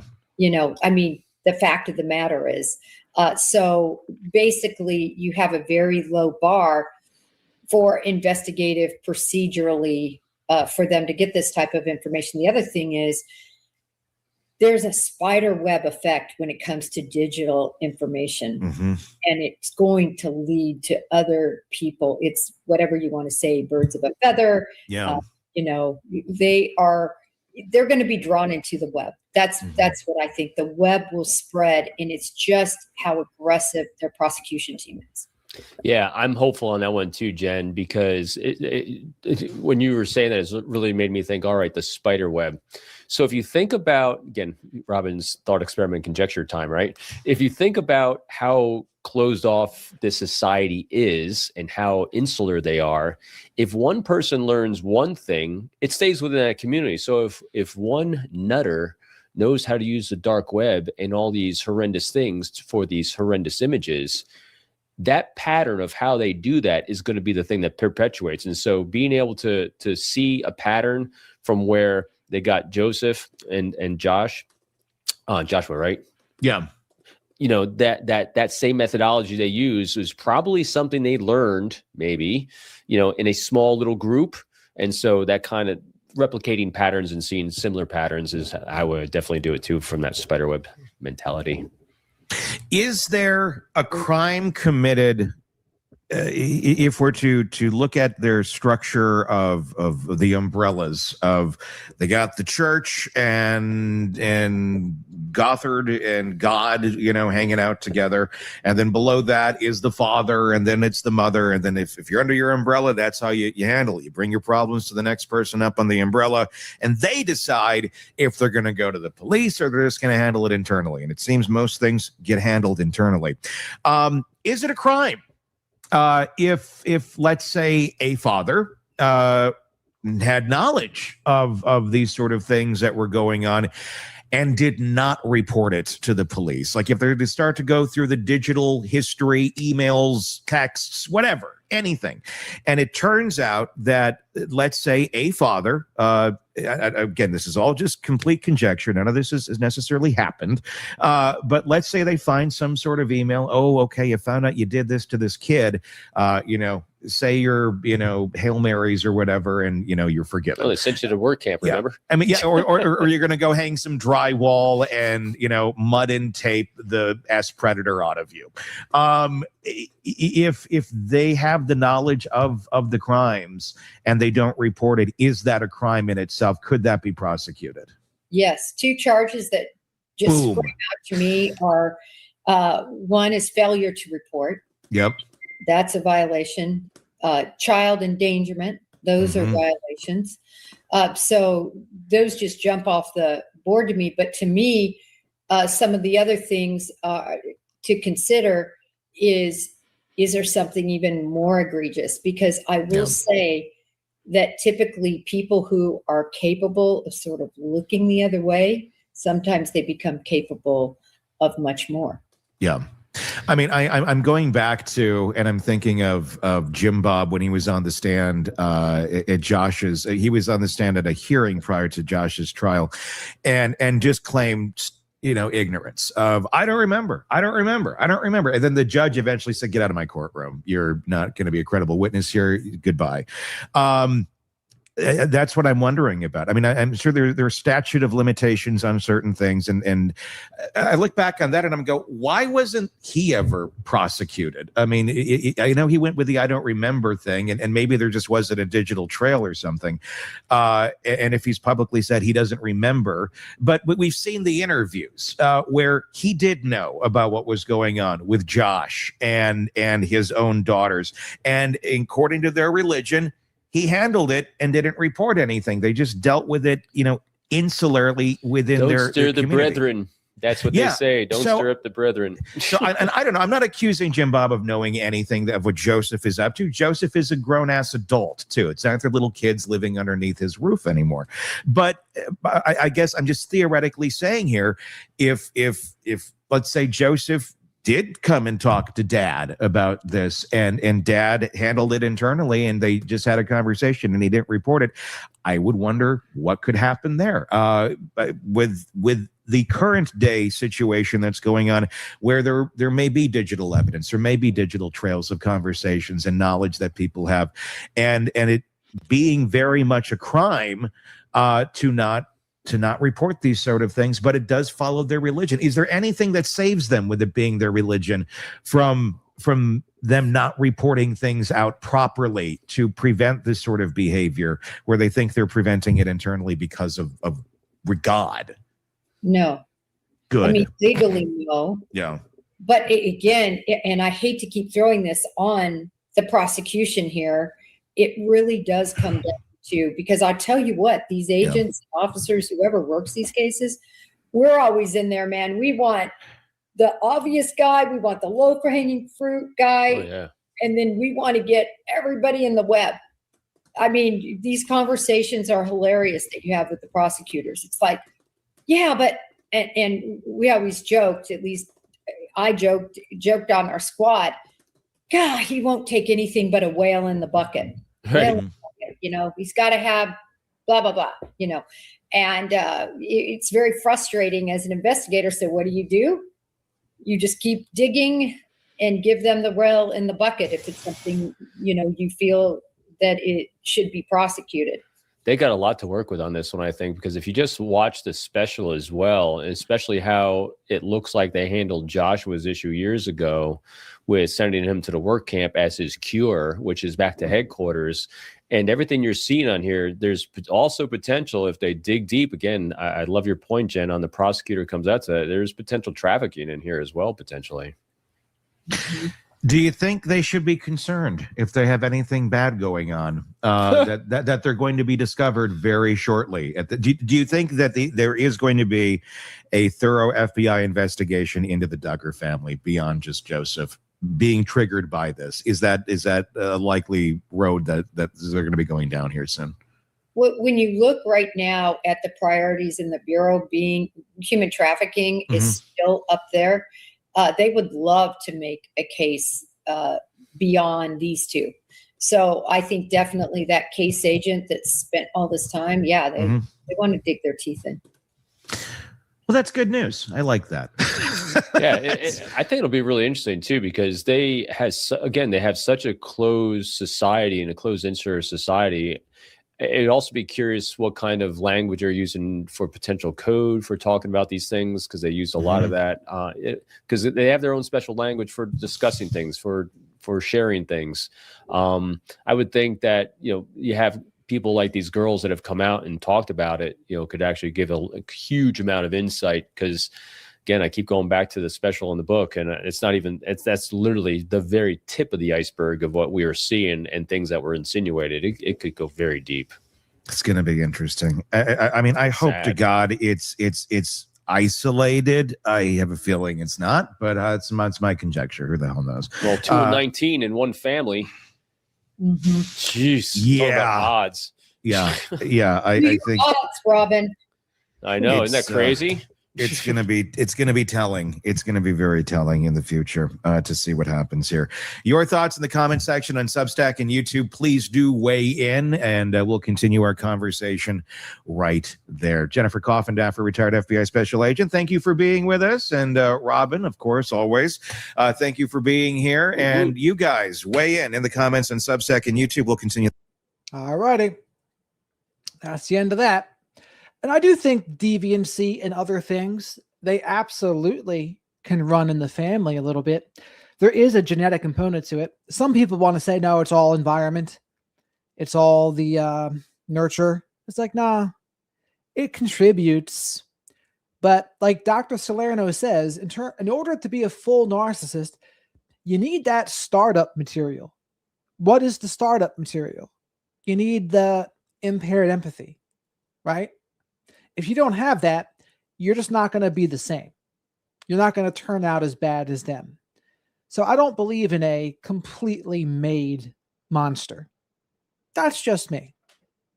I think one can contribute. Bad upbringing can contribute to like bad CPTSD, but that's not quite the same. Like a symptom of CPTSD, I don't know if I'd say it was abuse, right? The closest thing would be narcissistic fleas. I do think narcissistic fleas can be a symptom of CPTSD. That's when you start acting a little bit like a narcissistic person you grew up with or were in a relationship with. But even that's not being a full-blown narcissist. It's just some of the behaviors. Thank you, user. Hootie Nighttime Snack. That's right. Hootie the Night Owl. Shadow Hootie the Night Owl. Shadow the Night Owl is what he is. He's sitting up there on the boom pole. Yes. Complex post-traumatic stress disorder song bits. That's CPTSD.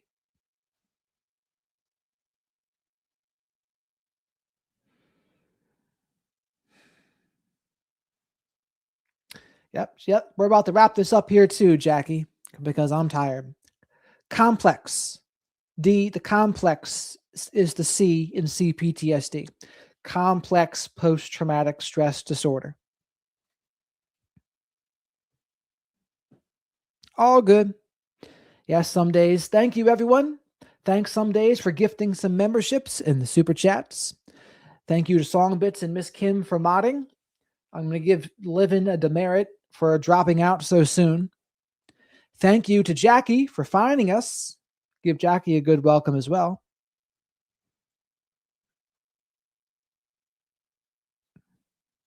Yes, have a good night, Dana. Stephen.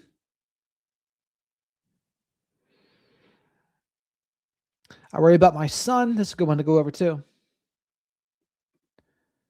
Ugh.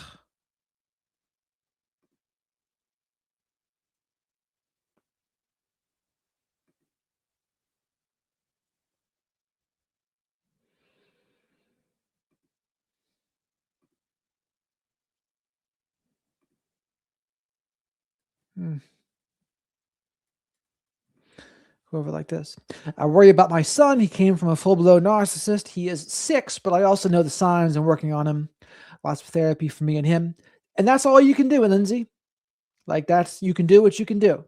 I have videos about how to handle it. And I would say not letting them get away with the narcissistic behaviors. That's a big one. If there's anything you can do, that's one of them. That's right, Kat. It's the spirit animal of the show, of course. Vexatious, welcome to you as well. Cognitive empathy can be taught, Vexatious. You might not be able to feel it, but you can learn what you should be doing in a situation. Thank you, Tim. You got it, Snow Baby. Rooster, thanks for helping out get likes tonight. I can hardly talk anymore. The words don't want to come out.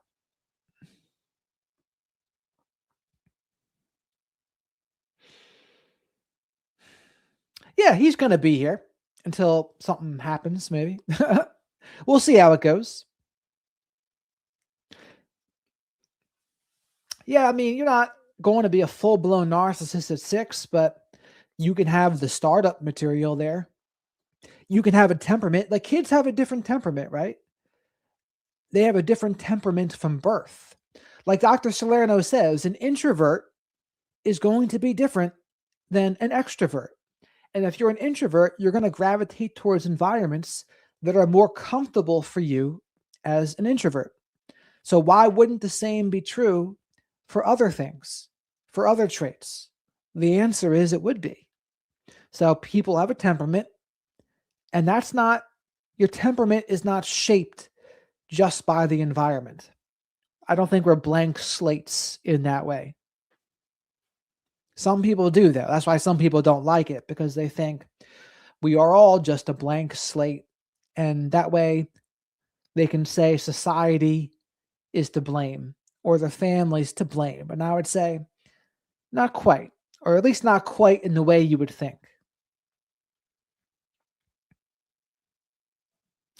Yes, Lindsay, they show narcissistic behaviors, but it's different though. Like, as any kids can be like selfish because they're kids, but it's a little bit different than the way a real narcissistic person would. And a real kid, because all adult narcissists were once kids, and they certainly can display some of that hostility or antagonism for sure. They can have those traits.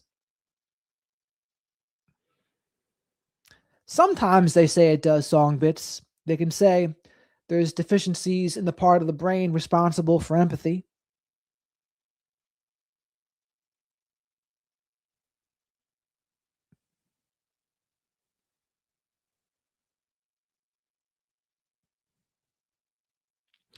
What has huge implications?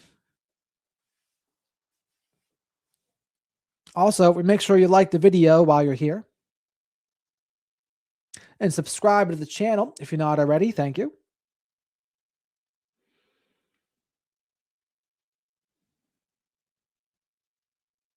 And as I always say also, it's not even about the labels. It's more about their behaviors anyway. The labels are helpful to teach people about things, but I don't ever recommend telling someone they're a narcissist. You just got to act accordingly. Well, like I said, I don't tell anyone to call people narcissists, but when you explain a narcissist behavior and it sounds like someone in your life, that's something to pay attention to. Definitely something to not ignore. How severe it is depends on the situation.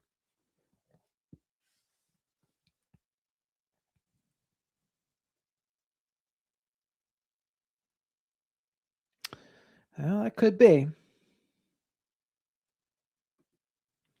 No, so when someone's a kid, like I said, they're not going to be, they can have the startup materials there, but that doesn't mean it's hopeless. You can still like try to improve yourself.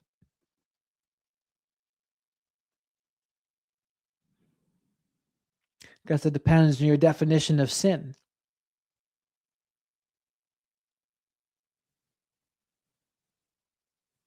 I would say it's not too good to be abusive. So if you're abusing people, as someone who has narcissistic personality disorder, they are, then that would be a sin, I would say. Abuse is a sin. It's better to have 4 quarters than 100 pennies, Rooster, right? And that's true, Lauren. It'd be interesting to see how those kinds of people turn out. If they did a study on them and they're like 1 or 2 years old and they already have the deficiencies, it'd be curious in the brain. Now, those brain scans, they're also not admissible in court. So you have to take those brain scans kind of with a grain of salt. Sort of like how a polygraph can't be taken, sort of like how a polygraph is not admissible in court either. But this is interesting, but I'm getting too tired for this discussion. So we'll have it again another day. So thank you very much to everyone for being here. Snow Baby, User, Lindsay, Vexatious, Songbits, Ann, Kat, Miss Kim, Rooster, No Hype, Lauren, Mark, everyone, Autumn. Man, I'm falling. D, thanks for being here too, D. Lindsay, thank you. Ann, you have a great night. Till next time, folks. Thanks for being here, Deb. Oh, that would not surprise me, Lauren, if he was. Yeah, you got to have pretty low empathy to be abducting an 84-year-old woman. Or any empathy at all. All right, guys. Over and out.